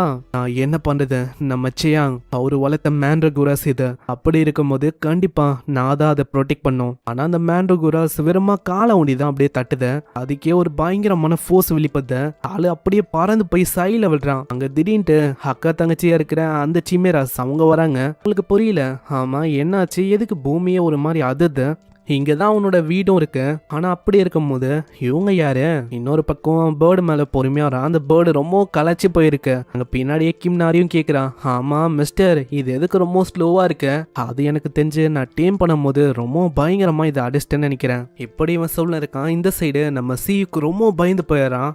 ஆமா, எதுக்காக எனக்கு கொண்டு இப்படி நடக்கணும்? எனக்கு நல்லாவே தெரியுது இவங்க 2 பேரும் அவங்க தான். அதாவது கோஸ்டல் ரீஜன்ல ரொம்ப பயங்கரமான மாஸ்டர்ஸ் இருக்கு அப்படின்னு சொன்னாங்க. அந்த மாஸ்டர்ஸ் இங்க எதுக்கு வரணும்? அப்பனா இப்படி இருக்குமோ? ஆல்ரெடி அவங்க 2 பேர் வேற அங்க போனாங்க. ஏதாச்சும் பிரச்சனையா இருக்குமோ? இப்ப எனக்கு வேற வழியும் இல்ல. இங்க வந்த அந்த 3 பேர் கூட தான் டீம் பண்ற மாதிரி இருக்கும்னு நினைக்கிறேன். ஆனா அதுக்குள்ள ஜியா சொல்றான், ஆமா சியாங் சொன்ன குக்கு அது நீதானா? உன்னோட அப்பியரன்ஸை வச்சு பார்த்தா அது நீதான் நினைக்கிறேன். ஐயோ, தள்ளி போயிடுங்க, எனக்கு தெரியல மாஸ்டர்ஸால எப்படி பேச முடியுது. ஆனா அப்புறம் தான் ஆளு யோசிக்கிறான். என்னது, ஒரு நிமிஷம், நீங்க என்ன சொன்னீங்க? அதாவது சியாங் சொன்ன குக்கா? உங்களுக்கு எப்படி சியாங் தெரியும்? சியாங் அவன் வந்து என்னோட ஃப்ரெண்டு தான். என்னது, அப்போனா இவங்க கூடயும் அவன் ஃப்ரெண்ட்ஸ் ஆயிட்டானா? எனக்கு சத்தியமா புரியல அவர் வந்து எப்படிப்பட்டவருன்னு. சரி, அது இருக்கட்டும். இந்த ஆளுங்க இந்த 3 பேர் யாரு? ஏன்னா இவங்கள பார்க்கும் போது கெஸ்ட் மாதிரிலாம் எனக்கு தெரியல. இப்படி ஒரு சொல்லும் போது நம்ம சியுக்கு ஒரு ஐடியா வருது. எப்படியெல்லாம் அவங்க கலாச்சிருப்பாங்க, இதையே ஒரு ஆப்பர்ச்சுனிட்டியா பயன்படுத்த வேண்டியதான். இவங்க எதுக்காக வந்தாங்கன்னா நம்ம சேங்க வளர்க்குற மேண்ட்ரகோராஸை திருடணும் அப்படின்னு சொல்லி தான் இவங்க வந்திருக்காங்க. அதுக்கப்புறம் 1 hour கழிச்சு என்ன ஆச்சு அப்படின்னு காட்டுறாங்க. ஃபைனலி நம்ம ஹீரோ அங்க இறங்குறான். அங்க வரும்போதே அவன் சொல்றான், என்னதான் நம்ம நிறைய இடத்துக்கு போனாலும் வீடு தான் எப்பயுமே பெஸ்ட். அந்த பறவையும் ரொம்ப டயர்டா இருக்கு, அங்க இதனால அவன் ரெஸ்ட் எடுக்க சொல்றான். கோ இது வரைக்கும் இந்த அளவுக்கு ஹைட் எல்லாம் பறந்ததே இல்ல, அதனால அதுக்கு கண்ணெல்லாம் ஒரு மாதிரி கிருகிருன்னு சுத்துது. இன்னொரு சைடு வந்த 3 பேரும் வசமா மாட்டிக்கிறாங்க. அங்க ஹீரோ கேக்குறான், ஆமா இந்த 3 ஏரங் ஹண்டர்ஸ் இங்க என்ன பண்ண இருக்காங்க? அவங்களா உன்னோட மேண்ட்ரகோராஸை திருடணும் அப்படின்னு வந்தாங்க. ஆனா இவங்களை பார்க்கும் போது எனக்கு டவுட் இன்னமும் அதிகமாகுது. இந்த சைடு கிம் நாரி அங்க வீடை சுத்தி காட்டுறேன் அப்படின்னு சொல்றான். அதுக்காக நம்ம ஜியாவும் கிம் நாரியும் அங்க போறாங்க. அப்புறம் தான் நம்ம ஹீரோக்கு உண்மையை தெரிய வருது. அதாவது அந்த லேப்ல ஒரு பைத்தியக்கார சயின்டிஸ்ட் இருப்பாங்க. நம்ம கிம் நாரி மேல ஒரு ட்ராக்கர் இருக்கு, அதை வச்சுதான் இவங்க ஃபாலோ பண்ணி வந்திருக்காங்க கிம் நாரியை அடையணும்னு. போன வாட்டி நம்ம சியுக்கு வந்தான், இப்போ இவங்க வந்திருக்காங்க. ஆனா எனக்கு புரியாத விஷயம் என்னன்னா எப்படி அவங்க இந்த லொகேஷனுக்கு வந்தாங்க. அதான் அதுக்கு காரணம் இதுதான். அட, ஒரு லிக்விட் மெட்டல் மேண்ட்ரகோராவா? அப்போ இதை வச்சுதான் அவங்க ட்ராக் பண்ணாங்களா? நான் அவங்க பேசுறதை கேட்டேன். அதாவது இந்த லிக்விட் மெட்டல் இருக்குல்ல, இது 2த்தையும் அட்ராக்ட் பண்ணுமா, அதாவது ஒன்னா இணைக்குமா, அப்படிதான் இவங்க வந்திருக்காங்க. ஆனா இங்க கிம் நாரி இல்லைன்னு தெரிஞ்சவனே ஹோஸ்டல் ஏரியாவுக்கு போகணும் அப்படின்னு தான் அவங்களோட நெக்ஸ்ட் பிளான். ஏன்னா அவங்க கிம் நாரியா அவ்வளவு சீக்கிரத்துல விடுறதுக்கு வாய்ப்பு இல்லையா, எப்படியாச்சும் ஆடியணும் அப்படின்னு அவங்க பாக்குறாங்களாம். சைட்ல மேண்ட்ரகோராஸும் கத்திக்கினே இருக்க, கையை காட்டி ஏதோ ஒன்று சொல்லுமா. அப்புறம் தான் ஆளுக்கு புரியுது, அதாவது அவன் கையில இருக்க மேண்ட்ரகோராஸ் தான் அது கேக்குது. ஆனா அப்பயும் அது கையை காட்டிக்கினே இருக்கும். அப்புறம் தான் ஆளுக்கு ஞாபகமே வருது, இவன் கிட்ட 2 மேண்ட்ரகோராஸ் இருக்கு, ஒன்னு இப்போ கையில இருக்கா, இன்னொன்னு அவனோட பாக்கெட்ல இருக்கு. ஆமா, இது எங்க இருந்து நீ கொண்டு வந்த? இதுக்கு முன்னாடி நான் சொன்னல கிம், அவரு தான் இதை வளர்த்தாரு. ஆனா நான் கேட்டேன் மேண்ட்ரகோராஸ என்கிட்ட கொடுக்க முடியுமான்னு. அவருக்கும் இது ஒரு நல்ல சாய்ஸா இருந்துச்சா, சோ எனக்கு தண்டாரு. ஆனா கொடுக்கும் போது அவருக்கு ரொம்ப கஷ்டமா இருந்துச்சு. அடிக்கடி சொன்னாரு, ப்ளீஸ் சியாங், அதை தயவு செஞ்சு நல்லா பாத்துக்கோங்க. கண்டிப்பா கிம், நான் அதை பாத்துக்கிறேன். இதுக்கப்புறம் அந்த மேண்ட்ரகோராஸ் நல்லா பள்ளத்தை தோந்து அந்த இடத்துல அதுங்க போய் உட்கார. அங்க சன்லைட் படும் போது அதுங்களுக்கு ரொம்ப சுகமாவும் நிம்மதியா இருக்கு. நம்ம ஹீரோவும் சந்தோஷமாகறான். ஆனா அவன் என்ன யோசிச்சானா, இதுங்களை கொண்டு வரும்போது இடத்துக்காக சண்டை ஆகும் அப்படின்னு யோசிச்சான். ஆனா இதுங்க என்னன்னா ஒன்னாயிடுச்சு. சரி, நான் சியூக்க கொஞ்ச நேரமாவே பார்க்கல, அவன் எங்க போனா? உடனே சியூக்கு சொல்றான், அட சியாங்கு என்ன காப்பாத்துங்க. அப்புறம் தான் அவனுக்கு என்ன ஆச்சுன்னு சொல்றான். ஆளை அங்க கொண்டு போயிருப்பாங்களே, அந்த இடத்துல பிரான மாதிரி இருக்கிற அந்த மீனு கிட்ட ஆளு வசமா மாட்டிக்கினா. அங்க நம்ம ஜியா தான் காப்பாத்திருக்கா. சரி, அந்த விஷயத்த அந்த அளவுக்கு கண்டுக்க வேணாம், ஏன்னா உங்களுக்காக ஒரு ஸ்பெஷலான டிஷ் நான் ரெடி பண்றேன். நான் அப்புறம் தான் அந்த பெரிய பேரட்டை பாக்குறான். ஐயோ, இது என்ன, இது இங்க என்ன பண்ணு இருக்கு, அதை பத்தி நான் உனக்கு அப்புறமா சொல்றேன். அது ஒன்றும் அந்த அளவுக்கு பெரிய இஷ்யூ இல்ல. அப்புறம் தான் ஆளுக்கு புரியுது, இதுவும் நம்ம ஆளோட ஃப்ரெண்டு தானே. இந்த சைடு கிம்னாரி அந்த மேண்ட்ரகோராவே பாக்குறா. அதை தொடும் போது ஒரு விஷயம் அவளுக்கு ரியலைஸ் ஆகுது. ஏன் தெரியல, அவர் ரொம்ப சோகமாகறான். இதுக்கப்புறம் டிஷ் ரெடி ஆகுது. அங்க இதை பார்த்தோன்னே பிரதர் சிஸ்டர் 2 பேருமே ஷாக் ஆகுறாங்க. ஒரு அரோமா, அதோட குவாலிட்டி எல்லாமே அந்த அளவுக்கு தரமா இருக்கு. நம்ம சியூக்கும் அவங்க சொல்றான், இது இன்ஸ்டன்டான கறி தான், இருந்தாலும் அதை வெட்டி பொடி பொடியாக்கி ரொம்ப சூப்பரா 1 ஹவருக்கு நான் களைச்சி போற வரைக்கும் சமைச்சேன். கண்டிப்பா இது உங்களுக்கு பிடிக்கும், ஸோ என்ஜாய் பண்ணுங்க. அதை அவங்க சாப்பிட்றாங்க. அவங்க 2 பேருக்கும் அவ்வளோ சந்தோஷமா இருக்கு. நான் அதோட டேஸ்ட் உண்மையிலேயே ரொம்ப வேற லெவல்ல இருக்கு. உங்களோட ரியாக்ஷன்லேயே தெரியுது இது உங்களுக்கு ரொம்ப பிடிச்சிருக்குன்னு. ஆனா ஏன் தெரியல, இப்பயும் நம்ம கிம்னாரி ஒரு மாதிரி உம்மன் தான் இருக்கா. நம்ம ஹீரோ கேட்குறான், ஆமா என்னாச்சு கிம்னாரி, நீ சாப்பிடலையா? இல்ல, இன்னைக்கு எனக்கு மூடு இல்ல இப்படின்னு சொல்லியா ஓடி போயிரா. நம்ம ஹீரோக்கு நல்லாவே தெரியுது, இதுக்கு முன்னாடி குட்டியுண்டு ஒரு லிக்விட் மெட்டல் மேண்ட்ரகோராவை கொண்டு வந்தால, அதனாலதான் இவளுக்கு ஒரு மாறி இருக்கும். சரி, எல்லாமே எப்படியோ சரியாயிடும், கவலைப்பட வேணாம். இன்னொரு சைடு அந்த மேண்ட்ரகோராஸுக்கு இப்பதான் ரொம்ப நிம்மதியா இருக்கு. இன்னொரு பக்கம் அவங்களுக்கும் நல்லா ஃபீல் ஆகுது, ஏன்னா இந்த மாதிரி ஒரு டிஷ் அவங்க சாப்பிட்டதே இல்லையா. சரி, அப்புறம் என்ன, எனக்காக ஃபென்ஸை உருவாக்க ஹெல்ப் பண்ண மாட்டீங்களா? கண்டிப்பா, அந்த விஷயத்த நான் பாத்துக்கிறேன். ஆனா அதுக்குள்ள திடீர்னு ஒரு கேட் அங்க அப்பியர் ஆகுது. என்னது கேட்டா? அப்புறம் தான் அது யாரோட வேலைன்னு பார்த்தா கிம்னாரி, அந்த சின்ன பொண்ணோட வேலை தான். அங்கிள் என்னை மன்னிச்சிடுங்க, நான் இந்த இடத்துல இருந்தா உங்களை தேடி ஆபத்தா வரும், அதனால நான் யோசிச்சிட்டேன் அங்கிள், நான் திரும்பவும் பழைய இடத்துக்கே போகலாம் அப்படின்னு இருக்கேன். அதாவது நான் எங்கல இருந்து வந்தனோ அங்க. கிம்னாரி சொல்றது கேளு.